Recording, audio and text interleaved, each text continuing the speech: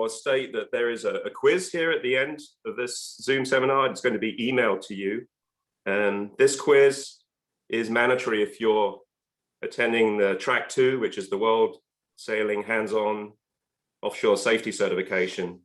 And for those of you on Track 2, we look forward to seeing you in September for the practical training. So with that, I'd like to hand over to Ed Césaire, who's the Commodore of Storm Trysail Club.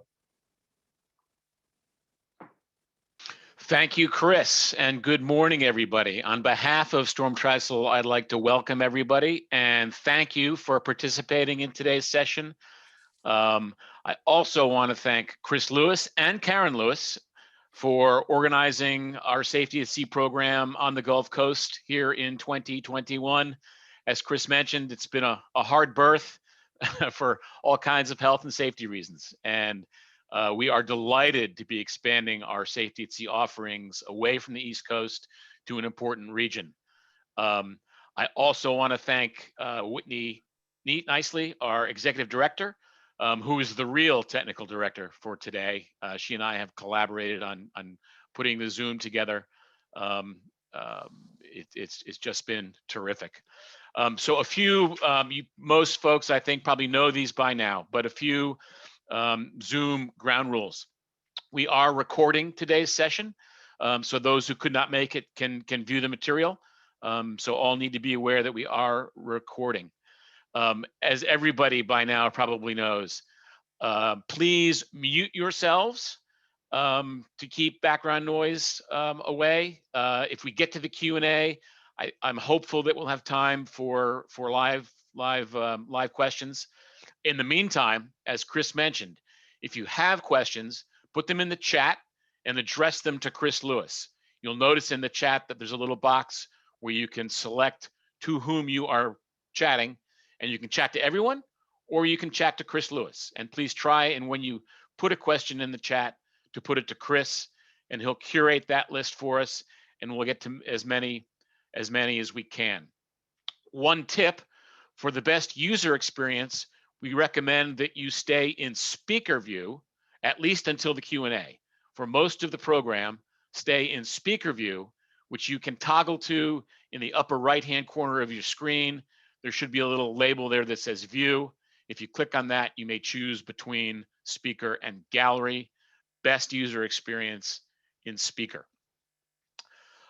So with those little instructions, thank yous from Storm Trysail. I want to pass it to the chair of the U.S. Sailing Offshore Committee, Matt Gallagher. Thanks, Commodore. Appreciate it. And just want to speak briefly on behalf of U.S. Sailing. I want to thank the Storm Trysail Club, Storm Trysail Foundation, but most importantly, Chris and Karen, who've been struggling to get this seminar off for a while, so we really appreciate it. Rich Damone asked me just to do a little bit of introduction about U.S. Sailing's role here, which I'm happy to do. I have the privilege of serving as the chair of the U.S. Offshore Committee, which is a team of volunteers and U.S. Sailing staff that includes Sally Honey, John Brim, Brian Garrity, Bob DeClerc, Stan Honey, and Nathan Titcomb. The role of the U.S. Offshore Division of U.S. Sailing, which again is combined of both staff and volunteers, is to encourage fun, fast, and safe offshore sailboat racing in the United States. We work with a lot of partner organizations, including Storm Trysail, Storm Trysail Foundation, the many yacht clubs and organizing authorities around the country, as well as the major rating rules, the ORA, the ORC, and IRC, to help issue certificates and measure sailboats. Those of you who own boats have probably been through that process. We also work with World Sailing in developing the offshore safety regulations that apply internationally. Additionally, we work with local PHRF organizations, or PERF organizations as we call them up here in the Great Lakes, and local organizations that use the Portsmouth yardstick for small boat handicap racing. But one of our most important functions is safety at sea. We all do this for fun, and we want to make sure that everybody who sets out on an offshore voyage comes back from that offshore voyage. Along with our friends at Storm Trysail, and as a proud Storm Trysail member myself, I'm happy to be a part of that. U.S. Sailing has worked to develop offshore safety at sea training like you're going to go through today. And with that, I want to turn it over to my friend and the chair of the U.S. Sailing Safety at Sea Committee, Dick York, who can tell you a little bit more about our role there. Dick, it's all you. Thank you very much, Matt. Pardon me, I'm in a really weird location this morning, so I'm going to try to get this off. As Matt said, our job is to help you get back to your destination safely and without lots of damage to your boat or your crew. The Safety at Sea Committee also, in addition to training, by the way, does a lot of work on special equipment regulations for U.S. sailing. I strongly suggest that you look at those special equipment regulations as you try to equip your boat with safety gear and train your crew, because all that's in the special equipment regulations. So please refer to that. When I took off, before I went around the world, I grabbed the World Sailing Offshore Special Regulations and set up my boat for a Class 1 boat. The special equipment regulations are simply an easy to read source for equipment and training requirements done in plain English, which is a big improvement over what happens from the world sailing side. As Matt mentioned, one of the things we spend most of our time on is training such as what you're going through today. I want to thank all of you for getting together in this era of COVID. We've had about a year and a half where we haven't been able to do a lot of hands-on training. Storm Trysail has been one of the great clubs to step up and try to get training done during the time of COVID. And you guys are a great, guys and gals are a great example of what Storm Trysail is doing to get training done. And I'm going to recommend to all of you, if you haven't, also take the online courses that are available through U.S. Sailing. There's 15 modules. And if you link that with the hands-on training you're going to do later in the year, you'll of course have your international offshore certification. One last message that I try to leave every time I talk to sailors is we can do an awful lot for your training. Rich, I'm sure, is going to knock his brains out today to make sure you guys know what you're doing. You're going to work hands-on in the fall, but there's one thing that you guys need to do that we can't do for you, and that's practice on your own boat. I'm just going to urge everybody, practice, practice, practice on your own boat. And with that, I'm going to turn it back to Ed. Thank you.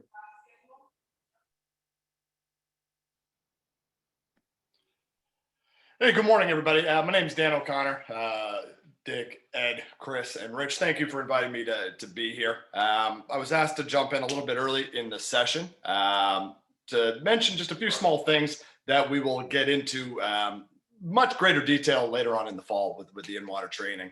I've done a lot of these seminars throughout the years, probably put thousands and thousands of people through the pool. And through a lot of those experiences of having people go through the pool, there are some common things that I've noticed where people struggle with or people are really surprised about.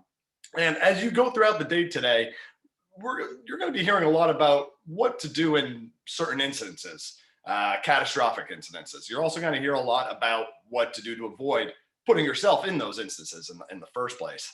For example, one of the things you'll be getting into is crew overboard recovery and all of the responsibilities of the boat and the things that need to be occurring on the boat.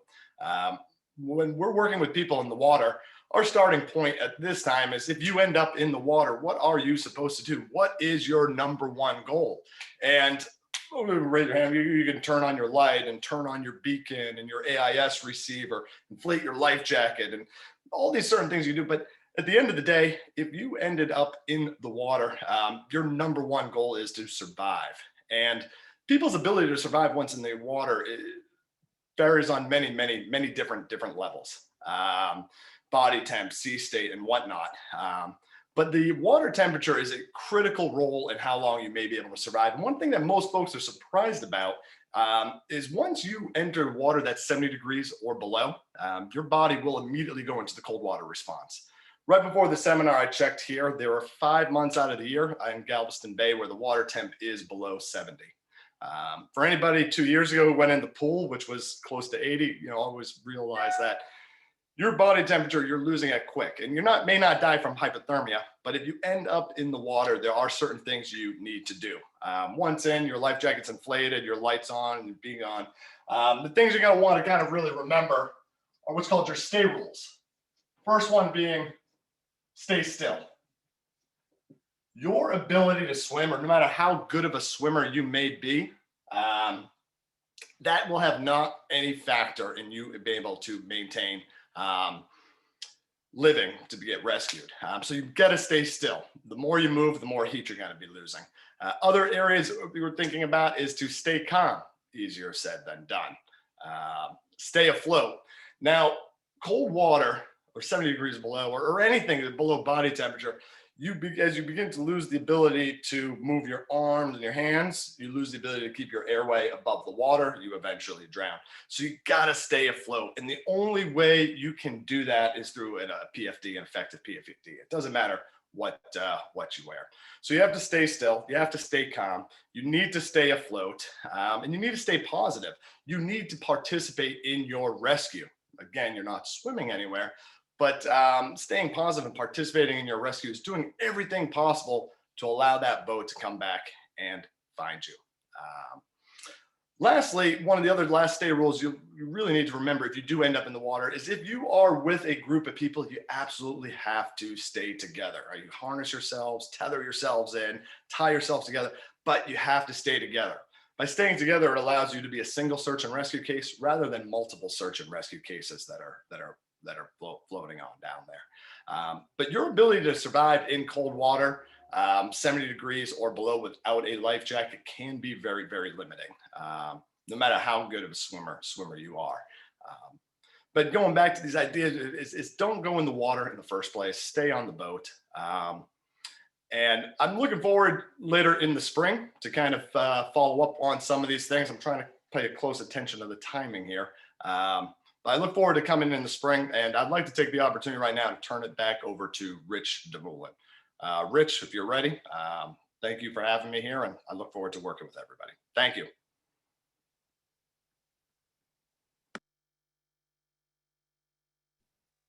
I am now unmuted. Hi, everybody. It's a pleasure to be here with all of you. 3 years ago, we had our first and only hands-on safety sea seminar in Houston at the Lakewood Yacht Club. It was a great success, big involvement in the community. A lot of you guys are from Texas, and we look forward to being back with you in September to do the final part of this, which is the hands-on training. That's where you'll spend quite a bit of time in the pool and the rafts under Dan's tutelage and realize he's the best at what he does. You'll see pictures during this PowerPoint that illustrates some of the points that Dan made. So let me start to screen share here.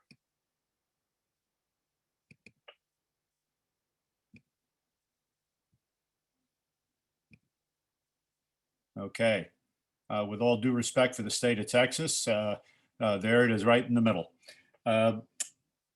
My approach to being a moderator in the opening session is to tell stories. People remember stories, but they don't remember bullet points on a PowerPoint. And the stories tell it all. And in the maritime history of our planet, there are terrific stories that are all totally relevant today. Because as you'll figure out as we go through this, it's important to have the right equipment, know your equipment, but it's more important to have the leadership and seamanship skills that mariners have had to deploy for centuries. And these stories illustrate those. This was an interesting comment by some anonymous sailor. Ship in a harbor is safe, but that's not what ships are built for. You guys are going out on the water. There's a bit of inherent risk in it. And the more offshore you go, the higher the risk. Although we saw at Dauphin Island that you don't have to be offshore to be at risk. There is a natural risk in the sport we love, but how to cope with it is what we're talking about. This was a famous Roman comment when Rome was starving and they had to send ships to North Africa for grain. This is not our theme. You can do both, sail and live. To Storm Trysail Club, it's about leadership and seamanship. All roads lead back to these two qualities. And we're going to get pretty deeply into this. The father of the U.S. nuclear Navy, Admiral Rickover, did the best job, we think, of tying leadership in with accepting responsibility. I'm going to read this. Responsibility is a unique concept. It can only reside and adhere in a single individual. You may share it with others, but your portion is not diminished. You may delegate it, but it's still with you. You may disclaim it, but you cannot divest yourself of it. Unless you can point the finger at the man who's responsible when something goes wrong, then you never had anyone responsible. Responsibility can be shared, accountability cannot. Being accountable not only means being responsible for something, but also ultimately being answerable for actions. So in our concept of sailing, leadership is both accepting responsibility and accountability for it. If you're a skipper, a boat owner, a person in charge of a boat, your primary role in taking that role of leadership is to be responsible for what happens. And basically everything we're going to talk about comes from what do you do if you're the responsible person? How can you make sure you're doing the right things with your boat, the crew, and that day of the week? What is seamanship? Straight out of the dictionary, the knowledge of and skill in navigation, operation, and maintenance of a ship. It's not coincidental that all the great navies and merchant marines of the world use sail training to train their officers and their, whether they be naval officers or merchant marine officers. Because if you can learn how to sail and operate as a team and be exposed to the powers of wind and current, you'll be a better mariner on board ships. The role of the captain is unique. Now, in the old days, it was even more unique than it is now. If you go back to the old days, master and commander was the role of the captain. And this was a role with absolute power, total responsibility. And the reason is that before Marconi came along in the 1890s, ships either they left their port of departure and they either arrived or disappeared.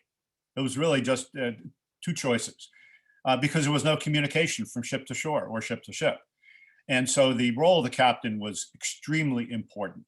And these are some of the great captains. We're going to talk about them.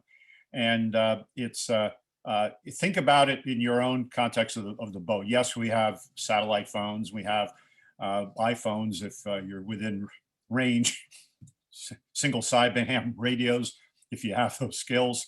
But you have to go out to sea assuming that you're on your own. You make all the plans and preparations to communicate, your plan of your voyage before and keep in touch while you're at sea. But you have to be prepared to take care of yourself. And if you're not, you really shouldn't be out there. Call for help when you need it, but be prepared to at least take care of yourselves. Arthur Rostron, probably nobody in this call has heard of Arthur Rostron unless you've heard me talk before. But interesting captain. He was not the captain of the Titanic. He was the captain of the Carpathia, the ship that rescued the 700 survivors of the Titanic. Titanic's an old story, but we're touching on it because it is actually what caused the beginning of safety at sea. When the Titanic sunk, it was a traumatic event in the world. It's still the most known maritime event in world history. And following Titanic, 118 countries met and created SOLAS, the Safety of Life at Sea Convention, the first biggest international agreement in human history. And SOLAS, is you still see that. SOLAS is what's on your flares. And it's still SOLAS that the world follows, but it's been modified over the years. So it all started with the Titanic. Captain Rostron, skipper of Carpathia, tremendous situation awareness and leadership, or you wouldn't have had 700 survivors. And in those days, if you did something like this, you got a trophy. He wasn't sailing, but Unsinkable Molly Brown gave him a trophy.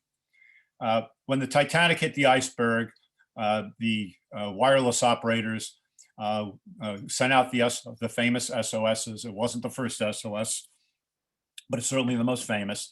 The Carpathia had one radio operator. The Titanic had two because she was the first raider, Carpathia second raider. The radio officer of the Carpathia was going off watch. He's in his pajamas. And for the hell of it, just before he went down to lay down to go to sleep, he put his headphones on and he heard the distress signal. If he hadn't heard that distress signal, there would have been no survivors of the Titanic. He immediately called the captain. He called Captain Rostron up to the bridge, and Rostron immediately ordered the ship to head at full speed to the location of the Titanic.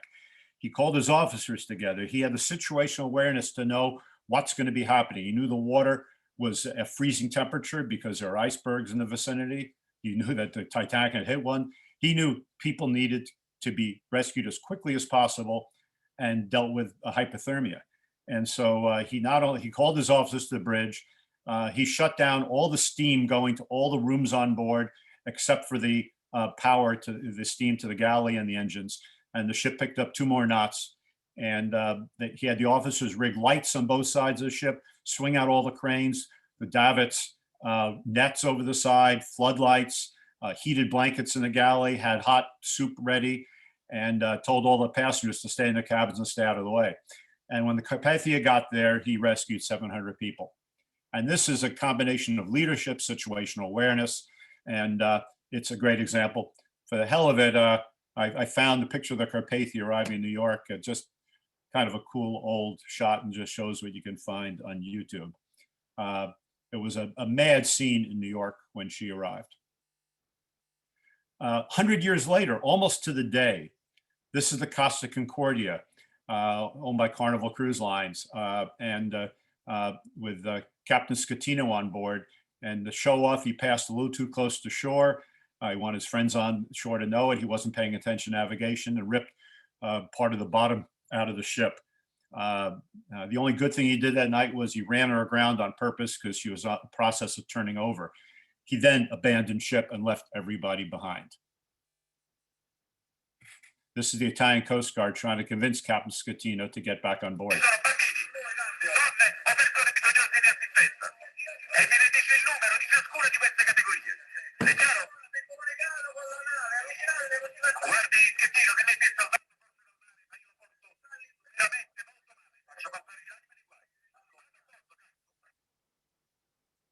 And Scatino did pay for it. He's now in prison.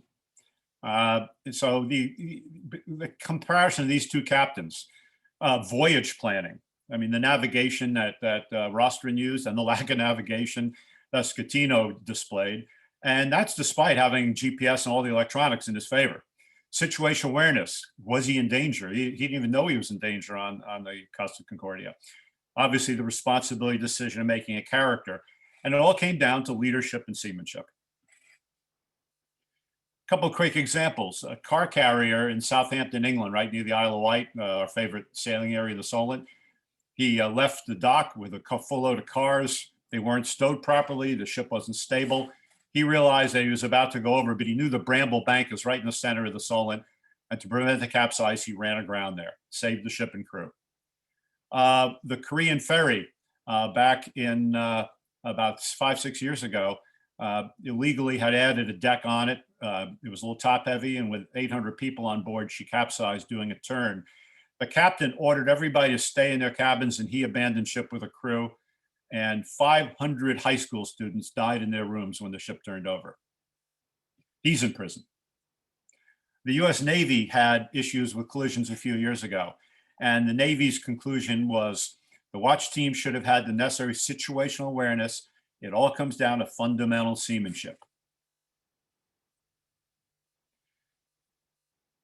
In 2016, the El Faro, one of the bigger ships in the US Merchant Marine, with 33 crew aboard, was on its regular route from Jacksonville to Puerto Rico. Hurricane Joaquin was sitting about 200 miles due east of the Bahamas, not moving, kind of jiggling, as the NOAA folks called it.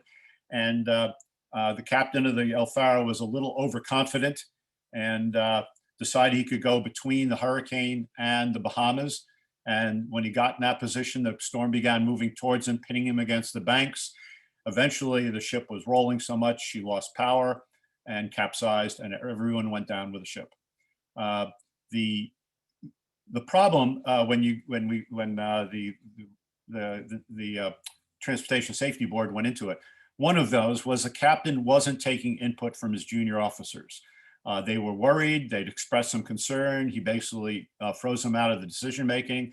On weather reports, he wasn't paying close attention, and he was using weather reports that were 9 hours old. And it was the overconfidence and lack of team communications, or what we now call bridge team management, where you make use of the entire team. Think of that on a sailboat, where you have your watch captain's navigator combining with the skipper, helping with decisions and receiving input from the crew, being open to input. That's the El Faro at the bottom. The Bounty is a really interesting example. People think of Captain Bligh, they think of him being such a tough skipper and mutineer, which is not causing a mutiny, but it's not true, because he was the navigator for James Cook on James Cook's famous voyages. He was an incredible navigator. He was a Trafalgar, one of Nelson's best officers. But the crew had spent too much time ashore in Tahiti before they headed for home, and a lot of them were unhappy to leave. And whatever happened, he and 17 men were put in a boat, and they sailed 3,500 miles to Batavia, which is now Jakarta. He lost only one man to cannibals when they went ashore to try to replenish water. And his leadership on that voyage is displayed in the book, The Open Boat Journey, part of the trilogy written in the 1930s, a terrific book. Now, going back to 2012, when Hurricane Sandy, the biggest hurricane we've ever had, was heading for New Jersey, New York, Bounty 2, the replica, is sitting in New London, Connecticut. And the owner was under pressure to get her to Florida for an event. And the skipper was happy to go out to sea. And they figured they could sail around the back of Hurricane Sandy, and they sunk. And the Coast Guard nearly lost the rescuers. And the captain and the cook lost their lives in this sinking. Totally unnecessary, going out of a safe port to sail around a hurricane on a vessel that was not a really great seaboat. The best story of leadership to think of for purposes of what we do, going out sailing and maybe encountering a crisis, is Ernest Shackleton. Most of you have probably read his books on the Endurance or South. He wrote several books, but this was the expedition in 1914. And it's kind of interesting how the advertisement he put in the papers. Of course, in those days, it was men, not men and women. Men wanted for hazardous journeys, small wages, bitter cold, long months of complete darkness, constant danger, safe return, doubtful, honor and recognition in case of success. And one of Shackleton's great traits was honesty with his people and recognizing what was the challenge, but then dealing with it. Beautiful photographs of Endurance caught in the ice and then getting crushed and sunk. In the lower right, after crossing the ice with the boats and his men when the ship was lost, they got to Elephant Island on the edge of Antarctica, and they took one of the longboats, and 6 of them sailed 1,000 miles across the Drake Passage to South Georgia, then climbed 2 Mile Mountains to get to a Norwegian whaling village. The leadership that Shackleton displayed was classic. But the surprising thing was a professor, Cohn, at Harvard Business School, she did a study on Shackleton and made him the subject of a leadership course. She read the diaries of the men with Shackleton, and she expected to find pessimism, depression, people feeling sorry for themselves. They're stuck in Antarctica with no chance to live. But she found the opposite. They were optimistic. And here are some quotes. You can read them here. He could visualize things ahead. As far as he safeguarded any eventuality. He made contingency plans in great detail. He was flexible, wasn't afraid to change his mind as the situation warranted. No matter what turns up, he's always ready to alter his plans to make fresh ones, and in the meantime, laugh, joke, and keep everyone's spirits up. He inspires optimism in everyone. These are leadership qualities. And if you're on your boat and you're offshore and things change, you got to be flexible. You got to change plans, but you've got to maintain the optimism on board. And that optimism doesn't come from BS. It comes from having been prepared and trained. what she said in the Harvard Business School: acknowledge turbulence, embrace its opportunities, and meet its challenges with confidence and effect. And Napoleon, leader is a dealer in hope. So if this may seem grandiose, but you're going on your little voyage in your little boat with your little crew, but you need to have thought of the qualities that will enable you to do it successfully. And if you hit obstacles, how are you going to deal with them? And Shackleton's methods became known as Shackleton's way. And you look at this list, and it's exactly what a skipper of an ocean racing boat or offshore cruiser needs to do. And a lot of this is useful even just for local sailing. Preparation and planning and selection of the team, sharing the goal, the trust, respect, and honesty, empathy, understand your people, communication up and down the chain of command, situational awareness, adjust plans to change circumstances, accept responsibility for mistakes and move on, crisis response, calm confidence, step by step, instill optimism, and never give up. So this could apply to anything, running a business, but it has particular impact when you're going to do activities like going on the ocean or climbing mountains. Great seamanship examples. I'll just flick through them. Conrad Coleman lost his rig, did a jury rig, damage control, and spent a week without food in order to finish the Vendée Globe race. And the French welcomed him in as a hero. Can't help and go through this kind of presentation without looking at yachting disasters. But fortunately, we've learned a lot from these disasters. And if you don't look at them, you're missing the opportunity to learn. Sailboat safety at sea didn't begin with the Titanic. Formal safety at sea for sailboats really began with the Fastnet race in 1979. The safety at sea regime for offshore racing was kind of anemic before then, but 15 fatalities plus 3 on boats that were accompanying the race, 18 total. Grimalkin rolled over by waves, top left-hand corner. Crew panics. They noticed 2 of their shipmates dead due to the roll. The other 4 jump in the life raft and go off. They were lucky to be picked up. Grimalkin never sunk. The 2 teammates weren't dead. One of them was. You can see him in the forward end of the cockpit with his yellow foul weather gear. The other one was injured. They left their crewmates behind in their panic, and there was no reason to abandon ship. The boat had very little water in it, just had no rig. So obviously not trained, not prepared. No, the leadership was poor, and they panicked. Great shot of the Royal Navy, the biggest marine rescue since Dunkirk for the British. Sydney Hobart, 1998, lost 6 people. In conditions, it's amazing they didn't lose, far more. The Australians really were well prepared. They're terrific sailors, but they hit a storm with 80-knot winds, literally 80-foot breaking waves, taking helicopter photos of them. Incredible. But it was the weather forecasting which was a problem. The community response to these 2 events was enhanced safety at sea training. Not just classroom, but the beginning of hands-on. It started after the Sydney Hobart. We've carried it much further with Storm Trysail Club hands-on. We're the only ones who actually put people on boats and send them out to practice. Everything else is done on shore hands-on. Very good, but we like to actually put people on boats. Online and video, Storm Trysail, CCA, US Sailing have all been a part of this. Vessel design. After the Fastnet race, the boats getting rolled, they looked at static stability.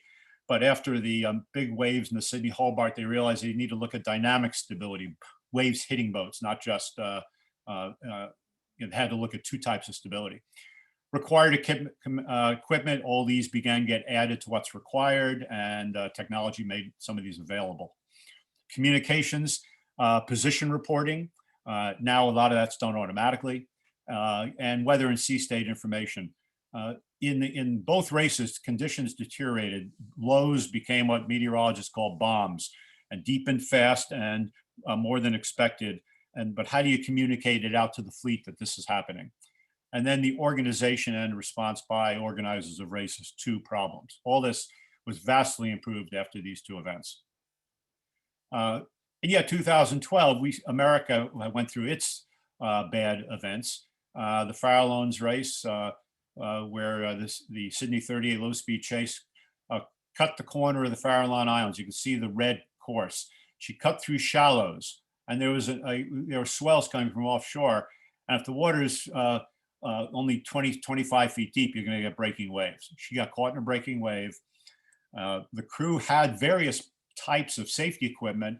Somebody had a harness, but they weren't tethered to the boat. Another one had a fanny pack. They had miscellaneous equipment, so they weren't without equipment, but they weren't properly fully equipped. And the skipper had kind of handed over the boat to a local very good sailor who was on the helm, and nobody was navigating. So leadership issues. The 5 people who died were the ones that got swept out of the boat and killed on the rocks by the seas. The 3 people managed to stay aboard were fine. Even though the boat wasn't fine, you're still best off in the boat unless the boat is actually going under or about to explode from a fire. The faces mean something. When you see the faces of the people who didn't make it, it hits home. 2 weeks later, in the Ensenada race, the Thunder 37 quit the race and started motoring to Ensenada because there wasn't much wind. And they used, you have 2 types of charts, vector and raster. A raster chart is a photograph of a chart. So when a raster chart comes up on your chart plotter, if there's a group of islands, they're on the chart no matter what scale the chart is. They could be small little drawings, or they could be big on the chart, depending on the scale.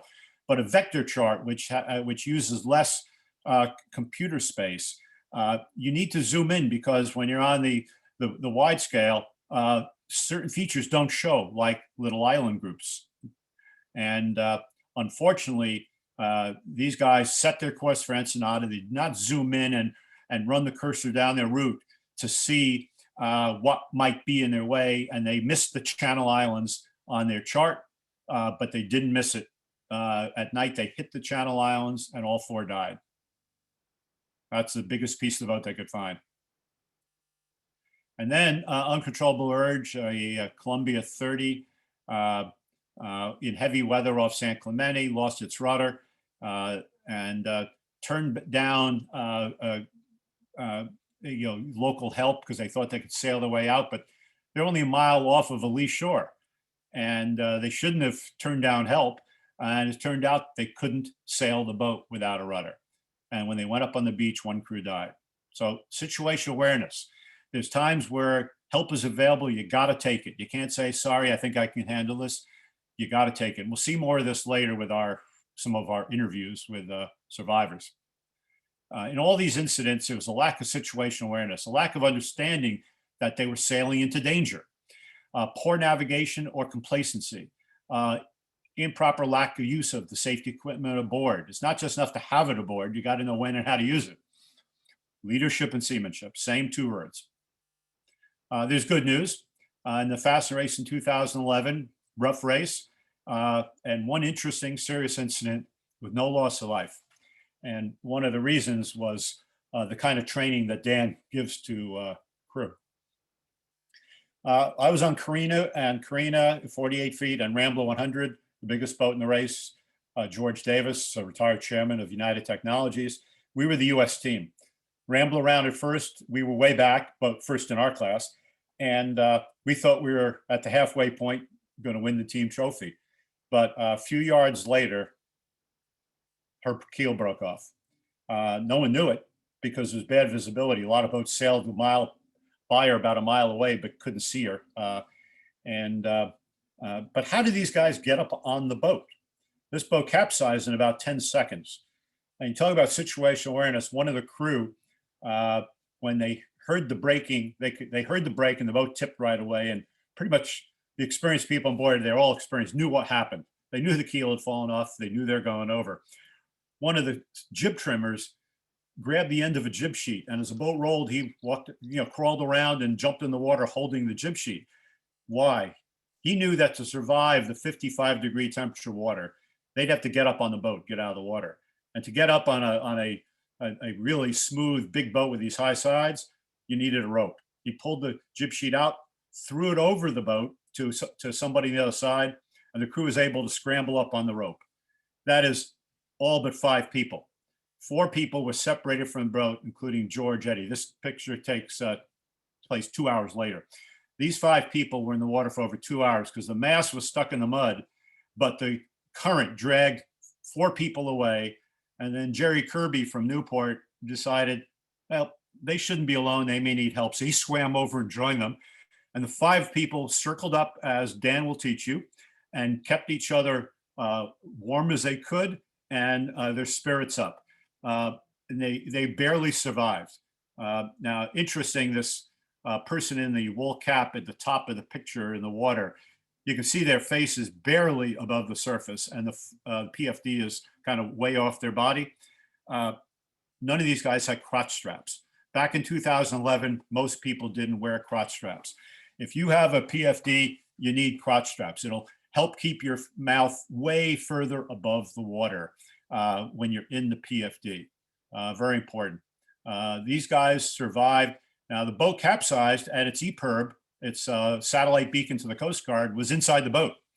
Luckily, George had a pocket EPIRB, and when he lit it off, the signal went to Washington to the Coast Guard, and he did the correct thing, which he registered the EPIRB online. So everybody goes offshore should at least have a pocket EPIRB and have it registered.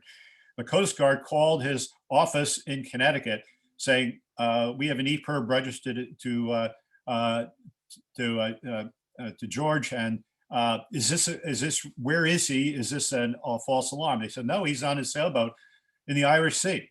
So the US Coast Guard called the British Coast Guard, who called the Royal Ocean Racing Club, who said, no, Rambler is okay as far as we know. And they looked on their computer screen and realized that her signal from her yellow brick tracker was no longer visible. They called the Irish Coast Guard, who sent out the Irish Coast Guard from the port of Baltimore, which is the nearest one to fasten it, 10 miles away. And the news boat thought there was something going on. They followed it with all the newspaper reporters. And it was the Coast Guard that rescued the crew from the upside down Rambler.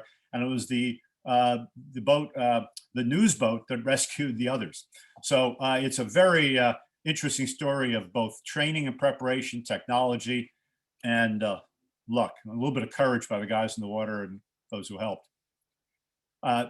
No lost life. Why? Training. These guys all had survival training, situation awareness. They had the equipment. When you're on a boat like Rambler with the water slinging down the deck at 20, 30 knots, you wear a dry suit.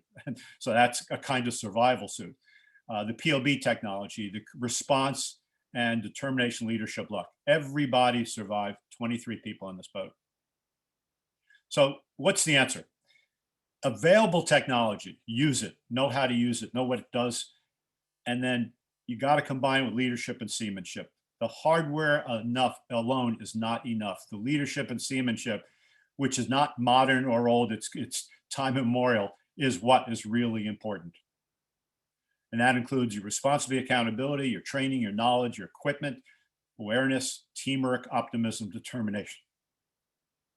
So I'm going to end with 2 things. One is Captain Ed Schumann, who spent 5 years with John McCain as a prisoner in Hanoi during the Vietnam War. He was a Navy pilot, came out of it, spent most of it in solitary, and ended up running US Navy Academy sailing and the shipyard and the sailing sail training. Really neat guy. He had a great quote. I've often compared ocean racing with being a prisoner of war, an environment with which, unfortunately, I've had some experience. Hard conditions, cramped quarters, bad food, really bad on boats stocked by midshipmen, and diverse personalities. Instead of the guards beating you, Mother Nature takes over. You can't get out, so you make the best of it. It's a character builder. And then finally, just to show that there's some real fun out there, this is at, on Carina, we just passed by the Lizard, the peninsula near the western end of the English Channel on the end of a transatlantic race. We're 48 feet and weigh 36,000 pounds. Comanche, 100 feet, weighs only a little more than us, with Kenny Reed skippering. We had a bet who would get there first. And we just finished, and here comes Comanche up from behind us. We got there first, but watch them go by us.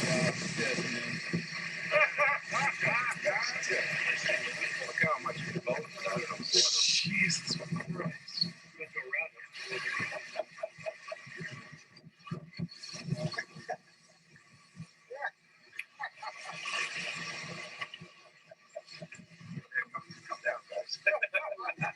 Scared the shit out of us.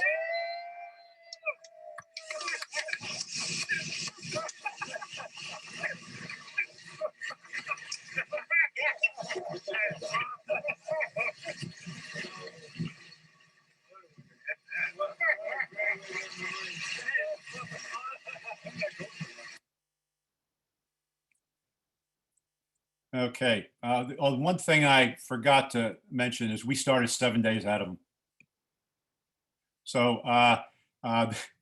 we had a bet on that. So it's a lot of fun out there. It's worth it. And all the horror stories might sound like they're unnecessary, but they teach lessons. And the coolest lesson is that if you're prepared and you've prepared your team and go out with the right attitude, you're going to do just fine. You're going to have a great time. Now I'm going to move on to heavy weather sailing, and then we'll take a break for Q&A, and then Ed will come up. Then Ed Cesar will do heavy weather safety. Then we'll do Q&A. So keep sending your questions in, and if you have disagreements or anything, please express that. That's going to be very helpful to all of us. So let me share my next one.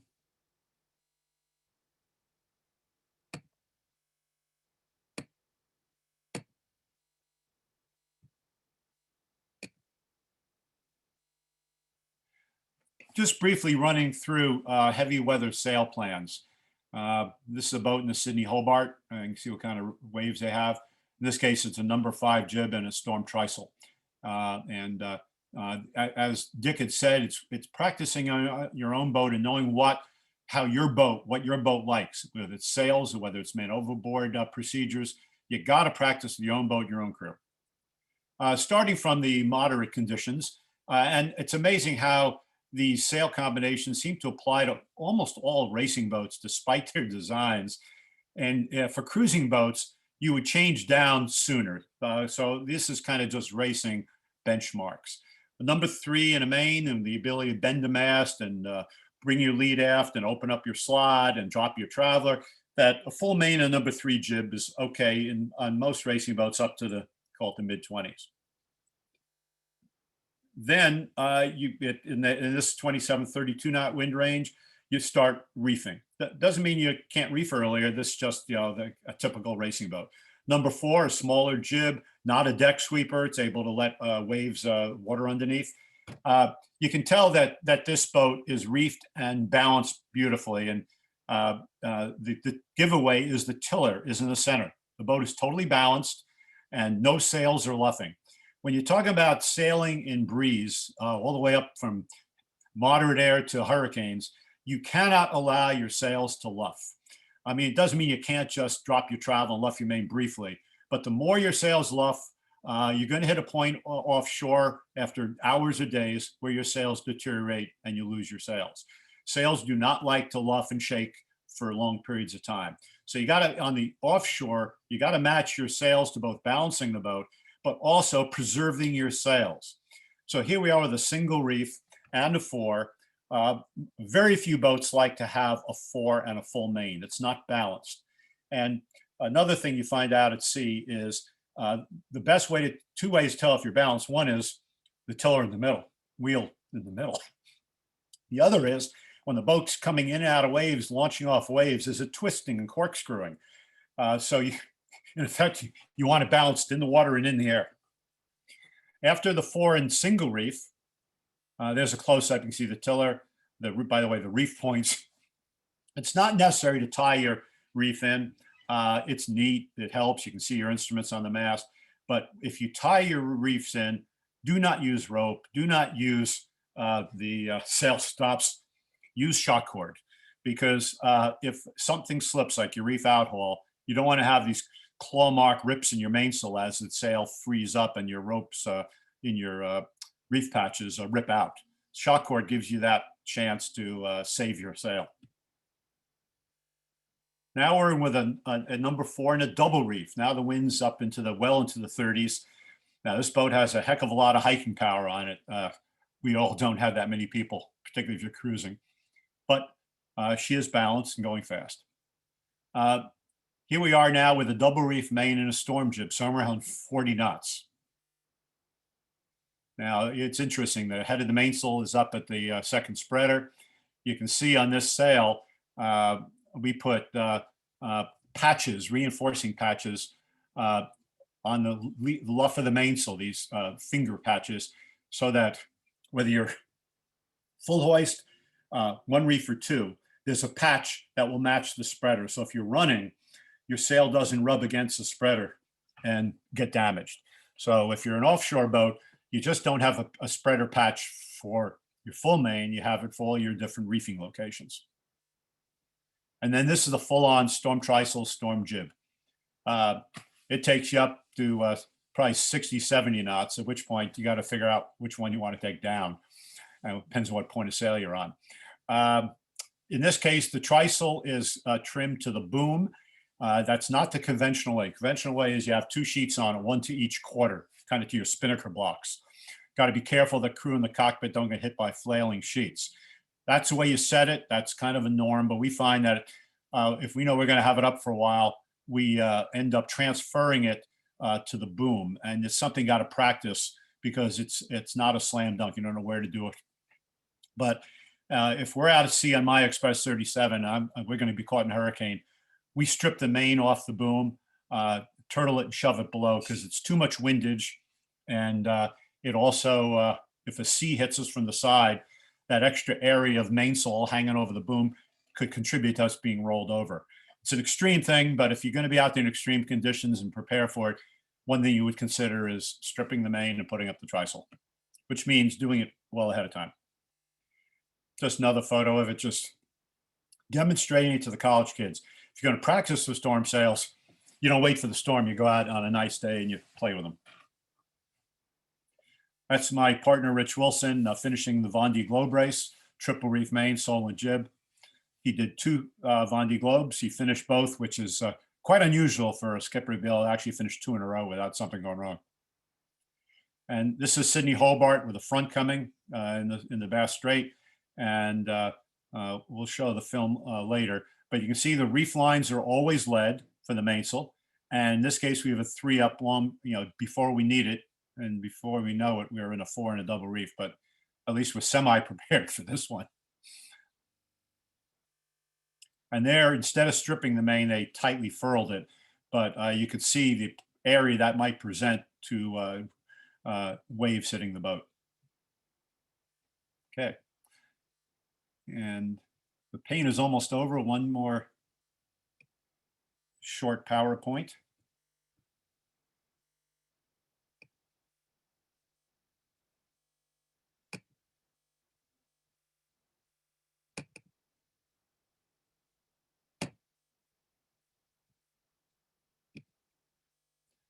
Now heavy weather sailing, now that we've seen the sails.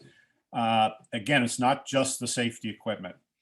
Rod Stevens on the left at the bottom there, and his brother Olin Stevens, preeminent designers, but Rod Stevens was an incredible seafarer, and that's Dorade, the boat that they designed and built and won the Transatlantic Fastnet back in the 30s. Rod said that fundamental seamanship has physical attributes of both the boat and the people. The vessel awareness, knowing about your boat, core competencies you need to have to go to sea properly prepared, psychological factors. And then there's the vessel seaworthiness and the safety gear. And again, Rod talked about the owner being the responsible person, and preparation requires lead time with both the boat and the crew. Every system on board must be tested before you go out to sea. And it doesn't take that long. In a couple of days of sailing, you can test everything you got on board. And if you're ready for heavy weather, then you're ready for anything. So preparing for the heavy weather is key. Nobody has to, sure, you can practice your light air sailing, but that's okay for racing. But what's going to help you at sea is being ready for the other end of the spectrum. Think Shackleton. We've talked about that. Channeling the skills and energy of the whole team, the situational awareness, resetting goals, and optimism. So 3 initiatives. One is selecting the crew in the boat, getting the right people with you, compatible, fun, skilled, experience, preparing them, and then planning the voyage itself. The crew selection, all this is going to be available later, so I'm not going to go through it all, but these are the kind of basics of what you would want to think about with the crew. And I have to stress the one that Shackleton used and the one that I try to use is humor. Why go to sea with people who have no sense of humor and can't find the kind of the fun and the humor in certain things going on? Boat selection coming from Rod Stevens, who was as knowledgeable as anybody who's ever lived. And he came up with these back in the 50s. So he really knew what he's talking about: the stability, the structure of the boat, how it steers, the steering system, how effective is it, what's your backup, the ability of a boat to heave to. This was the basic way that old ships survive storms. And yet it's kind of been forgotten. And the quick stop in Man Overboard kind of brought it back, because when you're doing that quick stop, you tack over with your jib back, you're in effect heaving to. So all of a sudden, there's value to heaving to. And the rig, you definitely want to inspect it, and you don't want to have to be thinking, is it going to fall down today? The motion and livability of a boat. We know some of the modern racing boats are really bad in both these regards. And generally, the bigger the boat, the more seaworthy it will be, all other things being equal. So if you're thinking of going offshore, you kind of want the biggest boat you can afford, not the smallest. The crew preparation, there's all these things from clothing to safety gear, watch systems, safety habits. We'll be picking some of these up later on. And again, know your boat. It keeps coming back up again. Know the drills. Boat preparation, checking things like watertight integrity, the pumps, the rig, the sails, the reefing. No way to know how good they are until you actually try them. You got to reef and unreef a bunch of times to know whether your reef outhaul's in the right location on the boom, for example. So it's really a matter of going through the list and doing it yourself on your own boat. Reading about it's great. Going to a seminar is great, but the knowledge has to go beyond your head. It has to go into the operation of the boat. The lower right corner is an example. My forward hatch leaked like crazy. Big hatch on a lightweight boat. And so we built these aluminum little reinforcements that we just put around the edge, 3 sides of the hatch. Now it's rigid. I've never had a drop of water since. Voyage planning and strategy. Ed's going to be getting into some of this, but your pre-departure and your key decisions: do you leave? The Bounty 2 left New London to go around Hurricane Sandy. Bad decision. The race at Dauphin Island, some tough decisions there. So the seamanship starts before you leave the dock. And then you've got, of course, access to all these different helps like weather updates. Ed will talk about that. Maintaining a log, I find, if you're going offshore, is important because it keeps your head in the game to put every hour into a log the statistics of where you are and what's going on.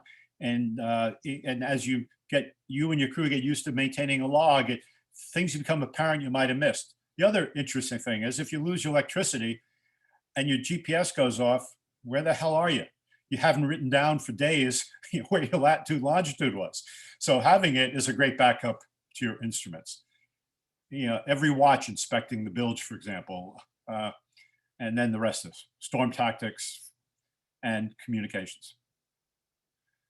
Your typical northern hemisphere low with the warm front preceding the cold front, southeasterly winds above the warm front, fog, rain, not too windy unless it's a deep low. Then the warm front comes through, clears up a little, southwest breeze, and then the cold front, which can be much more dynamic with a northwester behind it.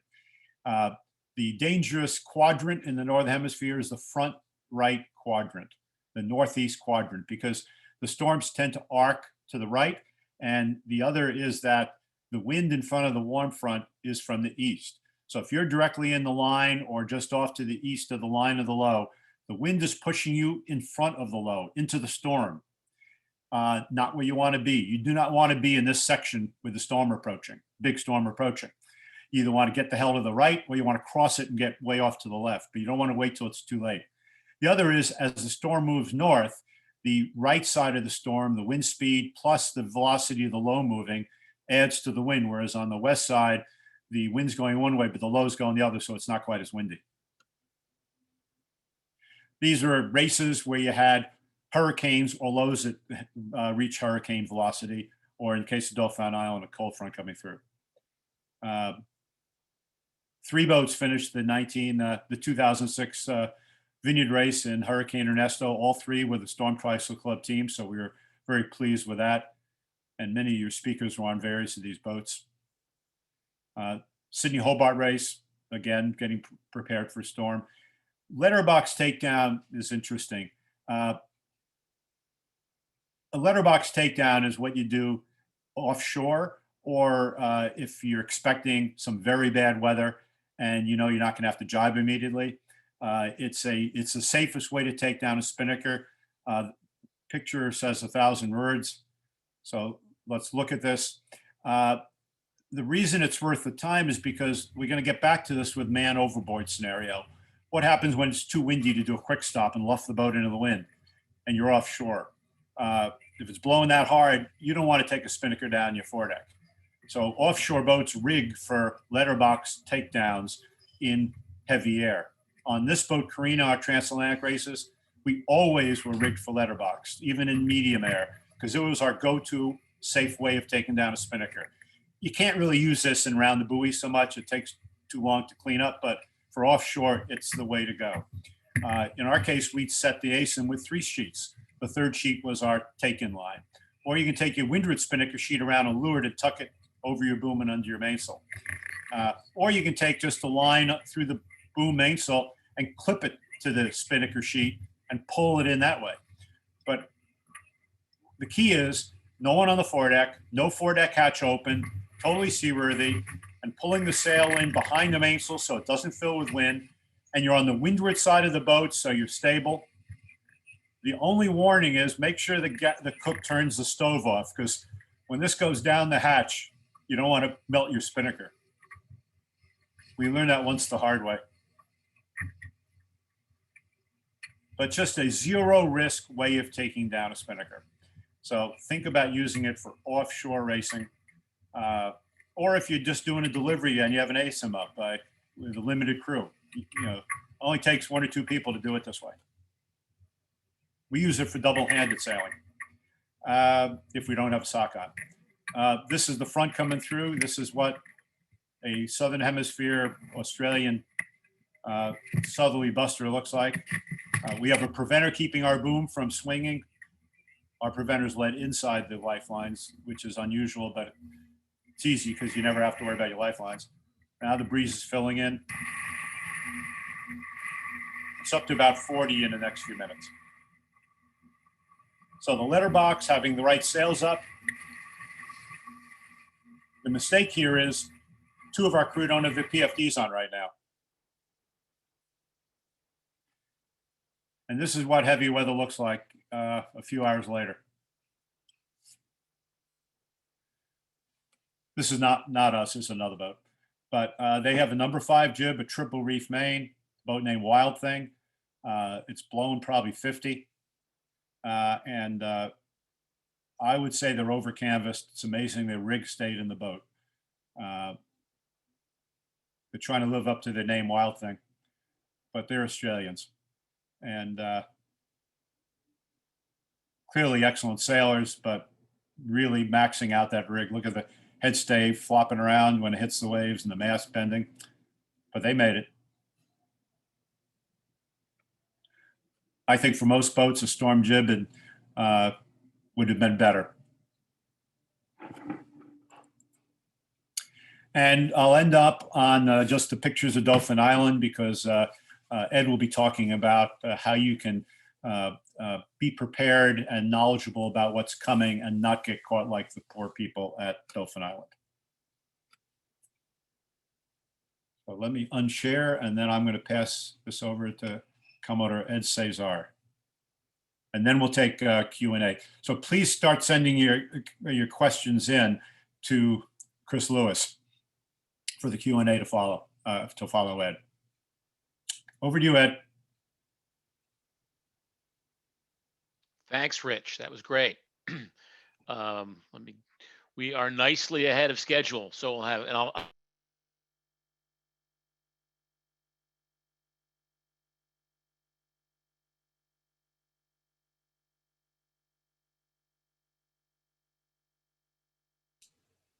Hold on, guys. We'll get Ed back.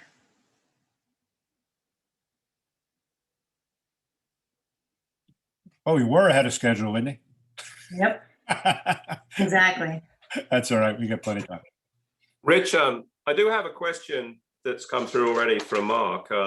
Yeah. On heavy weather sail plan, what for a catamaran, what would be some differences on the sail plan and point of sail as compared to a monohull that you've been showing?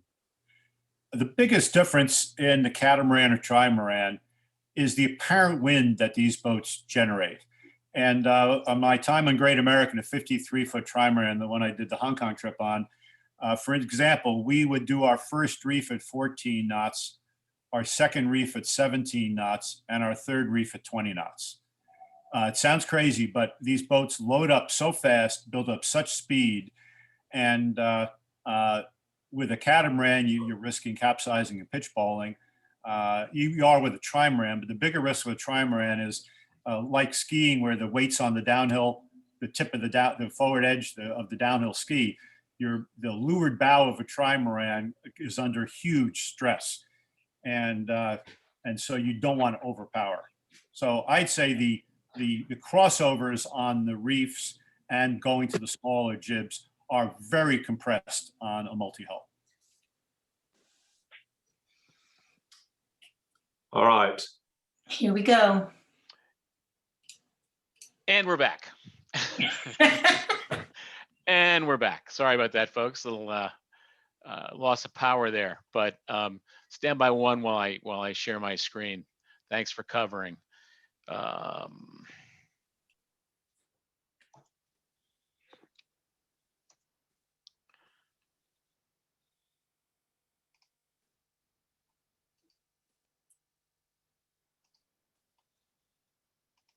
Okay.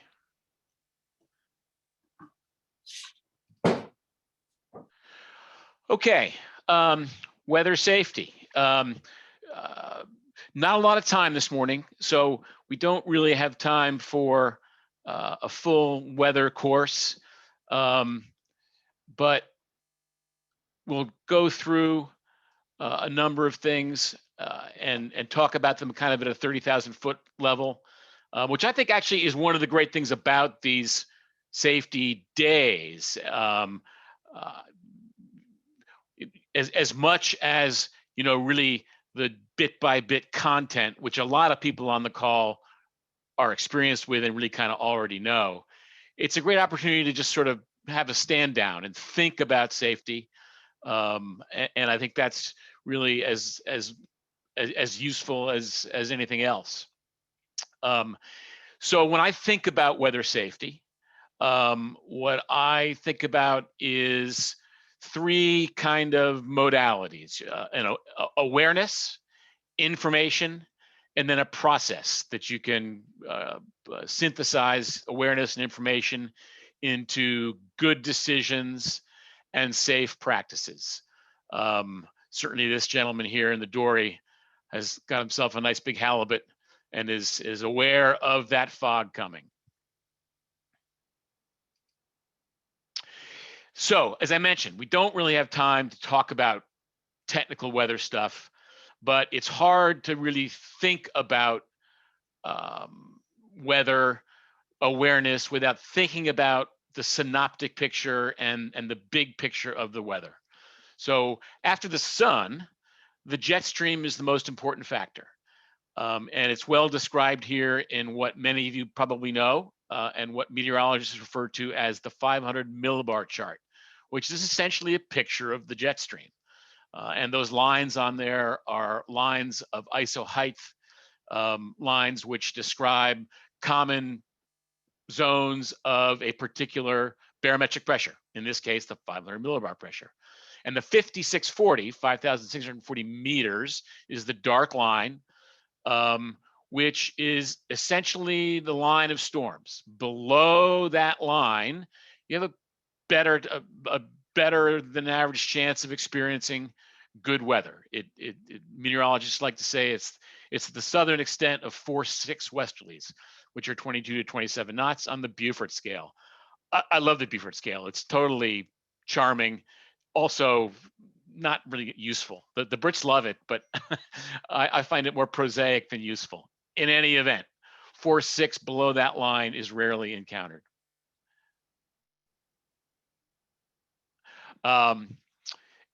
Conversely, 300 to 600 miles north of that dark black 5640 line is where one encounters storms. You can see, just looking for my pointer here. Where's my pointer? Well, we'll just use it here. You can see this upper level low above the jet stream, and down and to the right is where you'll find the surface low. So again, with a quick glance, if this is a resource, and we'll get to where you can find it, you can have a really general awareness of what the sort of continental size weather's going on. And I think that's important to sort of begin with that kind of awareness. And there are plenty of weather courses that one can take where you can learn much more about this. I just point out two other things. These are so-called cut-off lows from the jet stream. They're important because they're really persistent. We'll get to this at the end of the talk a little bit. But if you are going somewhere or encountering, of course, your voyage planning or race course where there is a cut-off low, you can count on that for sticking around a while. And it's important to watch out for those. So down on the surface, this is the so-called synoptic chart. And again, we could talk all day about this stuff. And I've been to courses where we do talk about all day. Matt Gallagher has taken a terrific course available at University of Pennsylvania. I might be, actually it's Penn State. I'm sorry. Penn State offers a very interesting undergraduate meteorology course online. There are a variety of places where you can get great weather education, and I encourage you to do that if you can find the time. Some of these commercial centers like the MyTag Center in Maryland have great 2-day weather courses where you can learn all about this stuff. The surface analysis, generally speaking, under the ridges in the jet stream that we saw before, you encounter high pressure. And then here is a surface low pressure, right where it should be, about 400 miles north of the 5640 line, down into the right of the upper level row. As Rich Dumoulin mentioned a little bit, cold fronts are where the action is. And you know, when you get right down to it, 8 in 10 times your weather maker is going to be a cold front, and that produces extreme weather at the boundary, as we all know, a sharp turn to the right in the northern hemisphere in the true wind direction behind the cold front, along with a sudden change in cooler temperatures, which is a significant factor. So important to have that overall awareness, get a little bit of it, get a lot of it if you have time and inclination, but some big picture understanding of what's going on the earth around you, I think is really a fundamental building block. Oh, I just found my laser pointer. Great, here we go. A fundamental building block of weather awareness and weather safety. Here's the jet stream 4 days later from the picture we saw earlier on. And I put this up because 96 hours is when forecasting still gets really good. If I'm thinking about an ocean race, I start to think about the weather 10 days out, which is when the easily available weather models are starting. In other words, if you look at the GFS, usually you'll see a 10-day picture of the weather. You can begin to look at it then, knowing that it's going to change a lot in 10 days. And then when you get to 96 hours, which is 4 days, models get really good. Meteorologists are now offering you products that offer both the human and the machine interface. And you can see here the weather, the jet stream has changed quite a bit in 4 days. It's changed from that big loopy presentation we saw before, which is known as the meridional flow because they go up and down with the meridians, to a zonal flow across the time zones. Again, we could talk all day about that stuff. And I urge you to get more information and training because it's pretty interesting. One thing I'd like to point out in this particular chart is this big crazy loop in the jet stream, sometimes known as an omega block. But what I want to emphasize is, as I've noted, as I've watched the jet stream over time, it's getting crazier and crazier. I mean, these kinds of huge, crazy loops are becoming more and more frequent. in the jet stream, leading to more and more crazy weather patterns. But it's happening for sure. So along with the big picture is little stuff. Most everyone will recognize this picture of wind barbs as they appear on weather charts, with each little half barb representing, everyone thinks 5 knots, first one 5, second one 10. Well, don't forget, there's one with no barbs that's 1 to 2 knots, which means each of the subsequent barbs really represent a 4-knot barb, but it's on the high side. For example, the 2-barb wind barb here, everyone thinks of as 20 knots, which is, oh, okay, 20 knots, great. Nice fresh day, not too much to worry about, but 20 knots, love sailing in 20 knots. Well, it's really 18 to 22 knots. And even more pointedly, the next one down, which you go, oh, 25 knots. Okay, going to be pretty sporty today, but 25 knots. No, that's 23 to 27 knots. And as most folks here probably have heard or know well, wind speed, dynamic pressure of the wind, the force of the wind increases at the square of the speed. So I'm here to tell you, and you all probably know just as well as I do, 27 knots feels like a lot more than 25 knots. So little things like that are important to be aware of. Again, maintaining awareness about the environment around you as you get ready to voyage and voyage plan, or get ready for the next watch and know how to advise who's coming on watch and what they can expect. Similarly, in the water, this is a chart that I don't use very much, but it's available from NOAA, describing the sea state analysis. In this case, in the Western Atlantic, the numbers here are sea state height in meters. And what this shows is significant wave height, which is a technical term and means the average height of the top 1/3 of all the waves. So the average height of the top 1/3 of the waves out here in the Gulf Stream is 15 meters, 55 meters, or a little over 15 feet.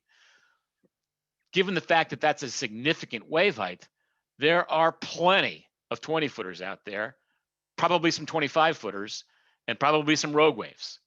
So important to understand what you're looking at when you're looking at weather products, making sure you understand what it is that's out there, and being aware that of the whole picture, and being aware that these are forecasts, and what you may encounter may be more severe than what has been forecasted.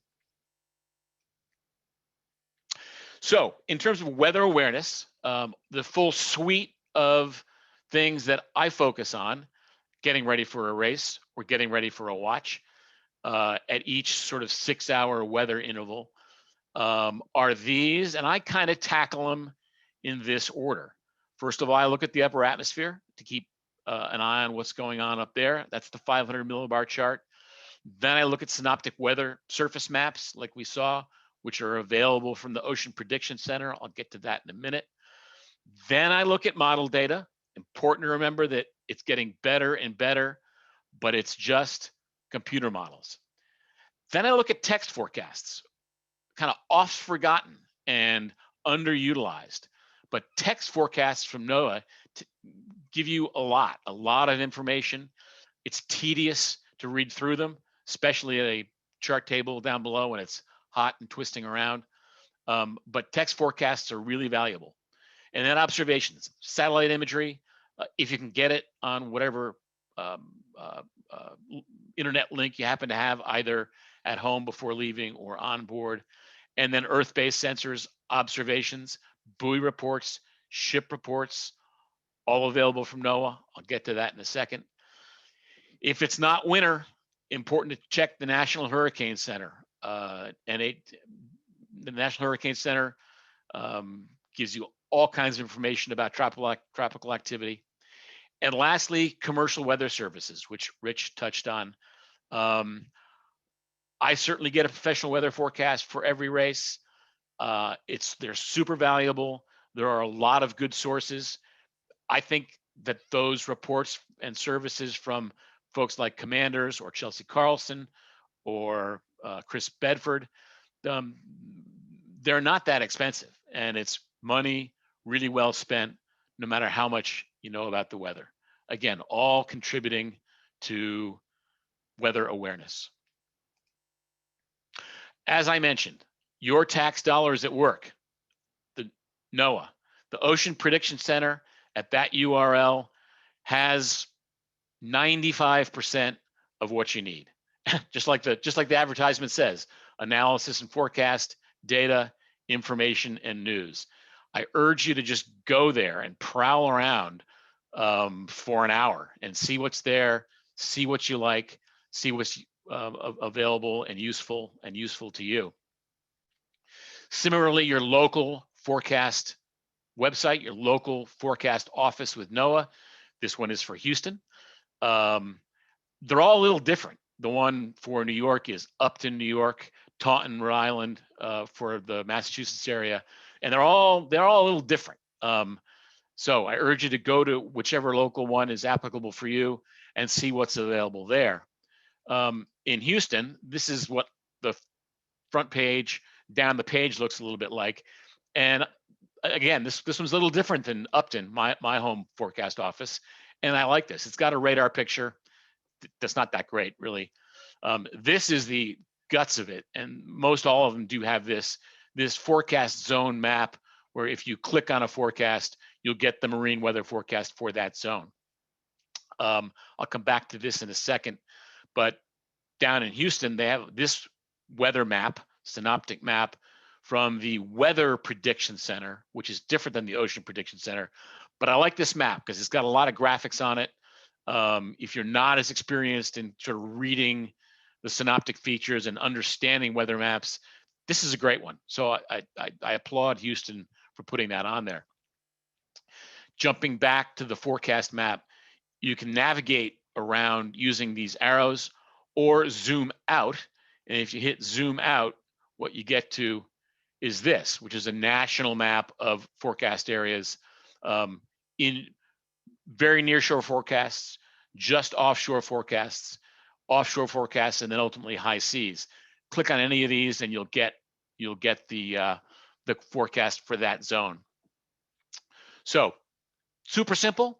You guys probably all know about this already, but always important to remember that it's there and to check it. Chasing the exotic data is less important than thinking about the weather, thinking about how it's going to impact your voyage or your next watch, and utilizing the tools that are immediately available, of which now there are a lot. I'm sure everybody on this call has at least one weather app on their phone. I have like 10, of which I use maybe 3. And just to point those out a little bit, this is PredictWind, and there is a free version and a subscription version. I invite you to view what's available on the subscription versions and see what's applicable to you. Again, they're not that expensive. I find them to be good value. What I really like about PredictWind is it offers a ton of model data. All of these they've just expanded it. These are all the models that are available on PredictWind. And of the weather apps, I think PredictWind does the best job of displaying model data. This is a great format because you can compare up and down what one model is saying versus what another one is saying. If you see consistent numbers up and down the line here, then okay, that's a sign that all of the models are handling the weather pretty well, and you can increase your confidence in what they're saying, remembering that it's only computer generated model data.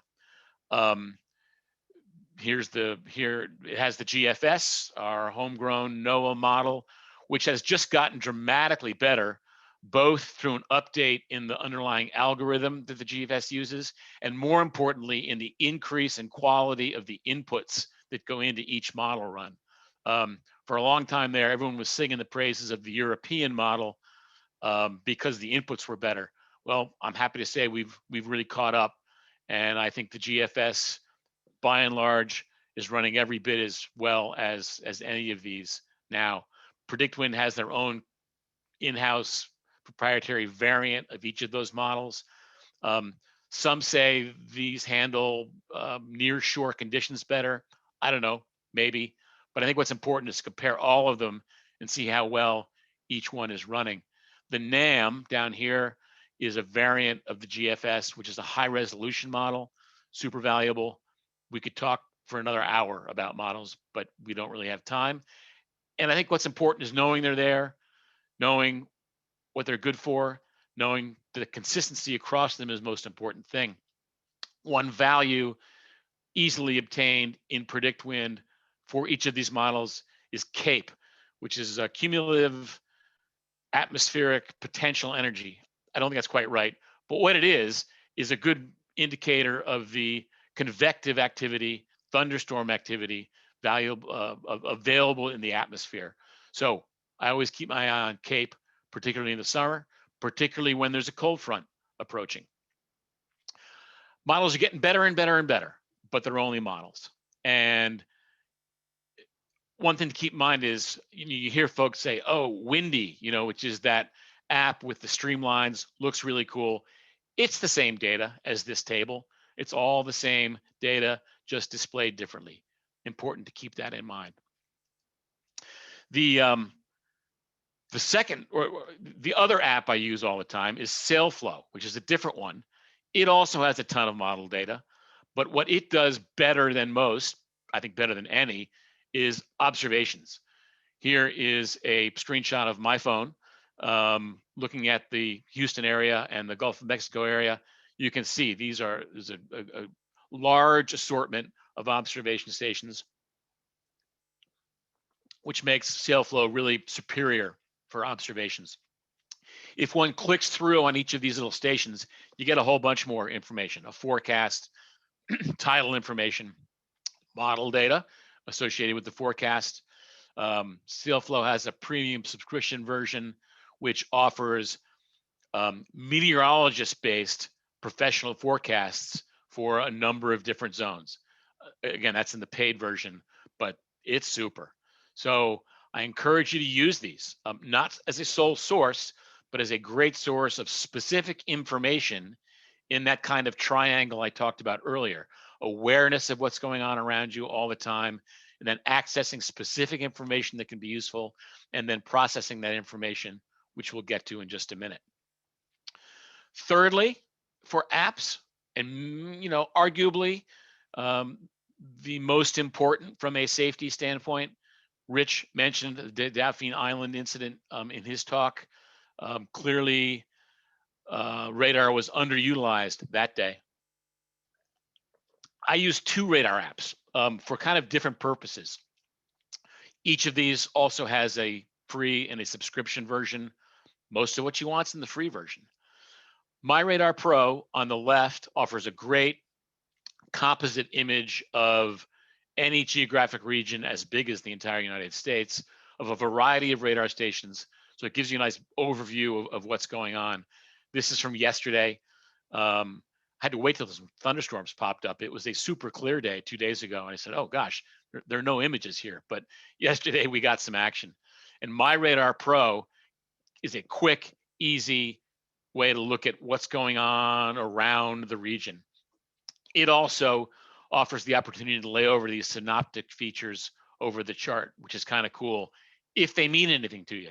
If they don't, turn them off. And what's important is the radar image. A quick look at that suggests what I need to be watching for and how aware I need to be of potential thunderstorm activity. If things are hot, I jump to another one called Radar Scope, which Radar Scope is mostly free. And what you're looking at here is Radar Scope's image. It is, the issue with it, you need to select a single radar station, in this case, KEOX or KEQX. It has a feature which tells you where the local stations are and allows you to toggle from one to the other, but it only displays images from that one radar station. But once you've got it on the one you need, the images are of much higher resolution. It offers these little storm track barbs, which are very accurate, which offer both the vector direction of the thunderstorm and the rate of advance via these little hashtags. So obviously, radar imagery is super important from a safety standpoint. Got to have a cell signal to get these, but as long as you do, they're super valuable. From a satellite perspective, and I almost forgot about this one, and Chris Lewis reminded me. Oh gosh, I forgot to put it on. Is Sirius Satellite Radio. Offers a satellite-based product which displays on your chart plotter and gives you all kinds of great weather information, including radar by satellite, so you can get it up to 150 miles offshore. And I have used it, and the radar tracking feature in Sirius XM weather is uncannily accurate. You can watch a thunderstorm with lightning displays kind of chase you down, and I've watched one chase us down, and actually used it to take avoiding action, change course, and get out of the way. So I highly recommend that, and thank Chris for reminding me of that. So from a weather safety standpoint, that's radar imagery.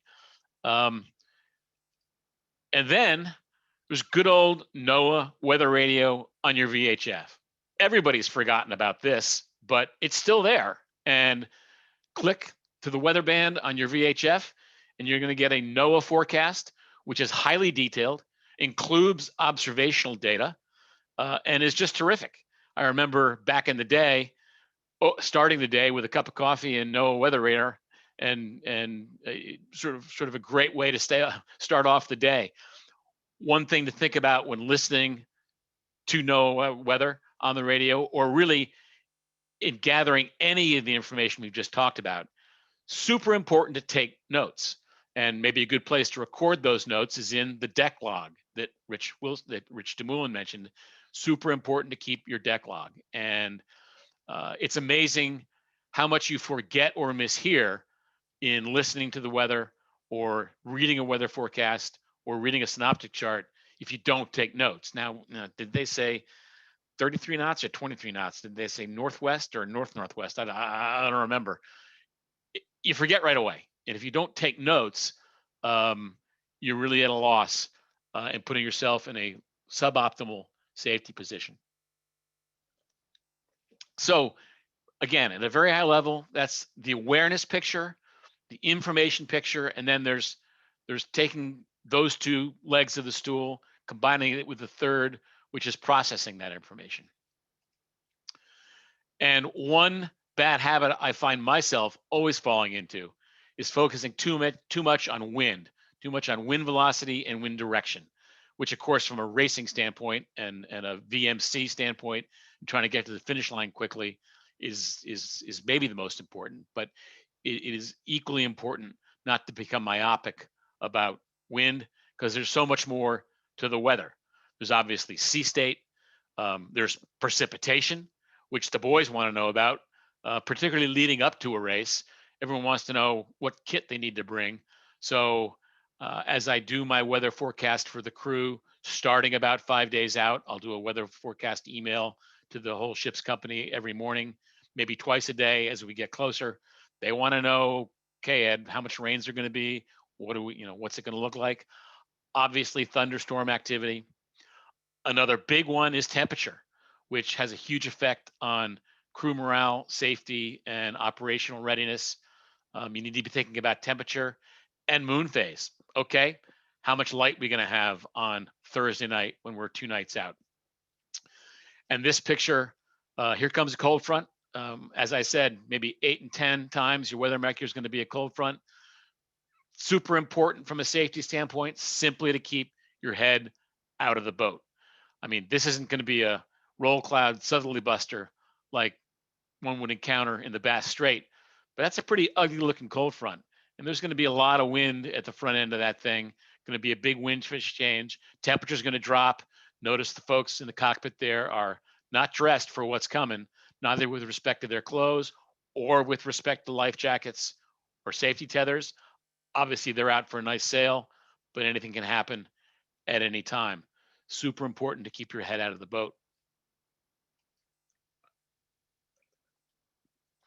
factors that intersect with the weather to lead to a decision-making process about what to do, whether to leave, or how to handle the upcoming 6, 12, 24, 36 hours. Okay, what kind of a crew have I got together for this trip? How experienced are they? How much have we all worked together? Huge component, I think, of performance and safety is comms. How well does my crew know each other, and how well do they communicate? This is not a weather story, but I think it's a great story. I heard Russell Coutts interviewed once after a match race regatta in which he did not win, and he was doing an interview, and he said, "Oh yeah, and he was sailing with Simon Dobney, Warwick Fleury, the guys he sailed with his whole life, but hadn't sailed with in a year or 6 months." And he said, "Oh yeah, our communication was awful." Well, these guys have sailed together their whole lives, literally, had been away from each other and perceived that their communications loop was bad. So apply that, I think, very importantly from a safety standpoint to your crew and understanding, how well are people know each other? How well are they getting along? How well are we communicating what's going on around us and communicating expectations? Similarly, crew fatigue. How are we doing as a ship's company? Are we physically fit? Are we tired? Are we seasick? How are we doing emotionally? Just as important as a physical fitness is emotional fitness. And as I mentioned, crew chemistry. And then the ship, what kind of shape is she in? Have we been through a rough 4 days? Did we leave in a hurry? Did we forget stuff? Are there systems that aren't working? All of that one really needs to take into account in connection with the weather to figure out what's coming next.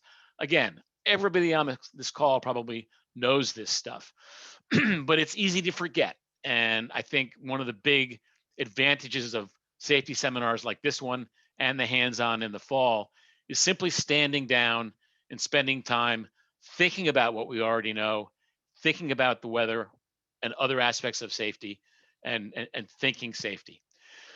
And finally, pre-departure or in the middle of a passage, what's my bailout here?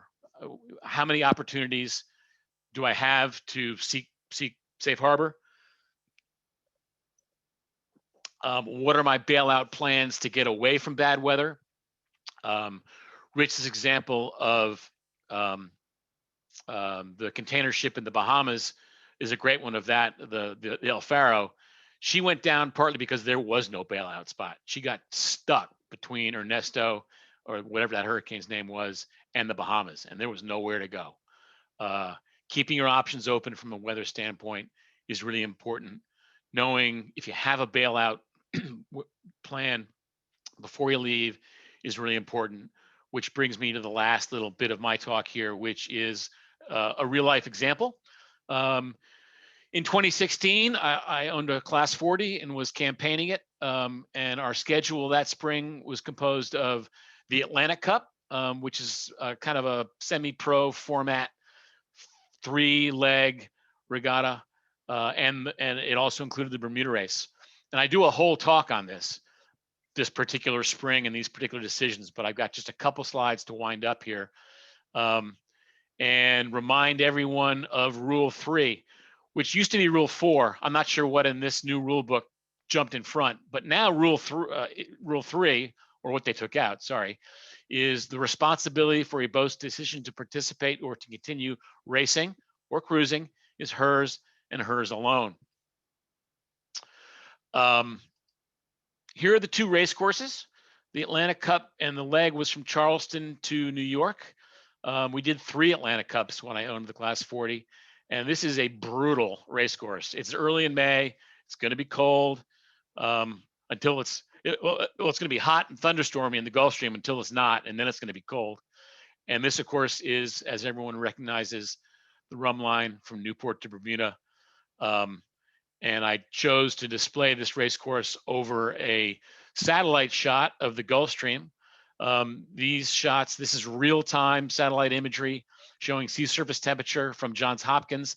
Unfortunately, the Johns Hopkins site is down right now and has been for a few weeks. I checked with Frank Boland to find out why, and even he doesn't know why, but hopefully this comes back because it's a super important tool. That spring in early May, we were comfortable starting this race, in fact, under a tropical storm warning.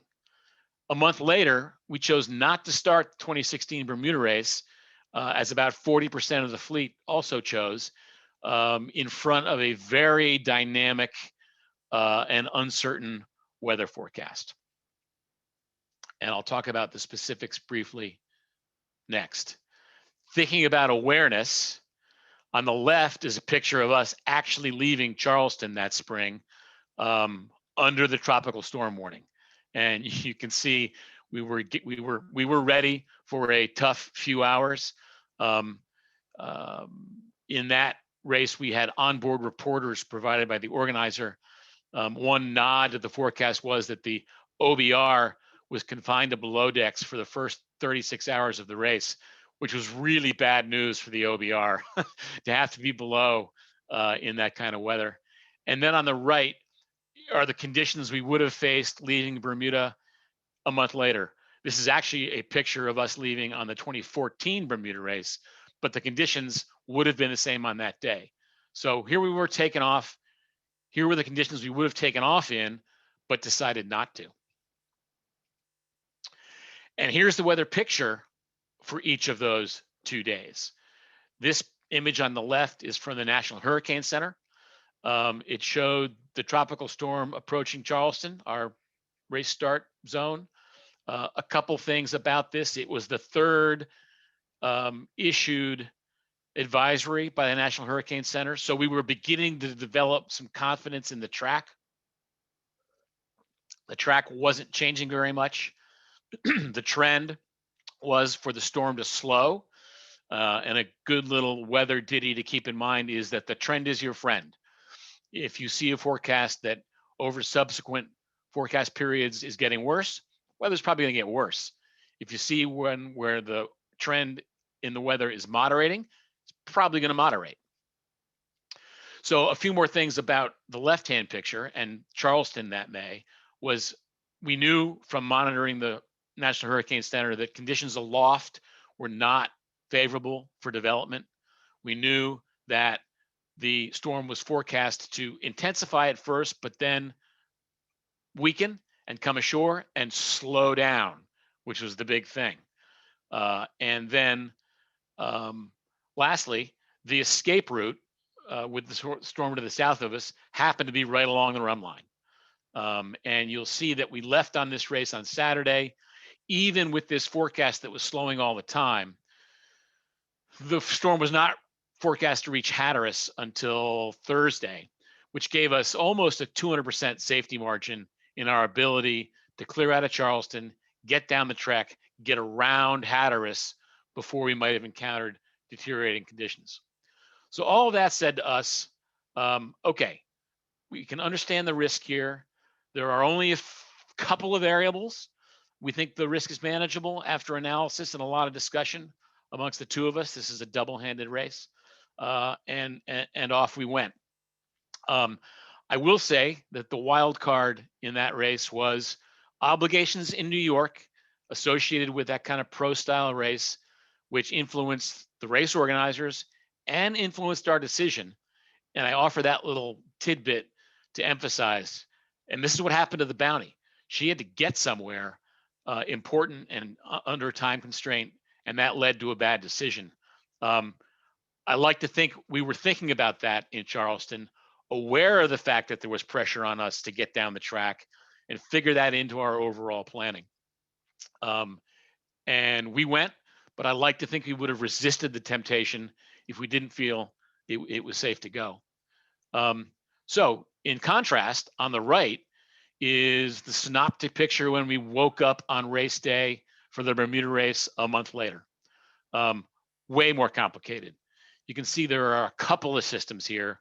One that was crossing the racetrack that day into a developing gale, here marked on the chart, into the Gulf Stream, which we all know is a multiplier of weather effects in the first order, and then a second system forecast to sweep out of the Great Lakes and reinforce a bad situation and make it worse.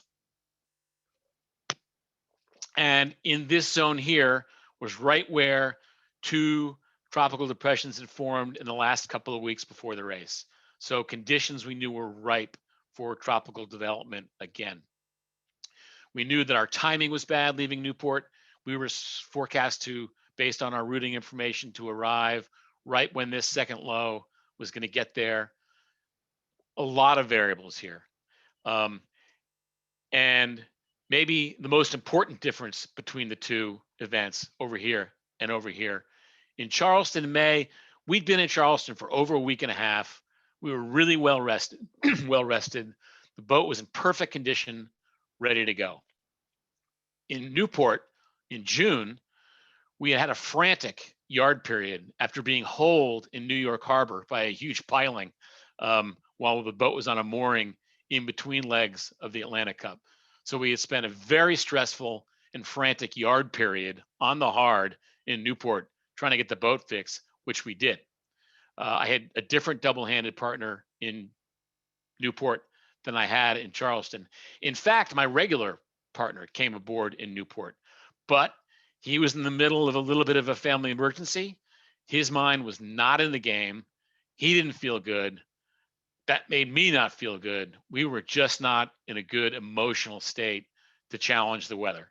And that figured very heavily into our decision, as well as the pure meteorological assessment of what was going on here, which, if I had to sum up in one word, was just complexity and uncertainty, combined with the fact that, you know, effectively we had no bailout. We thought about setting out on the race and then turning back, but as everybody knows, once you go, you kind of go. And we felt as though no matter how bad the data got as we monitored things going along, once you're out there, and it's really unlikely that you're going to turn around. So that's a little bit of a hodgepodge, but a little bit, I hope, of talking about this three-legged stool in terms of weather safety, which is awareness of the big picture, what's going on, making sure you accumulate the proper information to make a decision, and then arraying that information, plus a lot of exogenous non-weather factors that have an impact on your state in the weather to make a decision about whether to go or no go, how to handle the ship over the next 6, 12, or 36 hours. And where are we? I actually took a little more time than I thought I would, but I still think we have plenty of time before a break for questions. So I will hand it over to Chris Lewis. Stop sharing my screen. Thank you, Ed. And to Rich. All right, well, so we actually have another question from Mark here, which is how good are the weather sources that you've covered there, Ed, in other parts of the world? If you're, you know, in the South Pacific or the Indian Ocean, and also what additional or different sources of weather information are there available in those parts of the world? The answer is I don't know, because I've done very little sailing in the Pacific.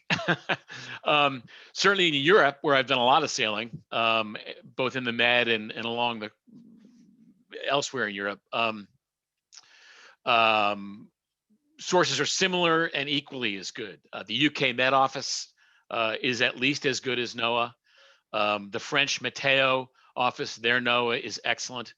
The big weather models are global. So model data is global and available all over the world. Observations are excellent in all over Europe and in the Mediterranean. So I think it's important to know, and I don't have a list of those at the moment, but certainly in Europe, every bit is good here in the States. In Australia, where I've also done some sailing, every bit is good.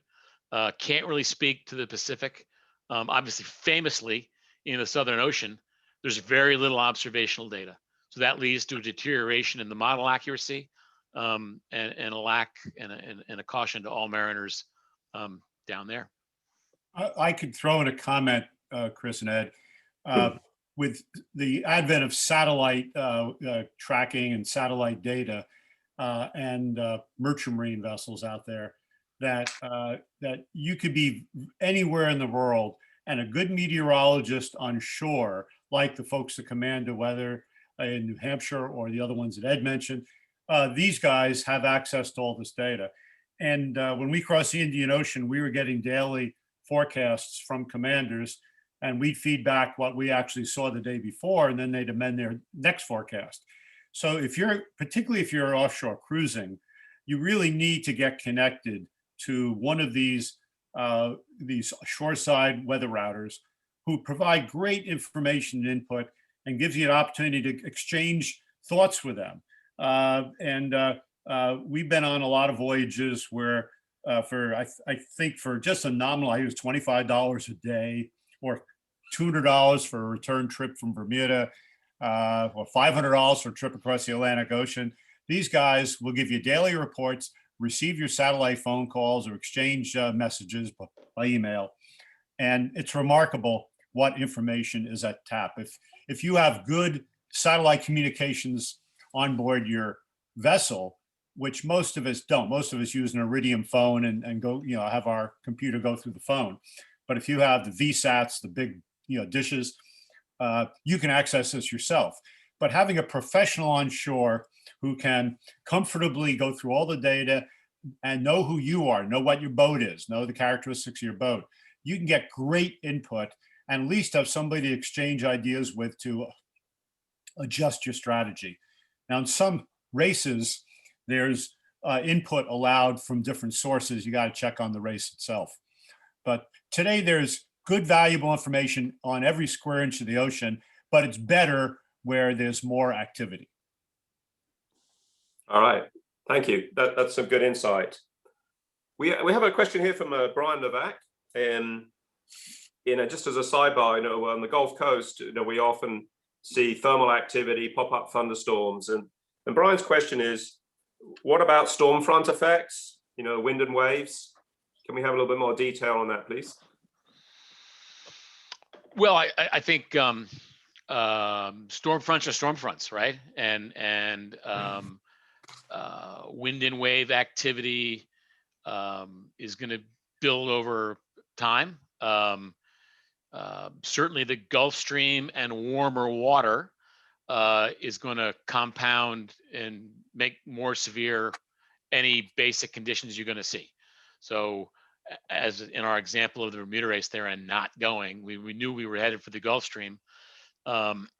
Chris, you can speak better to the Gulf of Mexico, but the loop current, right, is in the middle of the Gulf of Mexico, which is a very powerful piece of the Gulf Stream. And as I mentioned, 8 and 10 times, your weather maker is going to be a cold front, which represents a boundary between two air masses, a warm air mass and a cold air mass. And that thermal delta is going to lead to severe conditions. So when you see a cold front on a weather map, which is that little blue line with the spiky triangles, that should get your attention. Let me add that the impact of current in the equation is enormous. I mean, you get increase of wind from 25 to 30 knots, that's significant, but you get increase from 0 to 2 knots of current. That has a huge impact on the seas, or greater current. And so not only the presence of current, but the direction of the wind versus direction of the current. And at sea, when there's a low coming by, a hurricane or some large storm, the most dangerous typically part of it is when the storm is past you and the wind starts changing direction, and all of a sudden you have big seas built up from one direction, but now the wind has moved 90 degrees and it's now blowing across, and you get 2 sets of waves and you get thrown a little current. So the mix of wind direction, changing wind direction, and current can make conditions worse, and make it worse than just what's on the chart. But you can, knowing what's coming with weather, knowing the current in your area, this should not be a surprise, and you should be prepared for it. One thing I'd add is broadband internet at sea is getting cheaper and cheaper and cheaper. And I think I'd urge everyone to seriously consider at least a Fleet One setup from Inmarsat. They're very inexpensive. Power requirements are low. It's really a new era for broadband at sea. And I'd encourage everyone to leave the Iridium hookup and if it's at all within your budget, to move up to broadband. All right, I actually can share a personal story about thermal storms. And Karen, my wife here, was with me, and we had family, and we were in the Houston Ship Channel, Galveston Bay, and there were storms popping up and moving. We were transiting north and turned south to try to avoid it. The storm just got stronger. Another second one came in behind. And then almost immediately we were in driving rain, no visibility. And I went forward to drop the main. The wind hit 55 knots. Karen couldn't see me from the wheel to the mast. We didn't have roller furler. We had a jib on a track, and we didn't have the ability to wind up the jib and then pull a little bit out. And so we motored. And guess what? Shallow bottom, steep waves, 4 to 5 foot vertical type waves, boats rocking around, engine quits, bad maintenance, dirty fuel. So now we've got no sail and no engine, and we're in the ship channel in a storm. And so there are a lot of lessons to be learned there. And the quickness, the preparation, boat maintenance, making sure that your engine system is in good shape, and having the ability when you're cruising shorthanded to roll in and roll out your sail plan. And Chris, probably head out of the boat, right? Were you guys watching the sky as closely as you might have, or? Absolutely, we did our level best to avoid these storms, but we had limited navigation due to draft. Couldn't just run off anywhere in any direction, and also these storms aren't totally predictable as to how they move. Did Karen consult a lawyer after that day with you, Chris? Thought about it, Rich. Well, one thought, I'm in the shipping business. I know what you guys in Texas put up with in Galveston, Corpus Christi, all the other locations with ships. One thing to keep in mind is, where is the shallow water that the ship can't go in, but you can? And is your anchor reasonably ready to use?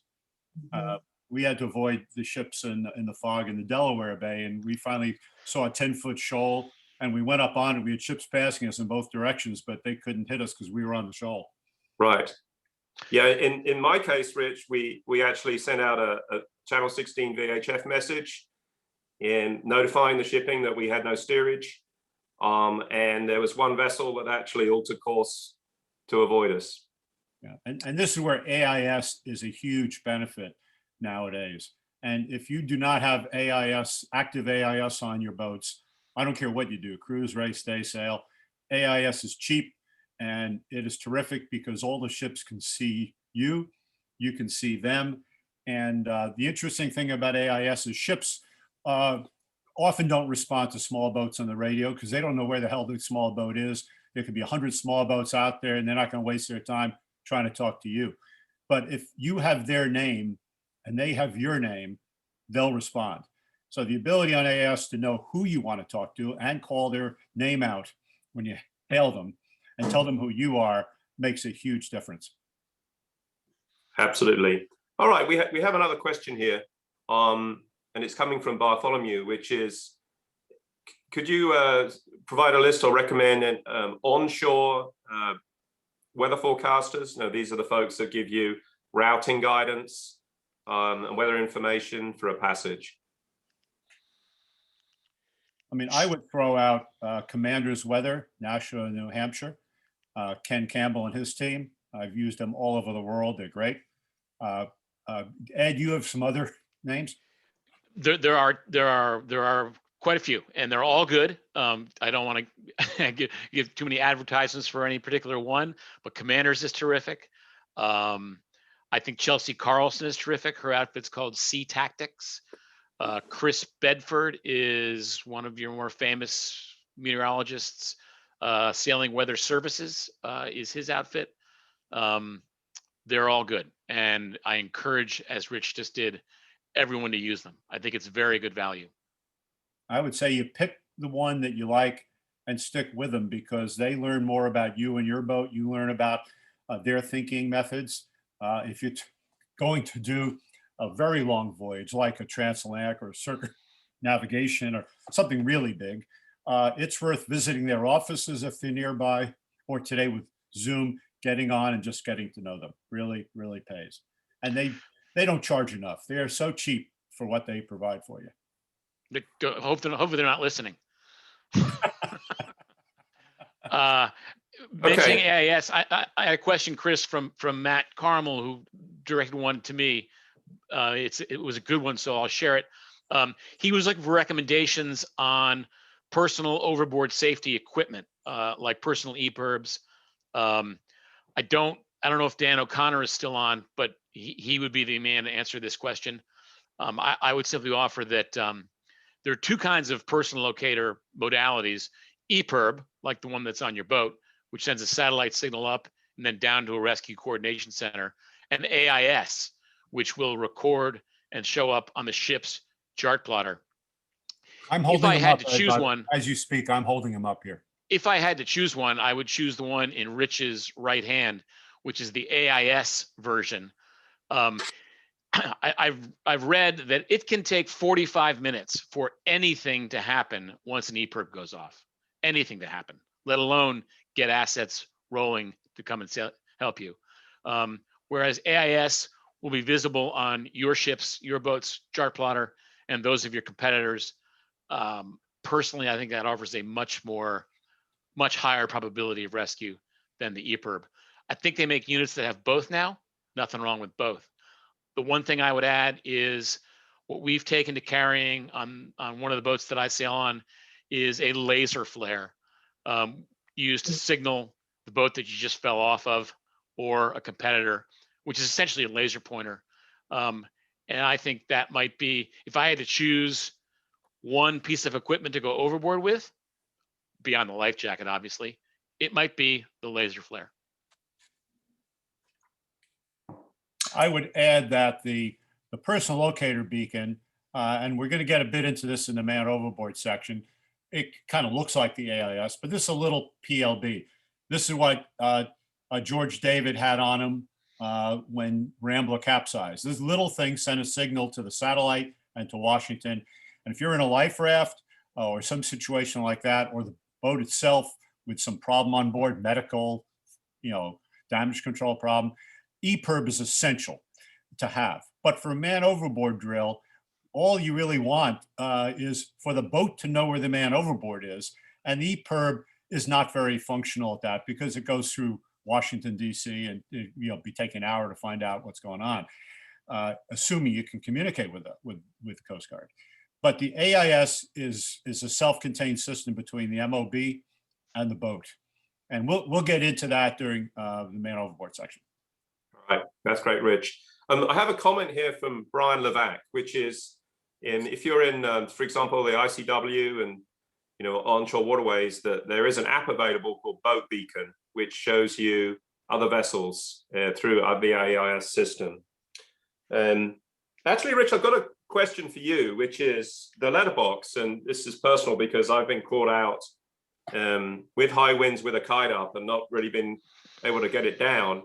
And not many of us will run, a third sheet. We have a lazy sheet, and you can always pull that lazy sheet round, run it over the boom. But have you ever used, or have you ever experience with just using like a carabiner and clipping a line onto the active sheet and then running that line over the boom and using that for dowsing?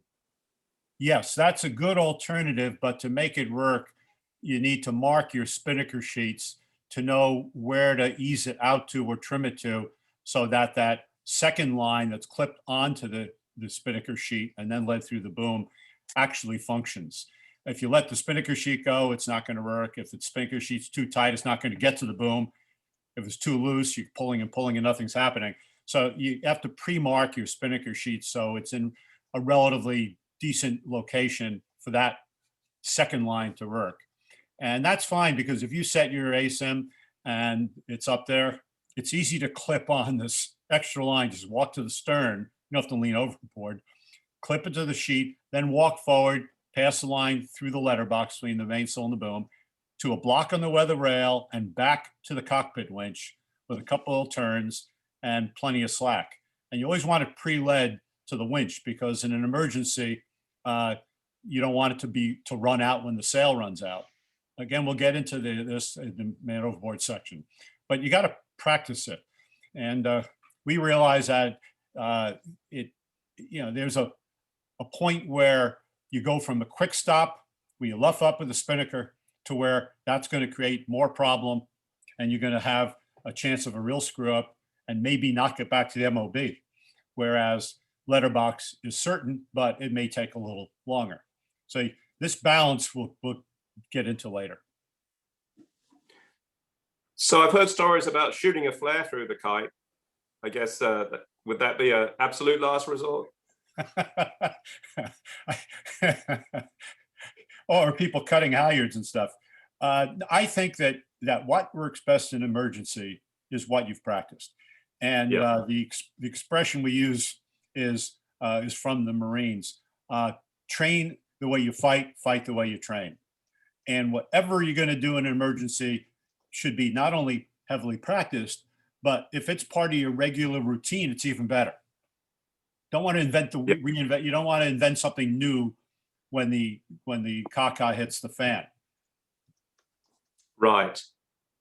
Okay, well, we have a few minutes here before our break, and I was just going to make a comment on leadership, which is on our boat, Kenai, we've developed a routine before we start a race where we're motoring out, we're going through the channel or wherever it is, and we get all the crew together, everyone in the cockpit, no excuses, and we talk through our boat, we talk through where items are located, life raft, EPIRB, ditch bag, satellite, radio or phone, and we also assign numbers to people from the bow. So the bowman is 1, and then bow assist is 2, mast is 3.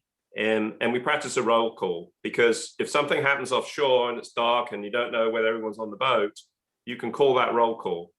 And then finally, what we do is we also assign tasks. Like if we have to abandon ship, like the 2 fittest, strongest guys are responsible for launching the life raft. The navigator for grabbing the ditch bag. And what we found is that this means that the crew's thought about safety, they've thought about organization, and you can go further and talk through man overboard as a recap, which you should have practiced anyway. But that's an example, and I'm not trying to single myself out, but just an example of leadership by demonstrating to the crew and familiarizing them about what's coming and what they would need to do in certain circumstances. Well, you're going to hear what you just said in bits and parts is going to be in the damage control section, because you're right on target. The crew, to identify if all your crew is there through a crew roll call is critical when there's a fire, when the mast goes over the side, because you want to make sure you know where everybody is. So all these are really good examples. My other thought is that on the way out to a race, it's too late to practice. You got a lot of things going on board the boat. The last thing you want to do is have to do practice drills when you're trying to set up to focus on racing the boat. But you do want to get the crew together to talk about your procedures. But your practices have to be done way in advance, basically on days dedicated to practice. You can't mix practice and racing together. It just, to me, doesn't work mentally. It's too late when you're on the race course to say, oh, let's do a quick man overboard. I'm not saying you don't do one, but that's not your training.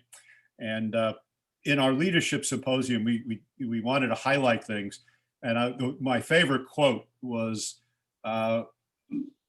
without training, they lack skills. Without skills, they lack confidence. Without confidence, they lack victory. And that was from Julius Caesar. And it just stuck with me because it was so cool. But I think that leadership is a part of all of this. So should we take are we ready for a break? I think we're ready for a break. Thank you, everyone.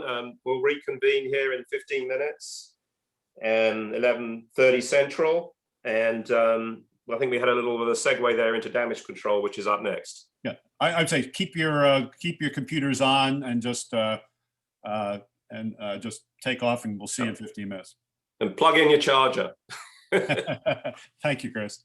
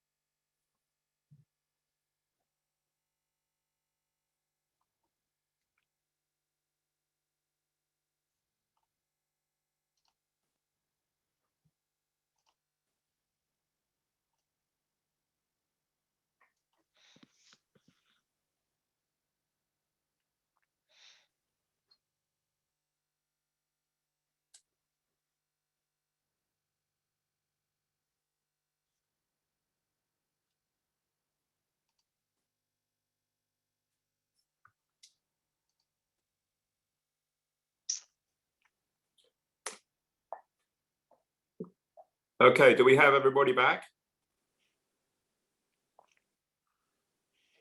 Hey, Chris, it's Whitney. I think we've lost Rich, but I'm trying to get him back. Okay, I can chat to folks in the meantime. Great.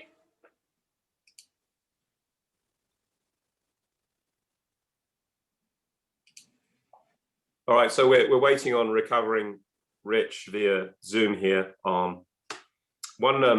One comment that I did receive was there's quite a lot of information on these slides and they went through fairly quickly, but just wanted to remind all that this whole Zoom seminar is being recorded and will be available to you, so you can play it and stop and look at details that you might have missed.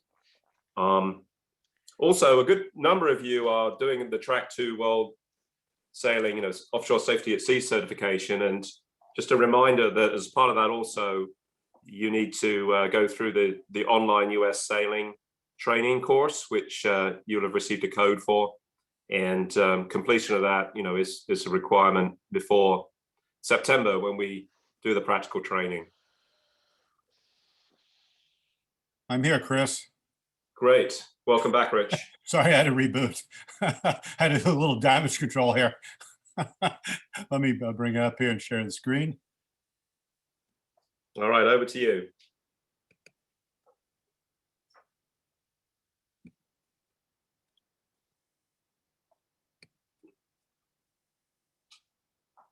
Okay, here we are. Chris, is it showing up on the screen? It is, yes, you're good to go. Okay. Okay. For damage control, we like to kind of title it "Don't Give Up the Ship," implying that try to deal with the emergency and only as a last resort get off the boat. So we've kind of added that parenthetically, don't give up the ship until you have to. Again, this is a part of self-reliance, going out prepared to take care of you and your crew and your boat, but getting help when you need it. Historically, "Don't Give Up the Ship" came from Captain James Lawrence, whose frigate, the Chesapeake, was blockaded in Boston Harbor and no time to train or practice, but he took a challenge by the British ship Shannon to go out in a one-on-one combat, and the British fleet withdrew to a respectful distance to let him go at it. And Lawrence was a very brave guy, but not very smart, because his crew was untrained. The ship hadn't been at sea for a year, and the British were very sharp. And in the first salvo of the battle, the steering of the Chesapeake was knocked out. She started sailing backwards, as you can see in this picture. And without steerage and inability to do anything about the steerage, piece of damage control in itself, the Shannon zigzagged back and forth behind her, raking her by crossing the T, as it were, until she had to strike the colors, and poor Lawrence didn't make it. But his expression, "Don't give up the ship," made it. It's a great beer company now, Captain Lawrence Beer. But he, in fact, was not prepared for what he went out for. And just like Ed in the Bermuda race and others, there's a time not to go out. We talked about Shackleton, and what made him such a successful leader was dealing with unforeseen circumstances by coming up with good plans and modifying them as needed. And that's what damage control is all about, being optimistic. Robin Knox Johnson, going around the world, first person to go around the world alone, 1968-69, 313 days, showed amazing seamanship. And at one point in the Southern Ocean, he was ready to give up.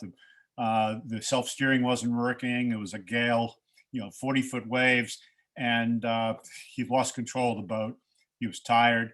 And this is from his book, A World of My Own. And to read what Sir Robin said was, "For some irrational reason, I also thought of poetry, and the words of Robert Service's Ballad, The Quitter, came to mind. When you're lost in the wild and you're scared as a child, and death looks you bang in the eye, and you're sore as a boil, it's according to Hoyle to cock your revolver and die. But the code of a man says fight all you can, and self-dissolution is barred. In hunger and woe, it's easy to blow. It's hell served for breakfast, that's hard. I think that saved me. It brought me up with a jolt. What was I doing getting the life raft out? Boat hadn't gone yet. I'd not really tried everything. I went back on deck and stood watching the sea for a while. Its character was slowly changing. The huge southwest seas were dominating now, the old northerly seas, but knocked flat by the wind. So he actually turned around and completed his trip around the world.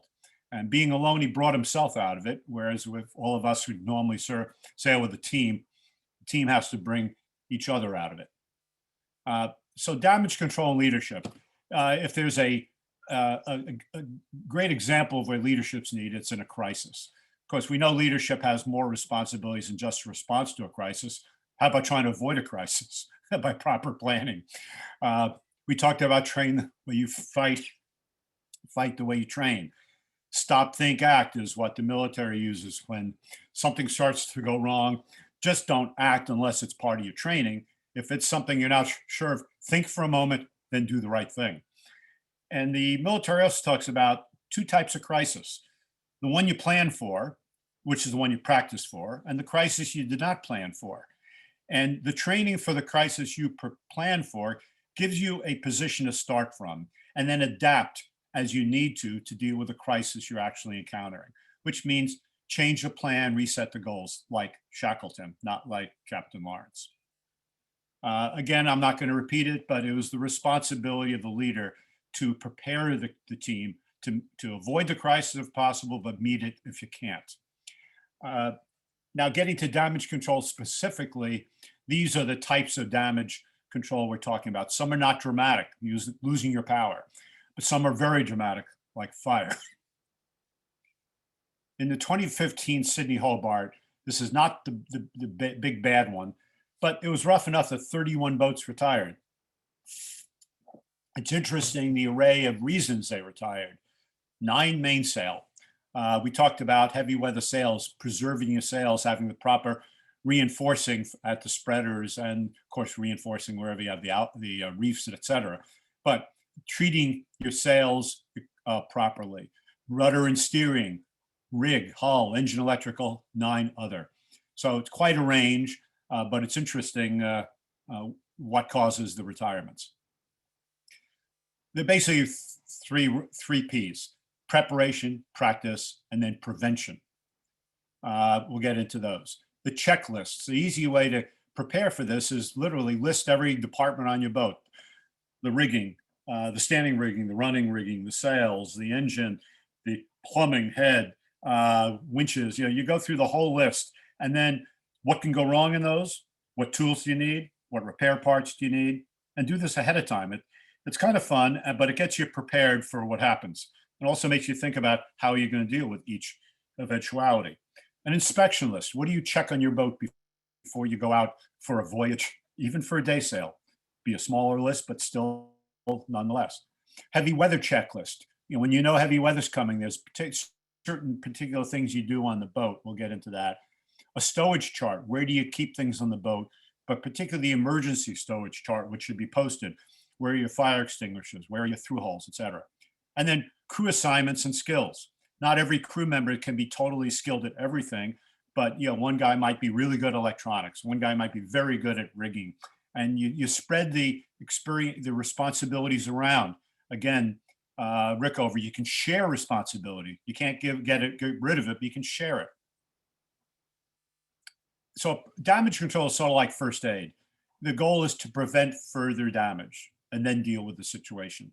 And the crew roll call, as Chris pointed out, is an essential part of this. If it's serious enough to be, the stronger elements of damage control, like fire and flooding, you want to know where your crew is, or mass going over the side. Communications is very important. Acting decisively is important. You got to still do the stop, think, act if you're not sure what to do instantaneously. Training moves more of the acts into the immediate reaction where you're doing the right thing because you're trained for it, as opposed to having to stop and think. Adapt and prevail. This came from John Bonds, who was kind of the founder of U.S. Safety at Sea as we know it now, started the seminars. And the leadership skills. Here's what an emergency chart looks like. You'll hear more later from Les Crane, whose boat sank under him, about how to make one that really works well. Me and my crew can read this one, but there's ways to improve it. But fire extinguishers, flares, raft, life jackets, flashlights, emergency tiller, abandoned ship bag, ground tackle, toolkit, EPIRB are all marked on this. Good question. What are the only two reasons to abandon ship? When you think about it, I can only come up with two reasons. There are permutations under each one. The two reasons are fire and flooding. Why else would you get off your boat? I mean, even when the low-speed chase got thrown up on the rocks in the Farallon Islands, it was better to stay aboard than jump into the surf and be beaten to death on the rocks. So flooding and fire are really the only two reasons to consider abandoning ship. And which means that when you prepare your own damage control bill, your own document that can be posted about what you do in an emergency, flooding and fire are very similar because the end outcome, if you can't deal with the situation, is the life raft. This is the abandoned ship bill we have had on Carina for 3 transatlantics. It's much simpler than many of them, but it seems to work for us. Basically, it's an abandoned ship bill that applies to either fire or flood. In our case, the on watch, you're on deck, you're in your foul weather gear. The jobs that you would do for a fire or a flood, the guys on deck would douse the head sails for shore, get the rafts ready and the ditch kits ready, spare water, EPIRB, VHF. Basically, the on watch is preparing to abandon ship. You can't have 10, in our case, 10 crew. You can't have 10 people down below all trying to, fight a fire or patch a hole. The on deck guys are the ones who are prepared to do this work. The off watch are in the position to either fight the flooding or the fire and pass up gear. And they're down there, and we'll get into why they're better prepared to do these two things than the guys on deck are. The navigator is the mayday, getting out the message that we're in trouble. And in our case, we had 2 life rafts. When you have a large crew, and you'll hear this from John Sangmeister, who's OEX sank in the Transpac race, you get to a point where one raft is so friggin' big and heavy, it's very unwieldy. And we got to the point where with 10 people, we had 2 6-man rafts, and we were 5 people assigned to each raft. And those assignments parallel experience at sea, first aid knowledge, and such. So this was our abandoned ship bill. And it really served the purpose because we distinguished different jobs, the on watch and off watch. You don't need to use this as your abandoned ship bill, but you need to come up with your own abandoned ship bill. And it could be a fire one and a flood one, or you could do a combined one. What works for you and your boat and your crew is what's important, and that you developed it and you understand it and you practice and discuss it. But this was ours. And as Chris said, everything will be available on the Storm Trysail website once we get this recording posted. Nowhere to run. That's the danger of fire. Where the heck do you go? And staying on the boat at some point is not an option. Causes of fire, dirty bilges, fuel floating around in there. And dirty bilges have other impacts because if you're flooding, your bilge pumps will clog up right away. Keeping your bilges clean is really important. Stoves, of course, electrical, batteries, particularly lithium-ion batteries, if they're overheated, fuel, lightning, all can cause fires. The prevention is the good housekeeping, inspection, checking fuel lines, having propane equipment set so the bottles are in the cockpit or on deck where if they leak, the propane would drain over the side, not into the cabin. It can be in a box, built-in fiberglass box with a little drain hole at the bottom so the propane leaks out overboard. Electrical gear installations need to be done right. You need to use your equipment safely and maintenance. All these can help prevent fire. There's a couple of rules about a fire, which is what makes fires scary. The 2-minute rule. Basically, if you can't control a fire in 2 minutes, your chances of controlling it are slim. And this is why the abandoned ship applies to this, because moment you have a serious fire, I mean, if you have a tiny little flare up in the stove and you throw water on an alcohol stove, or shut your propane off and throw the little blanket over it. But anytime a fire begins to catch, This is the rule. You got to get control of it very fast. Also, a fire doubles in size every minute, and this compounds. These are rules of thumb that fire departments use. Personal injury and death potential with fire. It's scary. And if you have a fire on board and it isn't put out immediately, you go for an immediate mayday. None of this, I don't know if we need a mayday or not. You go for the mayday, you can always withdraw it. The four types of fires are the, I won't read them out, but the A, B, C, D. And for only A does water help, and it does help a lot. But for fuel and electrical, water is not your friend. So when you get a fire extinguisher, most are ABCs. Metal fire is a flare. The only way to stop it is to throw it overboard. The Coast Guard requires the following on for fire extinguishers. Basically, it appears very minimal to me that you just don't have enough.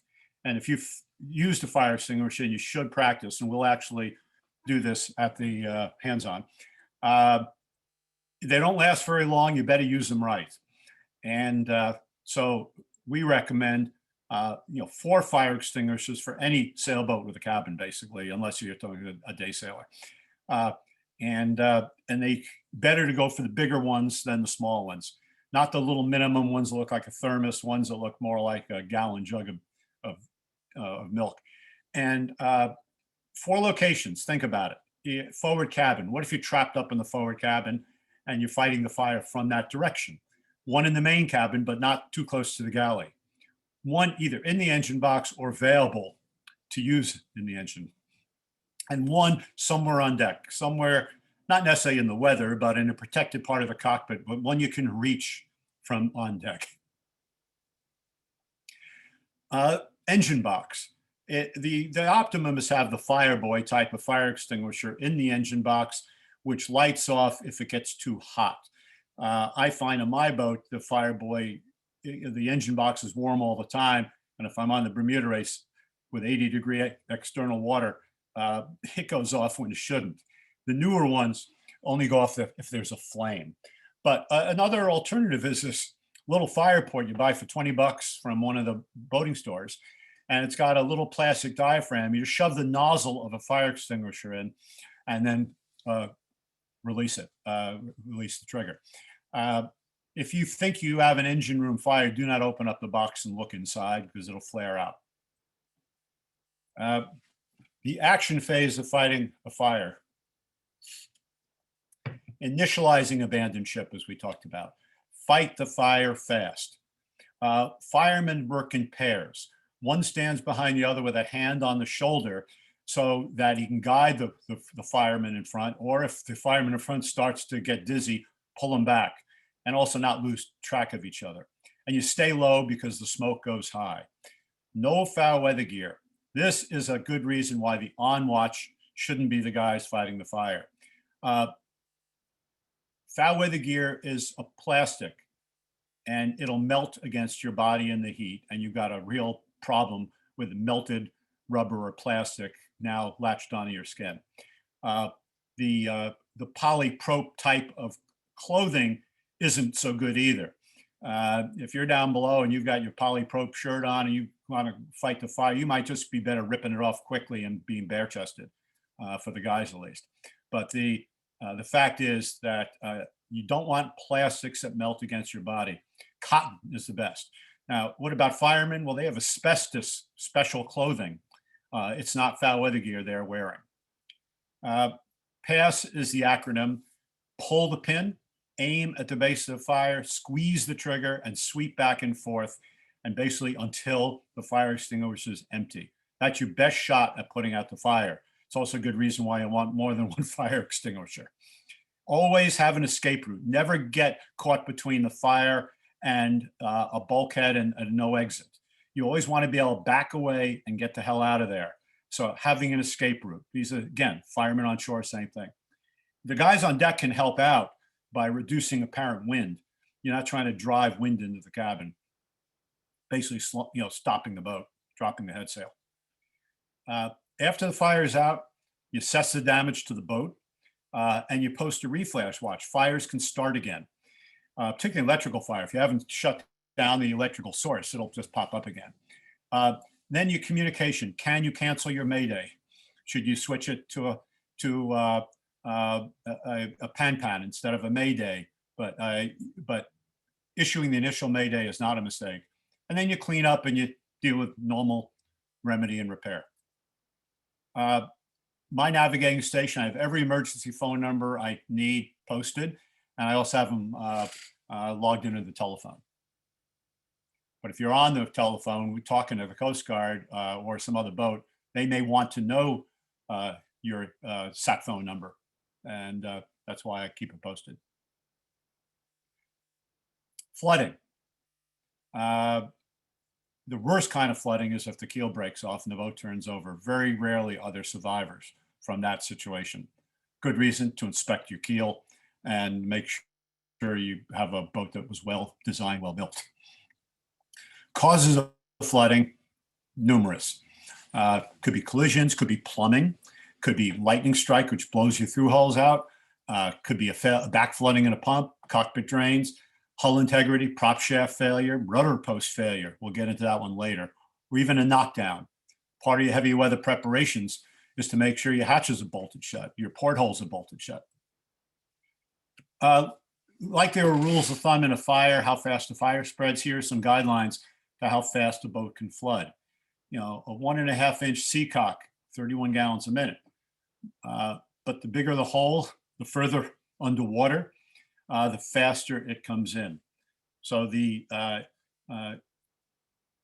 incentive, by the way, here is get the hole as close to the surface as you can, be on the tack, which lifts it up, and do anything you can to slow down the flooding and buy time.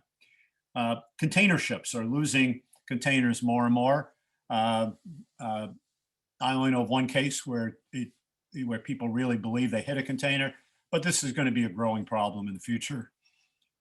Double clamp all hoses. Anytime you have a hose connected to the external environment, a head, the saltwater intake for your engine, your muffler discharge, 2 of these stainless steel hose clamps arranged so that the screw pin part are on opposite sides of the hose is what's needed. And then inspecting these. I mentioned reinforcing hatches so that they don't leak. Preventing flooding.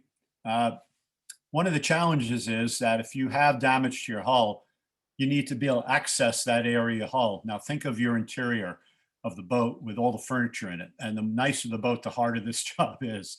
A boat that goes offshore or worldwide cruising or racing, your biggest friend is a big crowbar. And it seems very crude and pedestrian, but nothing rips out furniture as fast as a crowbar.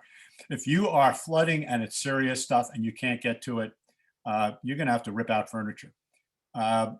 Post the through-hull diagram so you know where to go to look for possible leaks. Tie the wooden plugs in near each through-hull fitting so they're handy in case the hose pulls out or something like that. Pre-departure inspection, double clamping hoses, keeping your bilges clean, testing your pumps, at least annually. And batteries, make sure you have adequate charge, but also you want the air intake for your engine as high as possible. There are cases where people have engines actually under their floorboards, nice and neat, but boy, you're going to lose your power very quickly. Check the bilge each watch. You're at sea every 4 hours. Somebody can just pick up a little inspection port and glance in the bilge. On a modern boat with very little bilge, it won't take long before the water's letting you know it's there. Keep the batteries charged, so if you need them, you got them. Of course, things like maintaining a lookout, avoiding a collision is a way to prevent flooding. No, don't go on the ground, prevent flooding. Extreme spinnaker douse. Boats are flooded with their foredeck hatch open, 3 or 4 crew up in the bow trying to pull a spinnaker in and nosing down a big wave. Those conditions, you don't want to put half your crew on the foredeck with the hatch open. You want to do the letterbox. Always lock the foredeck hatch once the weather gets inclement. I don't mean with a lock, I mean with the clamps turn 90 degrees. so that the water doesn't get in. And you want a strong watertight foredeck hatch. And in your planning, you got to think, if you're going long distance offshore, what if my foredeck hatch is stove in? What do I have to fill the gap? Well, you got your bunk boards, you can rip out furnishings, you should carry a 2x4, or more into that later. You have sailcloth. There ought to be ways to rig it, but you're going to need a power pack drill and self-threading screws to put all this together. And closing the ports. This is an open 60. This very common individual is dealing with a lot of water. You can see he's got the double pump rigged up there. His engine's mounted high enough that for the moment it's operating, it's also in a cofferdam, so no water is actually getting in near the engine. Ted Turner once said the most efficient bailing mechanism is a man with a bucket and water up to his knees. But you don't want to be there. You want to have the most electric power you can have, particularly if you're a cruising couple or a double hander, that you're going to have your hands full preparing to abandon ship, trying to find the leak, plug it, slow it down, mayday. Pumping manually is not an option. If you have a crew of 10 or 15, yeah, you can put a couple of people on the manual pumps, but even that is nothing near as good as electrical pumps. Les Crane in his interview will have more on that. Thomas Riant in the previous Vendée, his boat broke in half, somehow it stayed together. He managed to sail 2,000 miles to Australia. He braced it inside and crossed his fingers. Stopping and slowing the leak buys time. You find the leak, you stuff it. It could be a pillow, it could be your rear end, it could be anything. But you just have to buy time before you do your permanent fix. And these command actions can have an aspect. Attitude of the boat. You heel it, slow the speed, put any extra crew or weight in the bow if the leak's in the stern, vice versa. Anybody trapped, start your engine almost immediately. Not putting in the propeller in gear, but start charging your batteries because your pumps are all going to be in action. Mayday, if it's serious, call the Mayday and initialize your abandoned ship. You got to get the water out, and then you got to keep it out. All kinds of techniques to keep it out. Fathering is interesting. It's where you pull a sail around under the hull. And a lot of people have said, yeah, Pete, that's the old days of the sailing ships. Well, the way the America's Cup team kept Patriot from sinking down in New Zealand 2 months ago was they dragged a jib underneath the boat to cover the 4-foot by 4-foot hole. That was the only thing that kept them, that enabled them to keep up with all the pumps they had on board. This works great forward of the keel because you take your storm jib or trysail, or even the head of your jib, pass it under the bow and you pull it tight, and the water pressure presses it against the damaged area. It severely limits the water coming in. It's not your permanent fix. Only works if the damage is forward of the keel. Once you're in the area of the keel, the propeller shaft, or the rudder, it doesn't lay against the hull. I like the Storm Trysail because it's triangular, it's easy to manage, and it's got the scalloped sides. So when you pull it tight, it really pushes up against the hull. To do a good patch, it's either a plywood patch with self-tapping screws or thin lead sheeting you can buy at a plumbing supply store. I'll show you a picture of that later. But you think of the compound curve of a hull of a boat. Sometimes a wooden patch can't lay against the hull, but lead, thin sheet lead molds easily. Epoxies, the 4200s, 5200s, life caulk, all work great behind the patch. Shoring. The Navy is terrific at damage control training, and 2x4s are always a part of what they do, because you can get a patch against a hole or against a reinforced area, but unless you brace it, it's very hard to make it work. And one 6 or 8 foot 2x4 just laying on a bunk under a mattress isn't in the way. But it's amazing how many things it can do for you if you're offshore and things start to go wrong. You can use it as a splint on your boom. You can use it to mount something to replace your foredeck hatch. You can brace against a patch. You can use it as an emergency tiller. Nothing like a good 2x4. A big wrench for the stuffing box. I'll bet 99% of the boats out there don't have a wrench on board that can go around the nut on their stuffing box if they have to tighten their packing around the propeller shaft. And then the stay afloat from West Marine, I'm holding it up to the camera here, is terrific stuff. It's like a jar of putty. And for a kind of a dirty crack where it's kind of a splintering type of crack with a 1/8 inch, 1/2 inch holes in it. This stuff you just push in there by hand, and it's amazing how it sticks. And we used it in damage control drills in a tub with some water pressure. And when the drill was over, we pulled the putty out and put it back in the jar and used it again for the next session.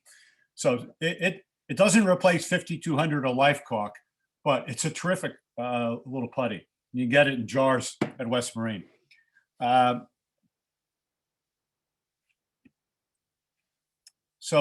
the other is the True Plug, which can be jammed in a hole. And it's large, it should be large enough for your lower rudder bearing in the stern. And you'll hear more about this from John Sangmeister, who lost his boat with a broken rudder.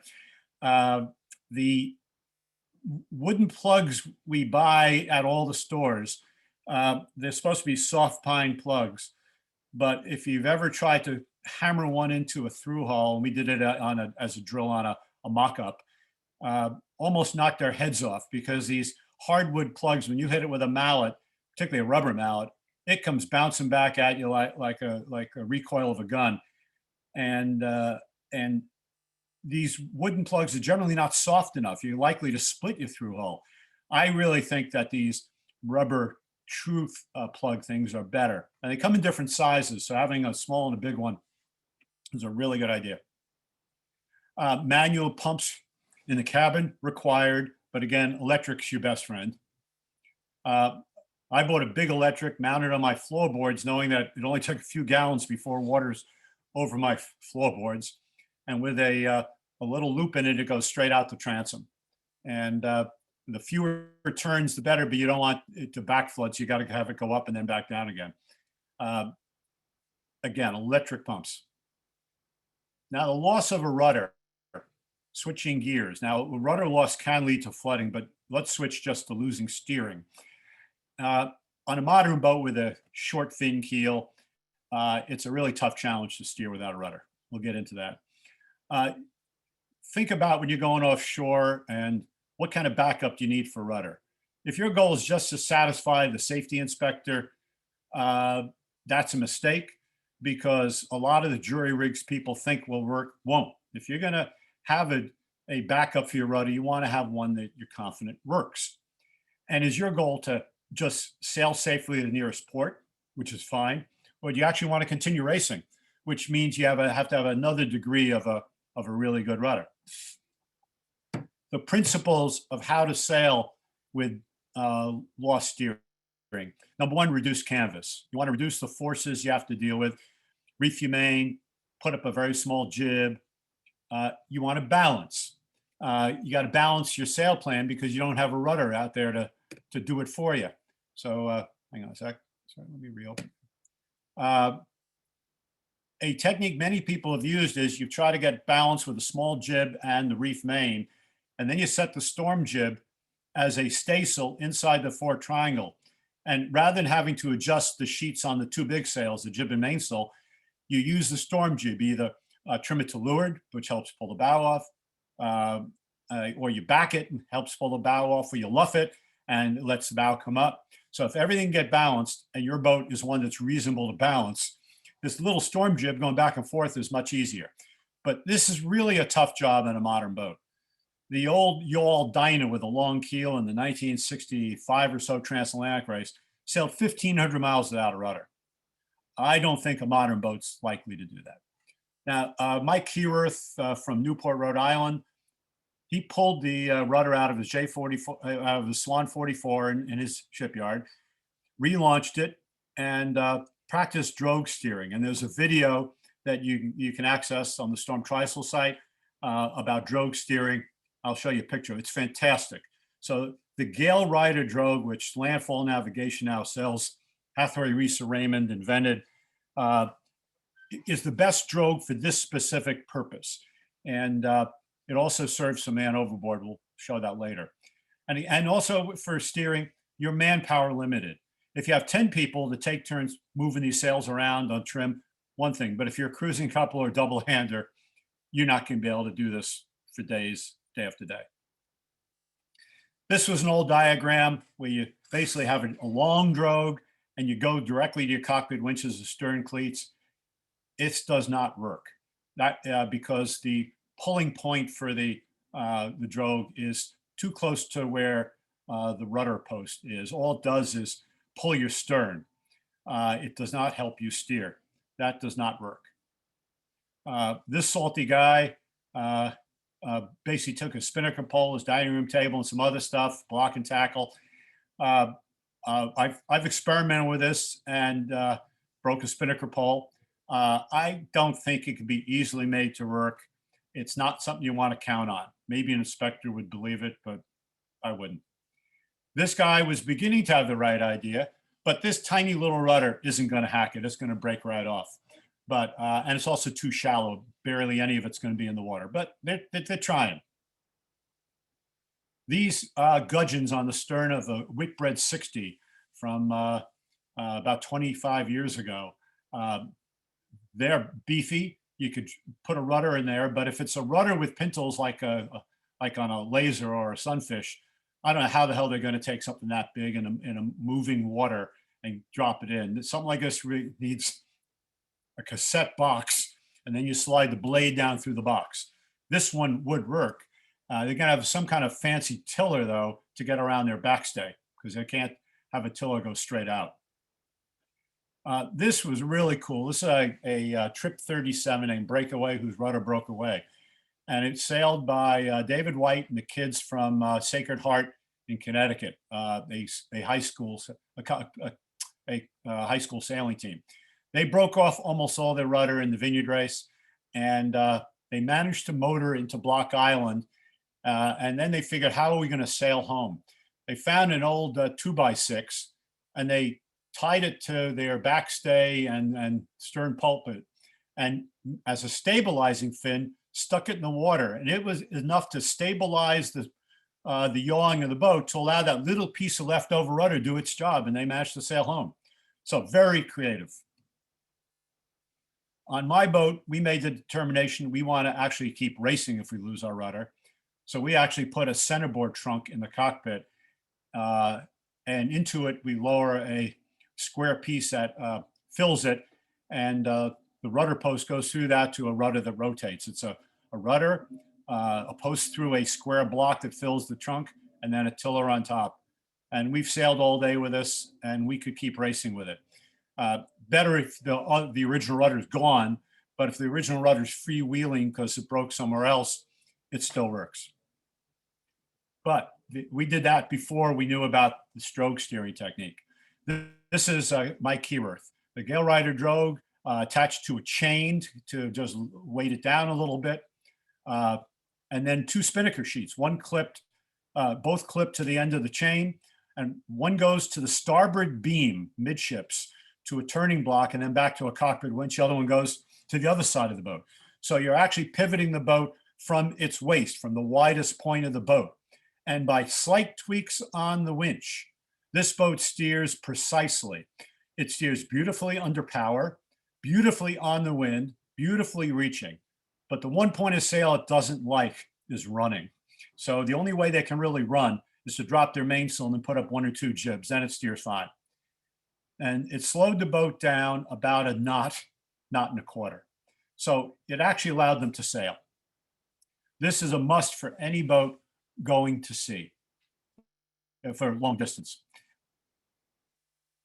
Okay. The next is rig damage. And this is an interesting one because you've got a binary choice of what to do about it. First of all, what you don't want to have happen is a shroud let go or the mast break and not have it bolted to the butt of the mast bolted to the boat. This is my boat. This is welded to the mast step. The mast comes in and that bolt is poked through the mast and screwed into this plate. If the mast breaks anywhere, It's not going to jump out of the step and then drop and go through the bottom of the boat or injure somebody or rip my deck off. Mast will break, but the deck and the hull will be fine. That's required, by the way, in every ocean race I know of. But to prevent rig damage, again, the inspections before the season, before the race, you don't want loose rig tension where the lee shrouds are flopping around, because anything that flops around at sea works its way loose and fatigues. They don't have to be bar tight, but they shouldn't be loose. Every day at sea, you should check your rig. And that doesn't mean you have to climb up it. You can really check it well with binoculars. You can see pins, you can see cotter pins, you can see tape. Every watch, somebody should walk around, just look at things, make sure that shrouds aren't detaching, something isn't breaking or cracking, just obviously visual stuff. When the weather permits, go up in a bosun chair. Good sailing practices, that so you don't beat your rig up. And a replacement policy. There's no easy guideline. When do you replace your rigging? Some rigging can last 50 years, and some get fatigued after a relatively short period. I've replaced my rod rigging every 15 years. That may be too wide. I don't know. I've never lost a rod, but I inspect it every year very closely. If you leave your rig up in the winter time, for storage. Now down in Texas, I don't know whether you even store the boat. You may keep it in the water 12 months a year, but up north, we're having to pull our rigs out and then store the boat for 6 months, or store it with a rig in it. And a boat stored with a rig in it gets a lot more fatigue because the rigging's vibrating all winter in the winds. I would suggest shock cords tied between the mast and the shroud, something to dampen it. But a professional rigger could help you on this, but you got to think about it. Going up the rig, climbing harness on the right is the best. It's the most secure. It's a reason mountain climbers use it. And yet you don't just clip your shackle to it. You tie a bowline and then use your shackle as the backup, because you don't want to have your life hanging on the pin of a shackle. A helmet. If you're going up the mast at sea, you want a helmet. You don't want to be knocked unconscious and be hanging there. And if it's not a bad idea, this doesn't show it, but a downhaul on your bosun chair, so a crew on deck can tend and swing around as much. You can also put a second shackle on your harness and clip to a halyard, which is cleated on, secured, shackled on deck, and then winched up tight. And you can go up it like a guide rope, so you can't get swung away from the mast. Now, some questions. In preparing to go to sea, it's nice to know what immediate reaction you would have if something happens. I mean, if you cut an artery, you're going to apply pressure. But what happens if you're sailing upwind on port tack and all of a sudden your shroud or spreader fails? You hear a bang in your lower or upper windward shroud fails, your spreader folds. What do you do instantaneously if you see the weather rigging going? You tack. The reason you tack is so that you're now having the mast load up the good rigging and have the weakened, broken rigging to leeward. It doesn't have to be broken weather rigging. What if a pin pulls out or something's loose and you didn't know it? But basically, the immediate reaction, the immediate first aid, if something on the windward side goes wrong, is to tack. Then rig a halyard to the beam, then maybe stick your spinnaker pole beam and have a halyard go through that back to the boat. Maybe jury rig another spreader, or maybe just reattach what got loose. This actually works. It's hard to believe that if you lose something windward, you can do it quick enough. But my crew did it on a return trip from Bermuda and saved our mast. This is my boat. I replaced all my rigging, but I had custom turnbuckles from when the boat was built. And I decided I liked those. I kept them. Well, one broke, so I should have replaced my turnbuckles. But we're sailing along. It's blowing 40, double reef main. I'm below navigating at big seas. And I hear an explosion. And before I can even get my butt off the seat, my watch captain screaming to helmsman, tack, tack, tack. And the helmsman did it. And within seconds, we're on the other tack. The mast is bent 2 feet. but it didn't go over the side because they responded so quickly. And we jury rigged, it was bent in the middle, and we took one of our guys, our strongest lines, that red line, and inboard, you can see that it's attached to the part of the turnbuckle that's left, went through underneath the pin for the chain plate, out to a strong block, back to a cockpit winch. We winched it tight and got the mast in line. And then we put up a second one when we knew the mast wasn't falling down, dropped the main, and put up a crew to put a line around the mast over the spreader, and winched it again. And we went through the gale with a storm jib up. And then when the weather moderated, we took the one off and put the main back up. So it actually can work if you have a very heads up watch captain on deck and a helmsman that listens to him. What if you're sailing upwind and the headstay fails? What do? You run off. You try to get the load off the headstay. You run off and have the wind pushing the mast forward. You don't drop the jib because the only thing holding your mast up is the luff of the jib. So you ease the load on the main sheet, you ease the vang, ease the backstay, rig halyards to the bow. You're running downwind, your backstay fails. What do?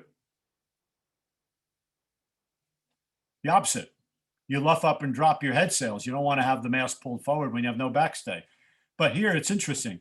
You trim your main sheet as hard as you can and vang as hard as you can. And the back pressure on your mainsail on the head of the mast replaces your running backstay, replaces your backstay. And it's amazing how much power you can put on it that way. And then you rig your spinnaker halyards to the stern.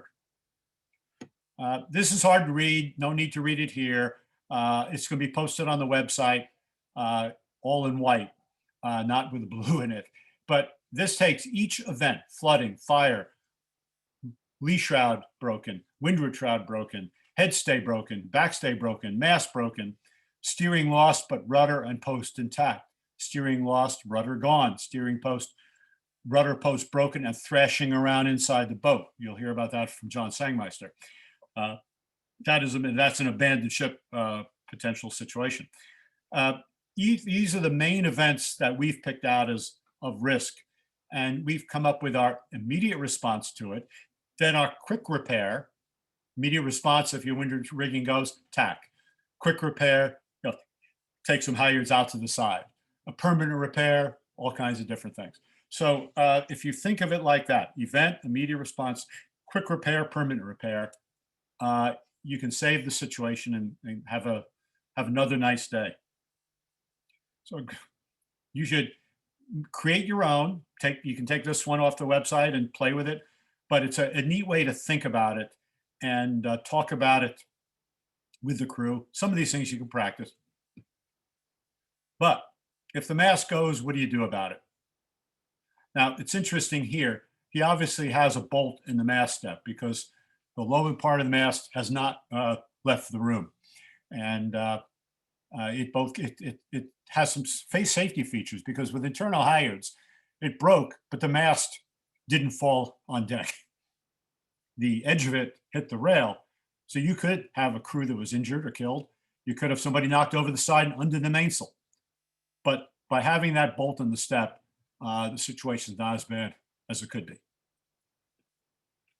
So what's your response when the mast actually goes? Crew roll call. Make sure everybody's aboard in one piece. Then you have an immediate decision, and it has to be pretty fast. Are you going to cut away the rig and get rid of it, or are you going to save as much of the rig as possible? And that really depends on whether whether the broken mast is trying to put a hole in your boat. So broken mast is not an abandoned ship situation unless the mast pokes a hole in your boat.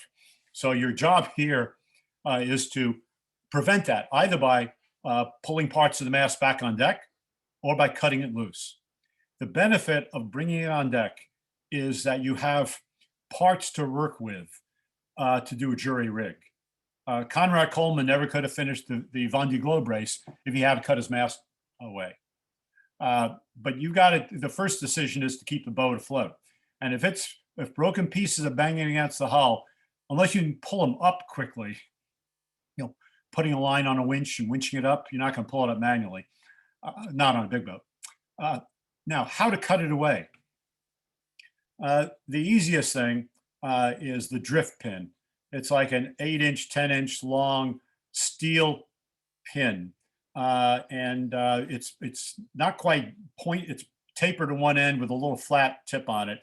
And when you can pull your cotter pin out, and then to knock the clevis pin out, which frees your turnbuckle from your chain plates, the drift pin and a small baby sledge. Nothing's like it. You don't want to put your fingers in there, and it could be under load. So drift pin and sledge. That's easier than cutting your shrouds. A rigger bolt cutter is required often, but my own experience is very few of these bolt cutters satisfactorily cut through rod rigging. Now, some people have had good luck with it. If you're going to count on a rig cutter, try it out. Most of the ones I've tried out, you do it 2 or 3 times and the blade is shot. Hacksaws, you got to have a lot of hacksaws, a lot of blades. What I really think is great, doesn't mean you don't carry the above, but to me, the most efficient mechanism is an angle grinder. And if you look at the picture here, this is what a portable one looks like, with a battery, the handle, the guard, and the disc. This isn't the Texas Chainsaw Massacre, Chris. The benefit of angle grinder, once you've used it, you're not going to go back. It takes about 10 seconds to cut through a really good solid chunk of rod shroud or headstay. It's the fastest way. It's faster to get this thing out than having to sometimes manhandle a bolt cutter. Now, it's not waterproof, but you shouldn't be taking waves over your head once the boat stops sailing. Very important, releasing rigging. Picture the boat lying there, broken mast and sails, shrouds and halyards all over the place, and some are tight as hell, some are slack. When you start releasing rigging, which do you clear first, the loose rigging or the tight rigging? The answer is the loose rigging. If you try to cut through something under load, that means the moment it breaks, everything is going to shift. The mast is going to move, wires that were slack are going to get tight, somebody could get killed. You basically get rid of all the loose stuff first and save the stuff under load for last. Make sure everybody's clear.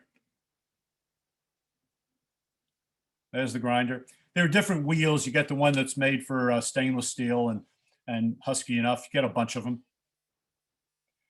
Trader, the boat that we showed in the beginning with the mast broken with part of it still standing up, they used the parts. They used their boom. They used their reaching strut. They used their spinnaker pole as a up forward to launch their number of, might be a number 5 jib. I don't know what it is. No, maybe a number 3. And they hoisted one part of the broken mast up the part that was at the bottom, like a top mast. And they finished the Transpac race. Conrad Coleman. This is the best of all. Yves Parlier, the Frenchman in the 2000 Vendée Globe on Aquitaine Innovations, lost his mast in the Southern Ocean. He sailed with a jury rig to a lagoon on the South Island, New Zealand. He's allowed to do a repair. He's not allowed to get outside help. So he anchored in the lagoon. People came to watch him, but he couldn't even take a donut from them. And over a period of a week, he glassed his carbon fiber pieces of a mast back together again, then rigged a bridle, then stepped his mast and re-entered the race and finished in 127 days, which was a pretty good time in those days. Now it's down to about 80. But this was an amazing job. Best damage control I've ever seen. So what do you want in your damage control kit? I'm not going to read everything, and you can get it on the website later, so don't take notes. But I'll point out the 2x4s, the lead sheet, some plywood. But if you have bunk boards or something else, you don't need to bring dedicated plywood. Lots of self-tapping screws and nails, heavy rubber sheet, The Storm Trysail is a good collision mat. Big tubes of Life Caulk and 5200 with the gun. Now, I'm not talking about getting the hand tube. You're getting the long ones, like 10 inches long, 1.5 diameter tubes of it, because when you need it, you're going to need plenty of it. Softwood plugs, metal sledge, the large foam plug, etc. We talked about a lot of these before. Your batteries need to be charged, by the way, or none of these tools work. It's really important that you have a power pack drill. Angle grinders, your choice, but lots of charge batteries. The damage control kit shouldn't be spread all over the boat. We have it in 3 of these boxes labeled and stored away aft and low, so it helps the boat stability. And pulled out some of the things. Lots of wire clamps of different sizes on the left. Our 2x4s, saws, bits, crowbar, the big spanning wrench for the propeller shaft, the gun for the all the life caulks, the rubber mallet. This is rolled up on the right, rolled up lead sheeting, pre-drilled around the perimeter, which is great for patches. You can force it into almost any angle. And the splint on the upper side, I made to be able to split my spinnaker pole if we broke it, or use it on the boom. Again, it's going to a bit of an extreme, but doesn't weigh much. And our goal is to finish every race we start, or to get to safe port ourselves. And we think this helps us get there.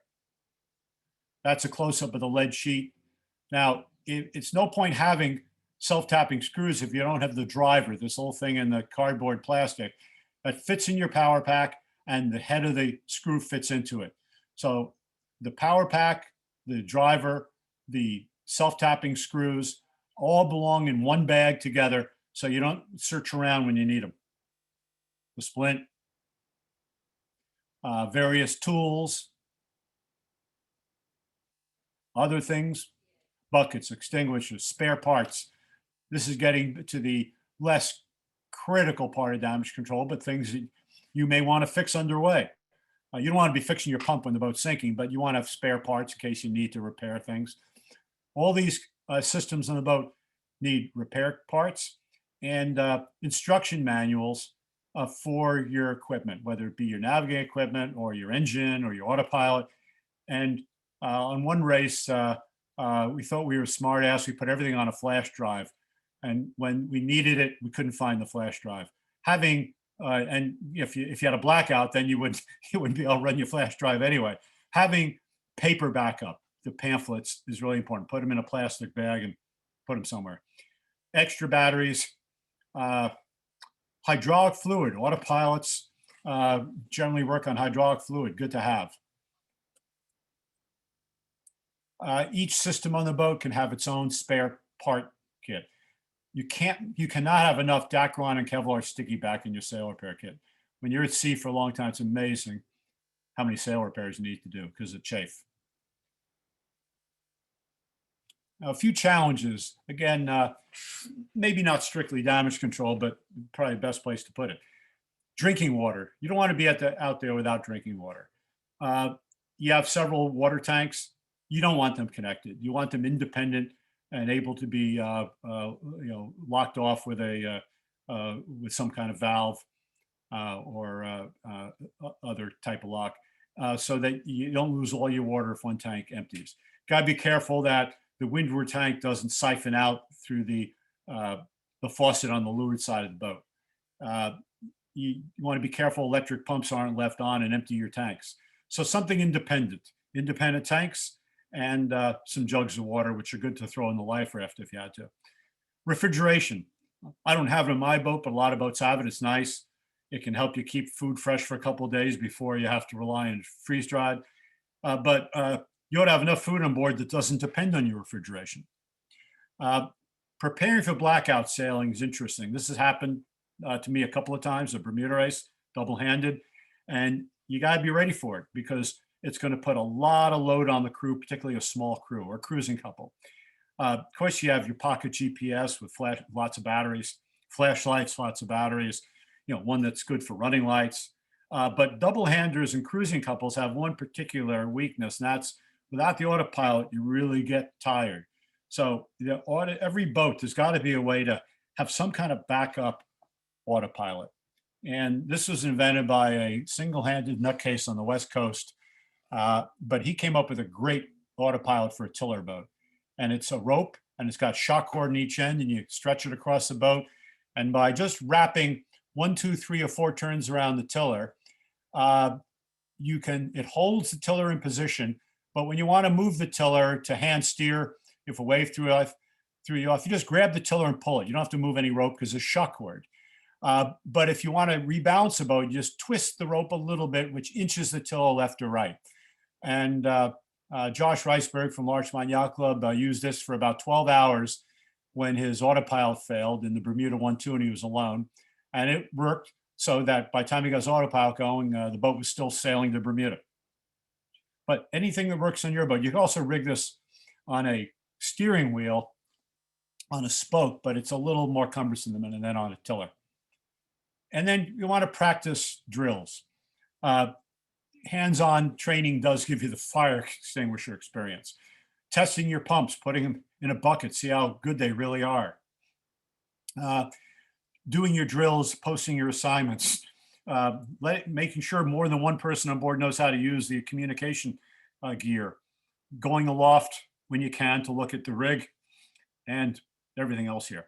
You want to practice and educate your crew.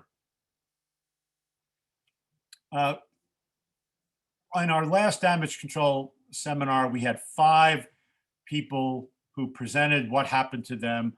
I'm going to use 2 today. Tom Smalley had a fire on a Swan 411, a very well-prepared sailor. One mistake he made was not realizing what was happening in his engine room. His boat started slowing down under power. He opened the hatch to the engine box, and things flared up. They managed to fight the fire, but the entire inside of the boat was gutted. And but partway through this, he made a decision. He wasn't sure he could control the fire, so he began the abandoned ship. And normally, you're not supposed to put the rafts in the water till you actually are abandoning ship, because the life raft in the water will inflate, it'll tug on its painter, then it could blow away if you're not using it right away, and you'll never get it back on board if you don't need it. You don't put the raft in the water until you're ready to use it, and the captain's ordered abandoned ship. But Tom modified that. He adapted. He felt the fire was so risky, he wanted half his crew actually in the raft. So they launched it, inflated it. 3 guys got in it. They held onto the boat. 3 guys fought the fire. They put it out. Now the boat's gutted. The hull is fine. The rig is fine. The steering's fine, but nothing else in the boat is operational. And a ship comes by. And the weather was going to deteriorate. They're way offshore. And he had a decision to make. And he decided to abandon ship fully and go on the merchant ship, because he wasn't confident. The food was ruined, all the navigation was gone, and he didn't want to bring his crew aboard, try to get the boat to shore, knowing his life raft had already been expended, and turn down rescue that was there. So he abandoned his boat, and the 6 of them got in the raft and eventually climbed up nets onto the ship. There's a theme that you'll hear a few times here. Ships are more likely to be your rescuer than the Coast Guard. You go more than a couple hundred miles offshore and a helicopter cannot get to you, and most of the square miles in the ocean aren't covered directly by a nearby Coast Guard cutter. But there's a system called AMVER, which you'll hear me talk about in a minute in the recording, which is the automated system by which ships volunteer all around the world to rescue people when needed or each other. So the odds are, if you're way offshore, it's a ship that's going to come along. Len Thibodeau on that catamaran off of Honduras, the hull started cracking apart, and eventually it sunk, and they had to abandon ship into a raft, and it was a ship that came by and rescued them. Ed Stott Bottom, his Swan dismasted on the way back from Bermuda. He made the immediate decision to cut loose everything and motored home. And part of it was not putting on the motor on the engine or turning the propeller until all the rigging was gone, so you didn't screw up your propeller. So he made that decision. These are the two guys you'll hear from, and they can tell their own story. It's pretty dramatic, really interesting stuff, and it reinforces a lot of the lessons we've talked about. So with that, I'm going to stop sharing and bring on the video. So for the next 30 minutes, you'll hear these two guys. They're awesome stories. And these two guys did everything they should have done right. They learned lessons, but it's great examples of leadership. So let me share this with you. You'll first hear me talking about AMVER.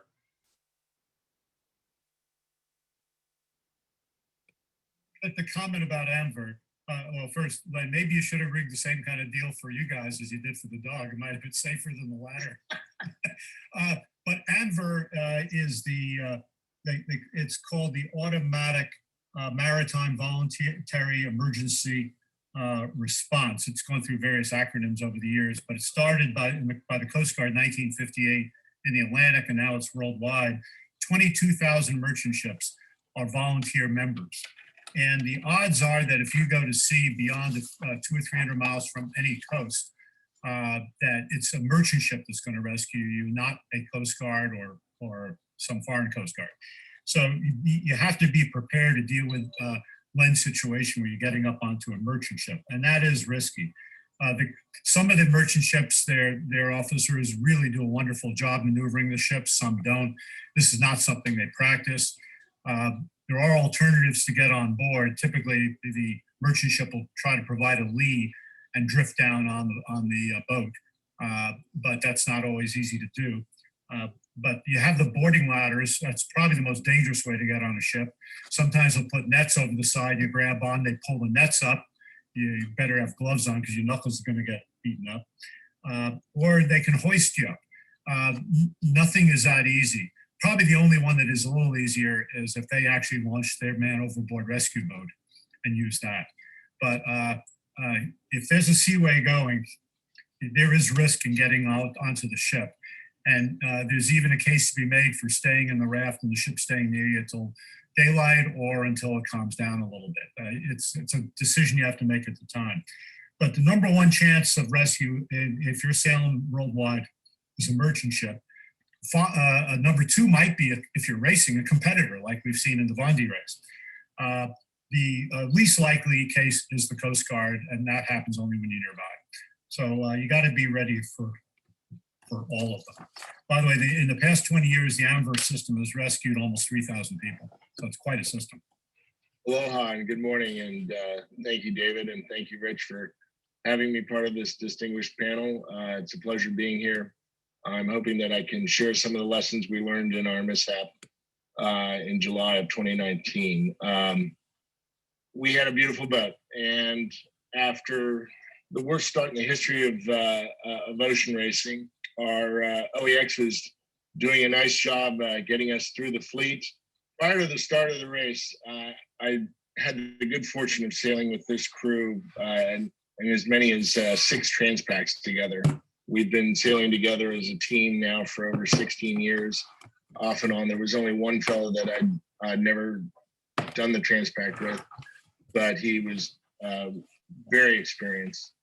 But I had a brief meeting with the crew before the start, and I said, you know, my only real job is to ensure that all of you get home safely to your families. Everything else is gravy. And I also like to steal another line from a famous Transpac helmsman who said the other purpose of Transpac is that at the end of the race, that you're all better friends than you were when you started the race. And I think we achieved both of those goals. OEX is a Santa Cruz 70 designed by Bill Lee. It was a really successful boat. Won the barn door twice. We set several records with the boat. It had been in our family for nearly 15 years. And I bought it from my father-in-law about 10 years ago, and been having an awful lot of fun with it. we were well prepared for any calamity. We had our split lake life rafts on the back of the boat, and if I can offer one thing, I would encourage you always to be over rafted, because if you've never stepped into a raft in earnest, I can tell you that they're small confining places, and if you have to be there for a while, more is better. We elected to take an extra probably 150 pounds with 2 6-man rafts. We were only a crew of 9. We probably could have gone to a single raft or a small valise to go with it, but we decided to go with 2. Prior to this presentation, David asked, where were you in the race or when this happened? And the important thing to remember is that we were 15 miles ahead of our competitors. And I say that with great respect. I've sailed with Roy and his father, and I started with them in 1987 on the first Pyewacket, and Roy Sr. wrote my letters of recommendation to business school, and I've been forever intertwined in the Disney Pyewacket crew and their friends, their competitors, their worthy adversaries, and in this case, they were our rescuers. So we were sailing along, and of course, these things only happen at night, in the dead of night. It was about 1:50 in the morning. We were doing anywhere from 13 to 17 knots as we were starting to surf. We had a small jib and a reef in the main, and the boat was performing just beautifully. We had made a series of modifications to the boat, none around the rudder, but we were really happy with our performance. And as I was trimming the main sheet, 2 feet from the rudder post, I heard the loudest bang I've ever heard on a sailboat. And our helmsman said that he'd lost steering. We feared that we were going to go into a jibe. We eased everything and prepared to douse the headsail. And as I was running forward to take the jib down, I looked down and water was rushing in. And I knew we were going to sink. Billy Tranquil tells the story about Stars and Stripes sinking in Long Beach Harbor in 2003. And that happened in less than 2 minutes. And I was on board Betsby in 1995 with my wife as a guest when One Australia sank. And that happened in less than 90 seconds. We had put a large watertight bulkhead in the bow, because the last 8 transpacks I've done, we've managed to hit everything from telephone poles at 30 knots to nets and other debris. So the ocean is littered with trash and other detritus. And if you haven't made at least that bow bulkhead, I'd encourage you to do that. 3 weeks prior to this race, I asked a dear friend and yacht designer, should I put a bulkhead in front of the rudder post? And he sort of said, you're probably going to hit the keel first, so it's okay, you'll be all right. And we're still friends. And if you have an older boat, or if you have a big wide open race boat, at least a dam that goes up above the waterline would be helpful, because as things happen, it happens very quickly. Immediately, the crew, the off watch, came alive. Our navigator, Brendan Bush, was on the radio, and I can't speak to his calm demeanor more. He was brilliant on the radio, and the Coast Guard boomed back from St. Nicholas Island, which is about 100 miles behind us, and they weren't in the area, but the Teddy Roosevelt was. They were doing maneuvers off of San Clemente, and they detoured a Sea King that was in the air, skippered by the son of a OEX crew member, and he heard OEX, and he firewalled the helicopter to our location. As the water was coming in, I directed 2 of our crew to get the rafts out and launched, because I didn't know how much time we were going to have. Ryan Braemar and Eric Berzins worked in the back of the boat trying to get the rudder out. And if you can imagine this whirling dervish of a 5-inch square rudder stock spinning around with every wave, and destroying everything around it. Bruce Cooper, the head of Ullman Sales here in Long Beach, or here in Newport Beach, tells the story of a similar incident on Condor in a Cabo race, and the force of the rudder post pinning his arm against a bulkhead broke his arm. So it was a pretty violent scene down below. Water was coming in quickly, and we knew that we were not winning the war. The RAS deployed after a couple of anxious moments. We kept them close astern to the back of the boat, and we took some sail ties and we tied the two rafts together. They have a series of webbing around the edge, and we tied those two together and made preparations to deploy. The EPIRBs went off. We had 3 EPIRBs on board, 2 for the boat and a personal one. Everyone knew where we were. Surprisingly, the one thing that really got our families notified was if you've ever had a yellow brick, if you haven't looked at the device closely, because it's always wrapped up in the holding device that you Velcro to your stanchion, there's a red SOS button on that. And that's a great button. And if you haven't tried that button out, and you want to wake up a race committee, hit that button, because all of their tracking internationally goes off immediately. So Yellow Brick in England calls Tom Trujillo in Oahu, who starts calling family members. It's a wonderful thing. And if you haven't used it, I hope you don't ever have to use it, but be aware that it's there. We were losing the battle. And when we finally, Eric and Ryan managed to get the quadrant off the boat, off the rudder post.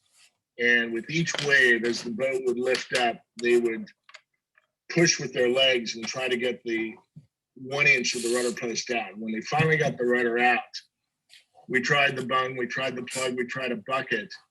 And the wellhead pressure, I mean, that slide that Rich posted of 300 gallons or 1,300 gallons an hour, or whatever it was, Ryan is a big fellow, and he sat on that thing and got shot off like he was sitting in a top of geyser. It was just overwhelming. As a suggestion for all offshore sailors, one thing that happened that compounded the problem is the rudder post went through. It managed to destroy our bilge pump lines and our exhaust lines. So now we actually had 4 holes in the back of the boat. And as that was happening, we stuffed something in one hole and a tennis ball would fly out. Or as a solution to that I would recommend would be flapper valves externally on the transom. I don't know if it would have helped in this situation. I don't know if anything would have, other than a watertight bulkhead forward of the rudder post. About 230, 240. Pyewacket was about 15 miles behind us at the time of the break. And thankfully, their layout, they have 2 VHF radios, one in the galley and one at the nav station. And Roy Disney and Ben Mitchell were getting ready to go on watch. And they overheard the radio traffic and they turned it up. And thankfully, we were rescued by one of the best crews in the world, and they diverted. As we were getting ready to go, I still had that one vision of One Australia sinking, and I kept worrying that with the large watertight bulkhead in the bow, that somehow the boat would sink bow up and the rig would crash down on the life rafts and further compound the problem with injury. And if you have a mishap at sea, you are far ahead of the game if you don't have any injuries. I've been in accidents, filming wind, a fellow, we crushed 2 guys between the 12 meter and a rib. And I was in the water with a guy who ultimately lost his leg because of the impact. If you can avoid injuries, I would encourage you to do that. This is not the time for heroics. If there are alternate strategies, to get your crew safely off the boat. And so when I saw the running lights of Pilac, I said, boys, it's time to go. And if, you know, looking down below, Ryan and Eric were there, and it was akin to every submarine movie you've ever seen, like, close the hatch or we're all gonna sink. It's like, Ryan, Eric, we gotta go, or the boat, you know, you're going down with this. And we were sitting in the raft, and you know, we're gonna look back in a little bit of humor now, because tragedy and comedy are very closely tied to one another. And I was looking at our beloved OEX sinking, and I let out a loud expletive, and the boys thought he said that the boat's sinking. And I said, no, my Rolex was in the chart table. Now, this wasn't any Rolex. This was a Rolex that Roland Pouton flew down 28 watches in 1987 and presented it to the crew when we won the America's Cup. So it had some sentimental value. And as I was being dragged aboard Pilac in a less than elegant fashion, Brendan Bush, our navigator, stuck out his arm and said, "Looking for this?" And if you can imagine the presence of mind as he's up to his chest in water, he decided to look inside the chart table and see if there were any valuables in there that he should grab before he left the boat. And I'm grateful for that. We got home, we go through a couple of months. There's a nice photo of Roy and I, and Roy and I have known each other a long time, and I am grateful for his friendship. And this is on the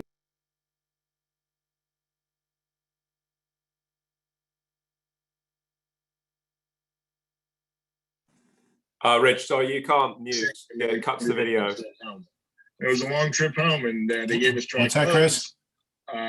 You're good now. Out of their bunks and said, "Here, you know, get some sleep."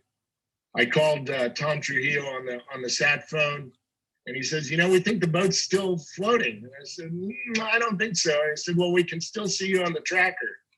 And I went back to my crew, and I was talking with them, and they say they think the boat's still floating because they can see the tracker. And Ryan Braymeyer looks at me and goes, "I have the tracker." Like, "Why do you have the tracker?" He goes, "Well, you've already lost so much money. I wanted you to get your $150 deposit back for the tracker." We got back. This is an early photo. This is my first trip with Pilac way back when. You can see Roy Edward and Roy Pat in the center. Roy Pat's got the broom. We're all younger, and we all had more hair back then. When we got home, I nominated Roy and his crew for the Arthur B. Hansen Rescue Medal, and the Board of U.S. Sailing unanimously affirmed that nomination, and had the privilege of presenting that at the Transpac Award ceremony to the entire crew. And it was, you know, it was a well-earned. And, you know, the sad part was not only did OEX get out of the race, but the Pilac team had to sacrifice their race as well on our behalf. And I'm forever grateful to that. This is a photo of us back in Marina del Rey. We arrived 26 hours later. And you can see Paul and Gary and the OEX crew, and there's Roy in the center. And you know, it was nice to be with friends on the way home. My wife, my beautiful bride, picked us up at 3 a.m, and we drove back to our house, and we were still in our foul weather gear. It was all the clothing we had, and the crew's in our kitchen. And many of you know that years ago, I had a midlife crisis, and I bought an offshore racing trimaran that is still in our family. And she looked at all of us and she said, in all seriousness, "You sank the wrong fucking boat." I'm grateful that we're here. I'm hoping that we'll be able to do the race again this summer. Here are some takeaways, and I'll leave this slide up for everyone. There are a few things that we did learn. Again, make certain that you avoid injuries. If you have the opportunity to do the practical course, we had all done that. And that level of familiarity with getting into a raft in earnest and lighting flares in earnest, that was really helpful. So thanks for letting me be part of this. John, thank you very much. You tell it, former Commodore of the Royal Bermuda Yacht Club, a Canadian by birth. He lives in Bermuda, where he'll be speaking to us, from where he'll be speaking to us today. His disaster was on his FAR 56 called Monterey in 2017, and it occurred in a race that Les had organized from Antigua to Bermuda, and the disaster took place 250 nautical miles south of Bermuda. So Les, over to you. Good morning. This is Monterey, our FAR pilot house 56, finishing the ARC in 2016. Our trouble happened as we were sailing the inaugural Antigua Bermuda race a year later. We had a crew of 6, including Commodore Bob Matlin, who was here with us today. It was a beautiful night, and we were reaching along at 8 knots. At the start of the 4 a.m. watch, we discovered we were taking on water. Calling all crew up, I closed the seacocks on the through hulls as we all tried to identify the source of the water. We had a laminated chart of the boat's plumbing with the seacocks highlighted. We knew that Esprit de Corps was 5 miles behind us. We tried to reach them on the VHF to notify them of our situation, but got no response. At the same time, we contacted RCC Bermuda on the sat phone to alert them. At this point, we were merely looking for EDC to come and stand by as we attempted to solve our problem. Meanwhile, 2 crew had been trying to use a large manual pump without success. The boat was filling surprisingly fast, much more than would be explained by broken or detached hose. I told Kit to add Mayday to his VHF call out and had Jock send up a parachute flare. The parachute flare did the job. Jock called out that he could see EDC's light shift towards us. Shortly thereafter, they came up on the VHF. While pitch dark, the weather conditions were benign with a 12-knot breeze, but there was a swell that would prevent EDC from coming alongside. We would need the life raft to transfer to EDC. The boys launched the raft. Of course, it inflated upside down. As the crew drew the tether in, Bob and I were able to get on the sugar scoop and muscle the raft upright in the lee of the boat. Knowing we were now safe, I went below again to reassess the situation. The boat was now bowed down with 3 feet of water in the forward cabin. With the volume of water in the boat, it was totally impossible to determine the source. I could not see anything that could be done and was concerned that the boat might become unstable as it filled further. The boat was replaceable, while getting someone trapped or hurt was another matter. I decided to abandon ship and get everyone in the raft. The raft being held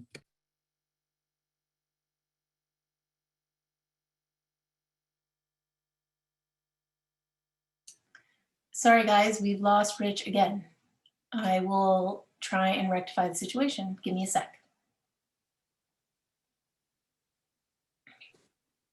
All right, folks, we having a little bit of technical issues here. I guess that's Zoom versus being in person. And Rich is going to come back. We're actually, for the interest of time, we're going to skip that second video, and we'll move to the man overboard. Obviously, that's a very important segment. And of course, when we say man, we don't mean male, it's a person. There have been attempts and tries at going to like person overboard and such, but everyone recognizes the term man, but obviously we don't just mean a male.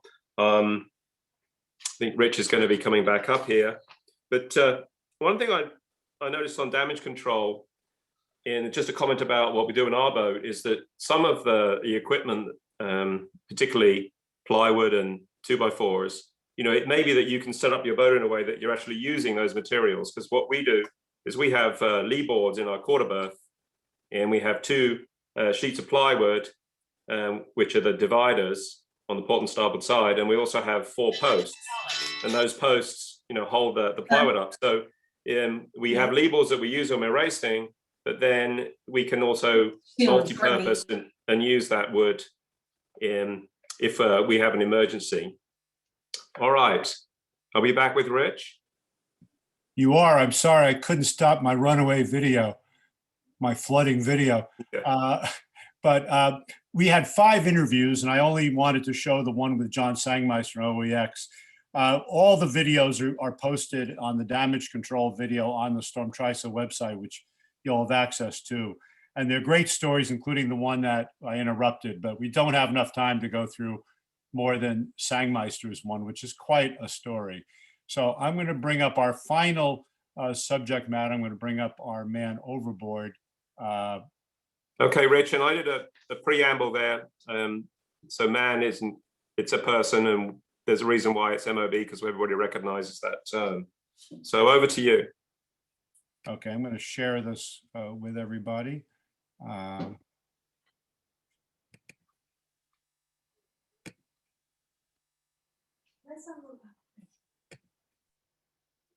Okay, there's the COB MOB.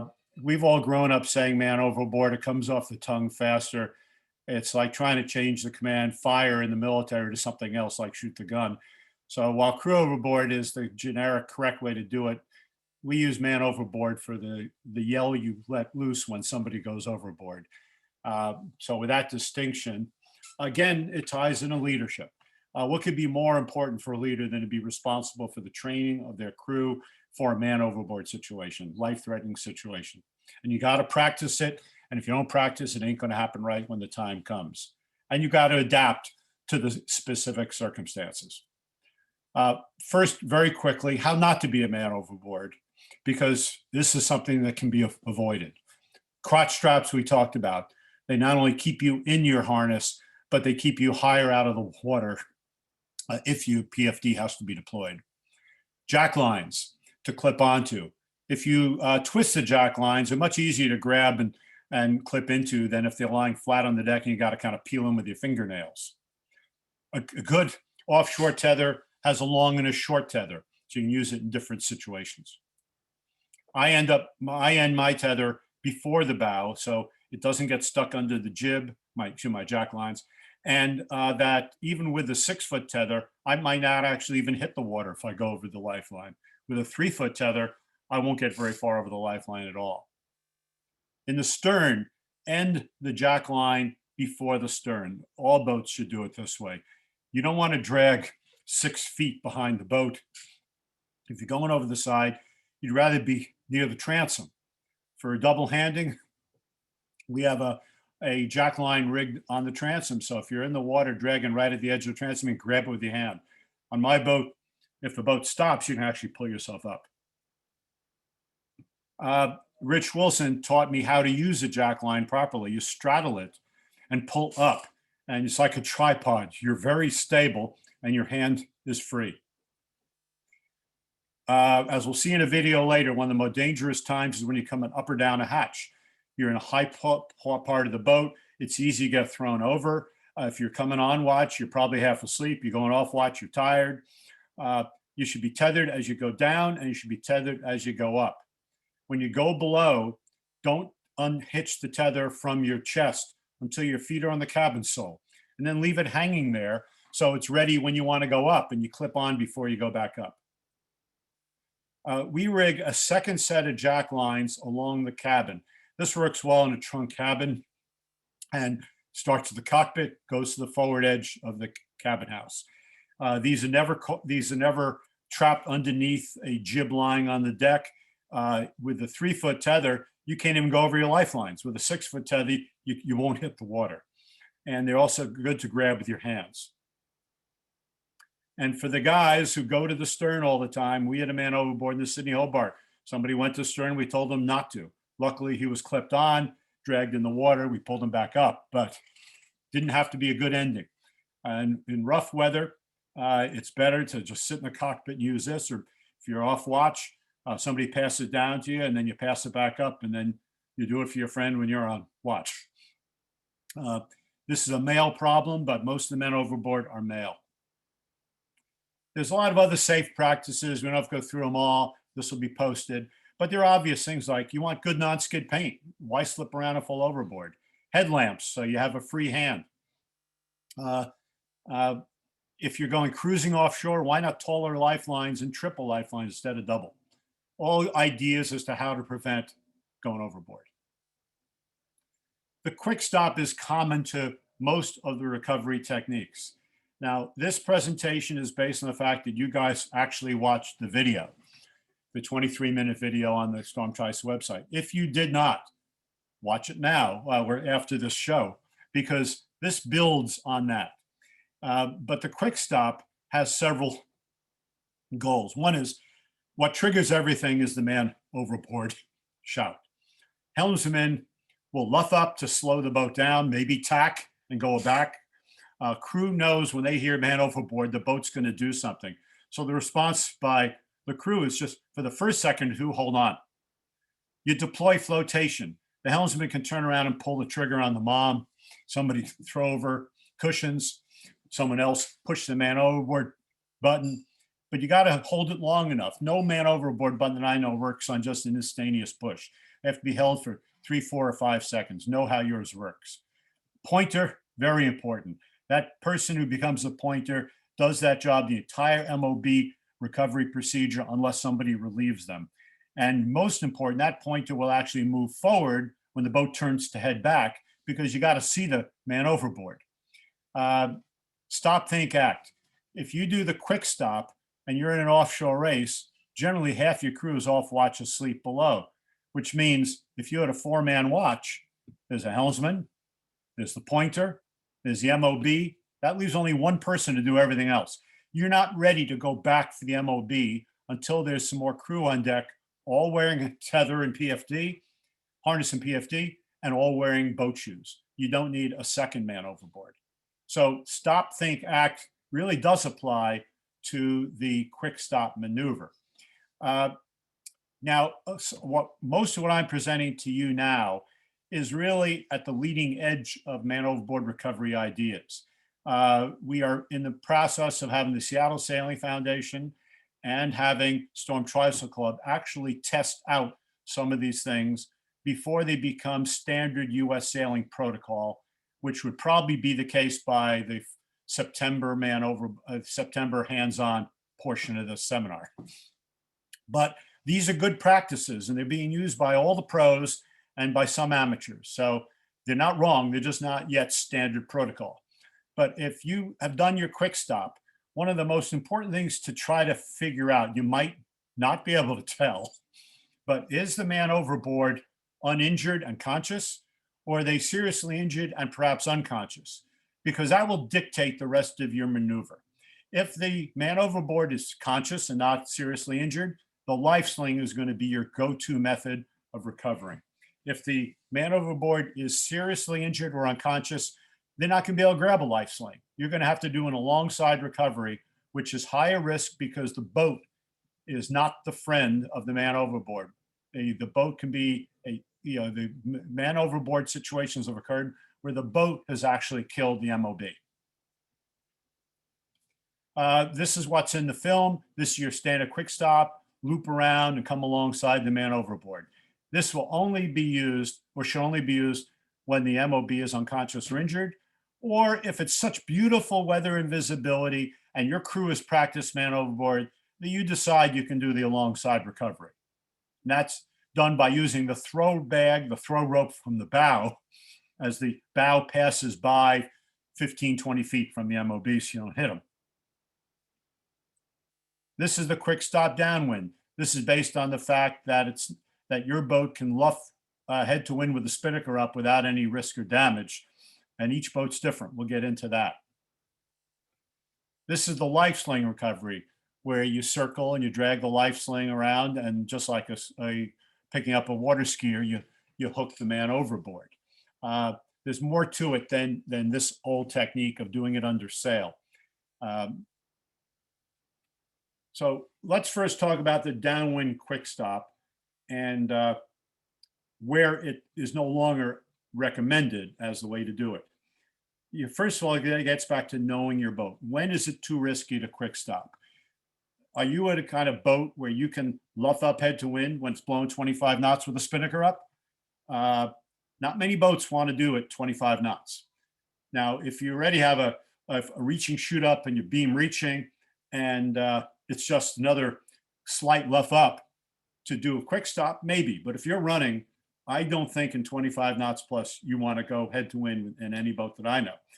But where's the threshold? Is it 18? Is it 20? This is something you got to actually try in your own boat, because there's two basic downwind techniques. One is doing the quick stop. The other is to sail off on a broad reach and do a letterbox. And if you're out in an ocean race and you're on a, you're not doing round the buoy with a letterbox, but if you're on an ocean race and you've got a 20 mile, 40 mile, 1,000-mile leg, and you're not going to jibe in the next few minutes, you should be rigged for letterbox, either the third sheet on the spinnaker, the windward sheet pulled around, or the sheet snapped onto your spinnaker sheet and then led through, as Chris and I were talking about. But this is something you've practiced. And so either you're rigged for the letterbox, in which you're going to do a letterbox takedown if there's an MOB, or it's light enough where you don't have to do the letterbox. If you're doing the quick stop with the spinnaker up, a few tricks.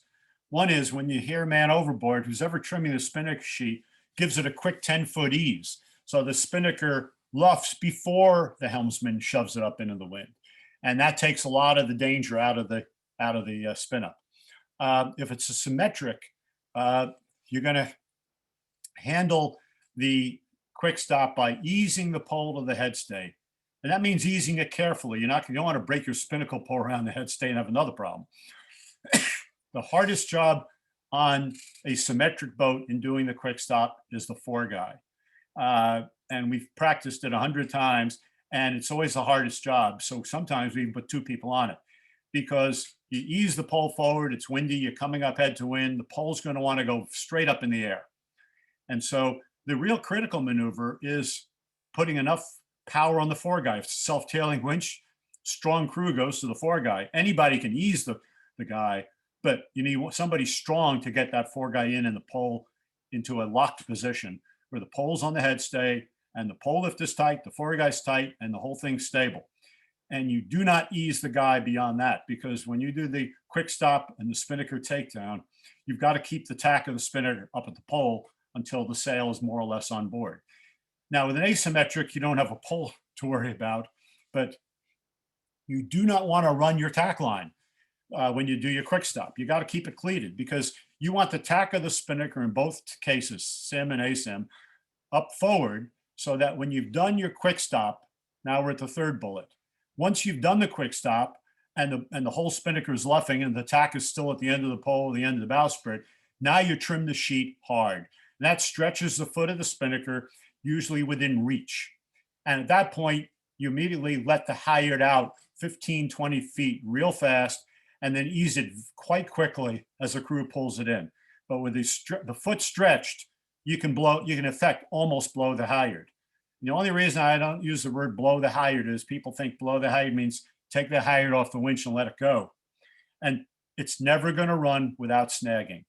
Yeah, and then you got a real problem. Then you got to cut the halyard.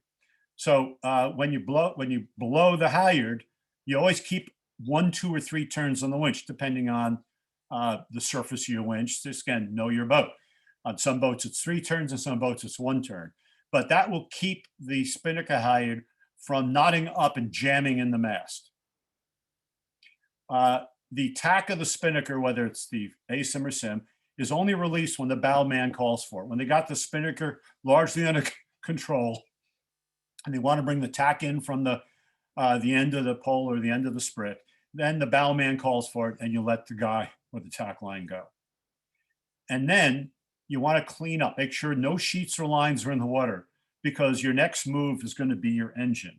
And this is where we believe the protocol for man overboard should be changed from what is really called a sailing recovery to a motoring recovery. And if your engine doesn't start, you're going to be sailing. But if your engine starts and you're really out at sea and it's rough water, anything but that perfect, nice, calm day with a practice crew where maybe you want to go alongside, but anything where you want to use the life sling recovery, or if there's an unconscious man overboard, it's rough, you're going to want to use your engine. So sheets and lines out of the water. Know your equipment. PFD, I'm just going to hold mine up, but know your equipment. It's got certain features on it. You got to know what's on your PFD.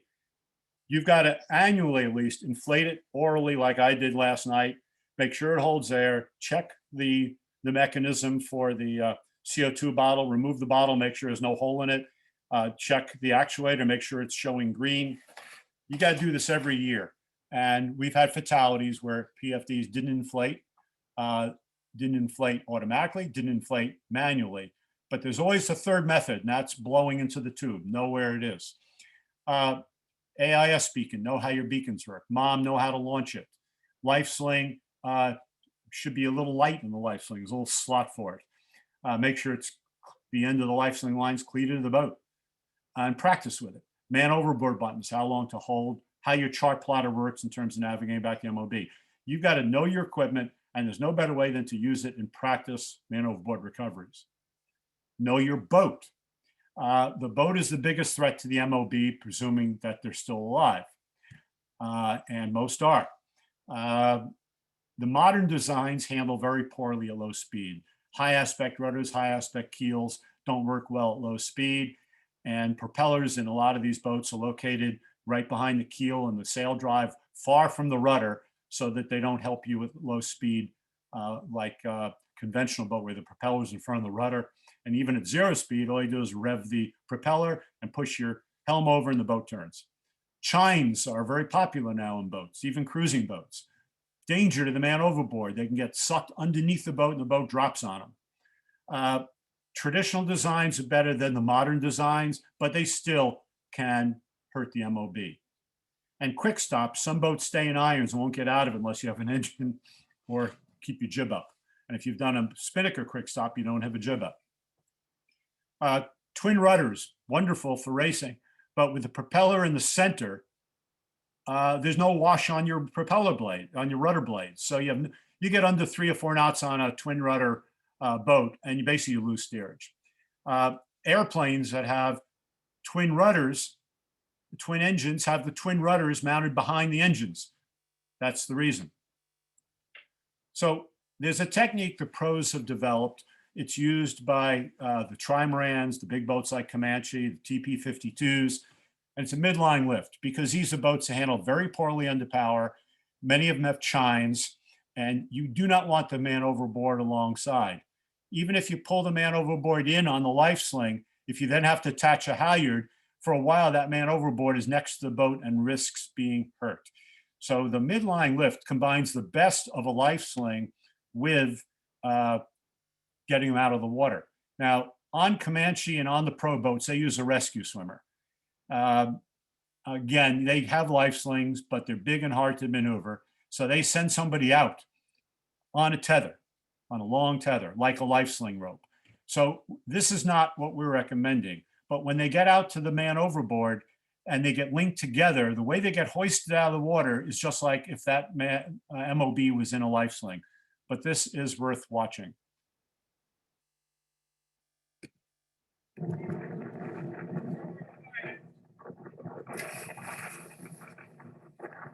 These rescue swimmers are trained. So this is not for amateurs. We used one on Carina. We had 2 rescue swimmers, 1 on each watch.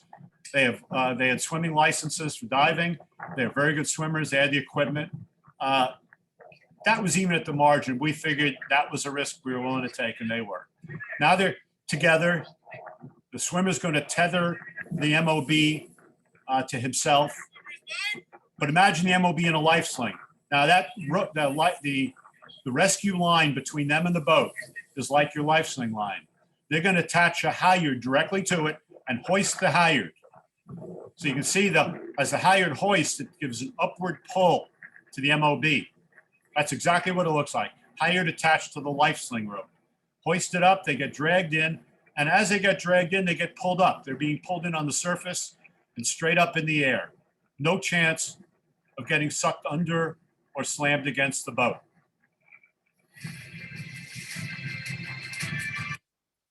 Now, Comanche's got the advantage of unlimited manpower on coffee grinder winches.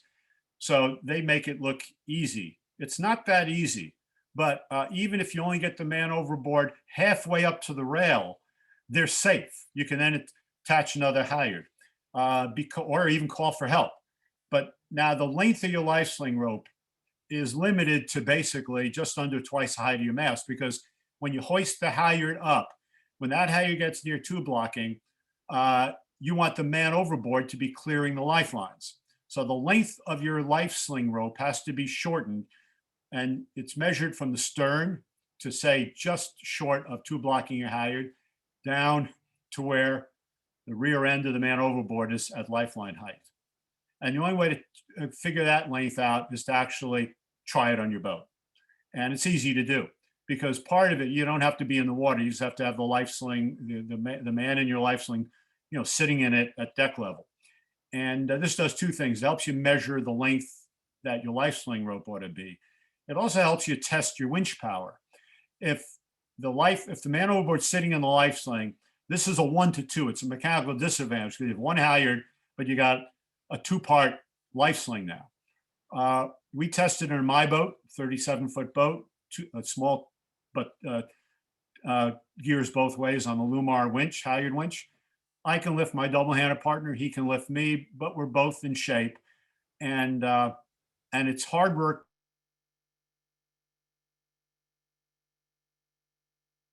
No issue, because people can be hauling on the halyard at the mast while they're winching in, no issue.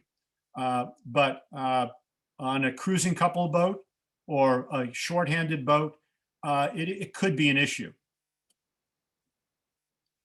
Again, 1-to-2 disadvantage. One end of the life sling rope is tied to the stern, and the other end is on the life sling. I could put a little loop on mine, so it reduces friction a little. It's really not needed. I went to red Spectra, which floats, and there's no stretch. It's great. But the yellow life sling line is strong enough as long as it hasn't been sun beaten, and it works, but it stretches a lot. So again, you take your life sling and you got to pick starboard to port quarter. Where do you want to put it on your boat? Because it's going to dictate the rest of your maneuver. So even without a midline lift, it's one quarter or the other. But here we put on the starboard quarter because we're going to pick up the man overboard on the starboard side using the starboard halyard. That's why you want to plan ahead. Both ropes work. The other note is, though, that your halyard must be long enough. If you cut the tails off your halyards, it's not as easy. If your starboard halyard is the one you're going to spinnaker halyard, you're going to lift the man overboard up on, you want a long tail on the halyard, so it's easy to run to the stern, clip it onto the life sling rope, and then go forward and pull it in. A little planning. This is the view from the man overboard. You're looking up the yellow life sling bridle, which is part of your life sling. The halyard is snapped onto that and goes up. The life sling is tied onto that. The halyard snaps onto the life sling rope, and the life sling rope is cleated back in the stern. This is the view from the man overboard. Each boat, regardless of what lift you're using, whether you're cruising couples, double-handed racing, or full crew, you need your own plan. And your plan ideally is bifurcated by whether your engine works or not. And so when we do our quick stop double handing, we deploy the mom, we deploy our horseshoe, we hit the MOB button. In my case, with a tiller, I lash the tiller. I have a little snap that comes up, just snapping an eye in the bottom of the tiller, because you don't want your rudder going hard over and the boat backing down on your rudder. But in a full crew, it doesn't matter. Somebody's on the helm. But for cruising couple or double-handed, you want to be able to somehow lock your wheel or lash your tiller. This is very quick, your quick stop. Then before I do anything else, I put my engine in neutral and start it. If it doesn't start, I go through the right-hand column. If it starts, at that point, I drop all my sails, drop my head sails, trim the sheets in tight, make sure they're not in the water, drop your mainsail, trim it in tight, pull the travel to the port side of the boat, and make sure nothing's in the water, and then start motoring back to the MOB. And when I get near the MOB, deploy my life sling, and my life sling is on the starboard side of the boat, so I circle clockwise. So I'm planning to pick them up on the starboard side. It's not a big deal because you're going to do that anyway with a life sling on your starboard side. You're not going to be circling left, you can be circling to the right. You can put on the port side of the boat and circle left, but you got to know which way you're going to do it. Once the man overboard makes contact with the life sling, I stop the engine and lash the tiller, put her in neutral, and then run forward, grab the halyard, snap it onto the life sling rope, and start winching up. And if it doesn't start, I do the same thing I do with the mainsail. Then drop the main the moment I make contact. The benefit of the engine is you have better control coming in and doing your maneuvers, and it's easier to stop the boat. When we did our life sling tests on our man overboard video, which you saw, you notice how hard it is to stop a boat.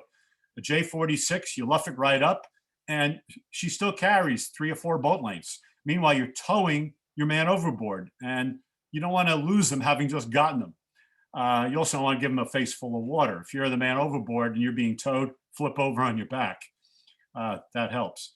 Now with the spinnaker up, we do a quick stop of slight medium wind, but with an autopilot, we basically go on a broad reach and then sock and drop our spinnakers. If we were a full crew, we'd be doing a letterbox in heavy air. So basically, I've talked about all the ones at the top. One additional one, though, if you've lost sight of the MOB, at that point, it's worth doing a quick Mayday in VHF, because if anybody else is in the area, you're going to need them. And one challenge with cruising couples or double-handers is there's no pointer, and it's highly likely you lose sight of the MOB. Now, strobe light can help you, but without a strobe light or the AIS beacon in the MOB's hands, you're not likely to know where they are. If you're dragging in the water, if you've fallen overboard and you're on your tether, you're not quite a man overboard. You roll over on your back so you don't get a mouthful of water, but the crew needs to stop the boat fast. I mean, like a quick tack, so you make the man overboard put him on the high side of the boat. Stop the boat dead, and the easiest way to get on board is snap a halyard on their tether and do the midline lift on the tether, and that came from Sir Robin Knox Johnson. Now, one guy named Matt is on this call. He's going to do one of the clipper races that Robin runs. So he's going to learn that technique. These are the people who helped develop the midline lift. So hang on, let me, there. And so this wasn't a one-person job. Checking about winch power. Well, most boats over 40 feet have enough winch power to do the midline lift.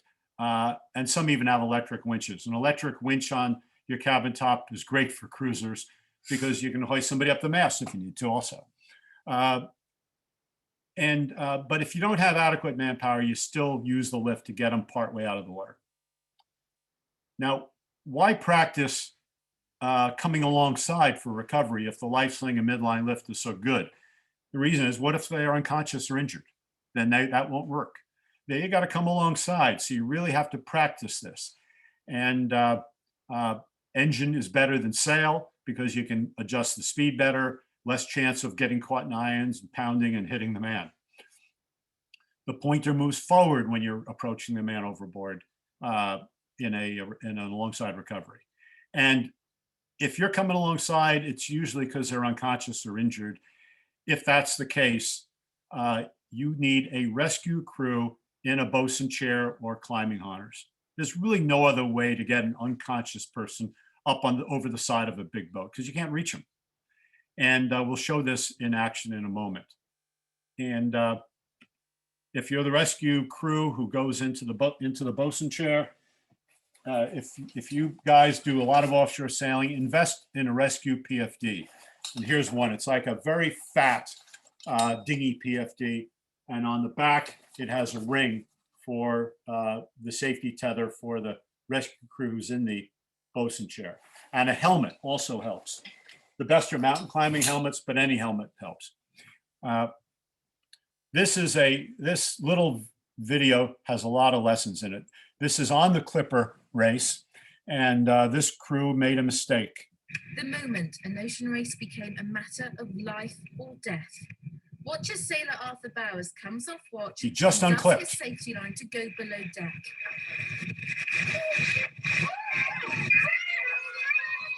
He should have stayed clipped until he was below. Drilled into them, but this is no test. A life ring is thrown. This is 17 minutes later, when they got near enough to try a life ring. With a crew member in the sea in a harness, and Arthur is grabbed. Their only option is lower somebody in a bosun chair. The South Atlantic is cold. The waves. There he is. He's being lowered into the water.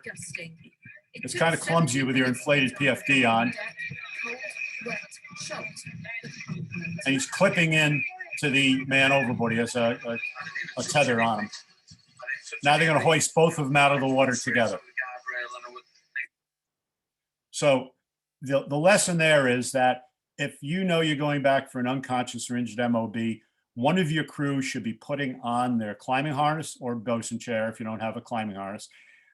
If you have a rescue PFD, that's better than having your inflatable, but the inflatable works. If you have a helmet, wear it. And he should be getting ready to be lowered over the side and higher, because that's the only sure way you're going to get the MOB. And even if he has to bear hug him and get lifted up together, but the best way is to have a second tether to clip onto him. On the left, Robin Knox Johnson, every PFD in the Clipper race, he fitted these strops on, because you can't reach your D-ring with your inflated chamber pressing against it. This is easier. Now, the new PFDs, like this spin lock, have a lifting strap built in and snapped on here. The old ones don't. So my old PFD, I retrofitted and put a strap on right here. It's secured with yarn. But that's a thought. And the Gale Rider drogue that we use for the steering is great. But again, an unconscious MOB is not going to get into it. Having a nice, easy climbing ladder is good, but that's not the full answer. For double-handed, where you can't lower yourself over the side, the only thing so far I've come up with is use one of these mooring grabbers and snap onto the back strap in your PFD. And we've hoisted people out with hooks attached to every part of the PFD, and it's worked. It hasn't been very comfortable, but it works. So I've got one of these mooring hooks, which I could latch on to the MOB, but it's not what you're happy about. So if you're a double hander or a cruising couple, use your tethers so you don't become an MOB. We don't teach this wedgie lift, but it was a kind of a funny photograph. The guy was pulled back aboard. How to practice is important, because most people don't practice MOB, and then if they do, they don't really know how to do it. One crew takes notes is a great idea, or if we're double handing, we bring a third person to do this. Get a tall boy buoy, because cushions blow away. They don't act like an MOB who doesn't blow away. A tall boy buoy is easy because all you want to do is spend the time getting back in the right position, just grab the buoy and go. The actual recovery of man overboard, you can practice your mooring by putting somebody in the water. Tape your AIS onto the tall boy a foot above the buoy and put it and light it off, get on the VHF, tell people you're doing it, and see how your MOB button works and see how your chart plotter works on the AIS. Test the MOB button, practice quick stops and see how your boat behaves. Practice how to lash your tiller, practice motoring at low speeds in different wave conditions, practice with your sails in different true winds. Go upwind, downwind when you get really good, do it in heavy air. And if you're really doing some very serious offshore transatlantics, try some night practices. Do life sling and alongside. But unless you have a trained swimmer and a rescue boat nearby, for actually figuring out how to pick somebody up, I would do it at the mooring or drop anchor and practice midline lift. Have somebody swim out away from the boat in the life sling, then practice the lift. Practice all the different techniques. Practice lowering somebody in a bosun chair. This is really important. And to get competence, good competence, it takes about 4 hours of upwind practices, 4 hours downwind, about 2 hours of the mooring. It's a full day or a couple of days. So if you really want to build up competence, you got to do it. But how many hours do you spend practicing spinnaker sets and jibes or sail changes?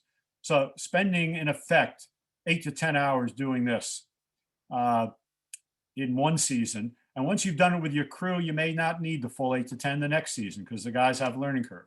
But if you're really going to get good at it, you got to practice. And not only are you prepared for MOB, but Jean Lecom in the Vendée Globe rescued Kevin Escoffier, whose boat sank. We rescued 2 people who went through their life when the lower lifeline broke. We were the first on site. They had no flotation. We threw it at them. The second boat picked them up. Wim Jessup and Martin rescued 7 out of 8 people from a capsized motorboat. The one young boy was trapped in the forward cabin. They couldn't get him. So all the man overboard practice helps you anywhere. Powerboat recovery is interesting, and we find a lot of sailors do powerboating. I think I'll leave this for you guys to check on the website, but it's some interesting parallels because a powerboat, you don't have to mess with the sails and you have better motor control. So you're already there. But at the same side, you have bad visibility because of flares and you have high topsides. So, you know, your swimming platform becomes the best way. Things like kicking the stern away from the man in the water if you see them go over the side. But same thing, throwing flotation, hitting MOB buttons, cruise pointer, all the same things apply. But the life sling is really the go-to way, unless you pull 15, 20 feet away from somebody and you throw a rope or a life sling to them. But you want to practice it. And then at the end of the day, you come up like this with a plan. And again, this is on the website. But if you're a motorboater, you make a plan. It's simpler than a sailboat, but very similar principles. So with that, this is the end of our formal presentations. I'm going to return the control to Chris for some final Q&A. Thank you, Rich. I know we've run over slightly, so I'm going to say a few closing comments, then we'll stick around for Q&A if any of you need to go. And obviously this is recorded as well and you can pull it up. You may well need to pull it up and just review some things because we're sending out the quiz. It's going to come out to you by email. And we're going to give you a week to get that quiz completed and returned. So on Monday morning, the following week, we'll be going through the answers and you'll get your scores back. And just a reminder, those doing track 2, that's a mandatory exercise. Look, I always learn. I've made 4 notes in listening to this presentation about my own boat and our own techniques, and you can't do this often enough. And I want to sincerely thank the presenters, Rich DeMoulin, Ed Césaire, and the panel. And without further ado, we're open up for any questions. And I had one which I think was answered, Rich, which was the 2x4. How long should that be in your boat? And I think you said 2 by 6 feet. Does it anything to do with the width of a boat or being able to prop it? Yeah, I think the bigger the boat, the longer it is, or you just have a couple of them and you actually nail them together when you need to size them up for an opportunity. But it sounds crazy, but it's a good thing to have, and it's very hard to replicate a 2x4 with anything on the boat.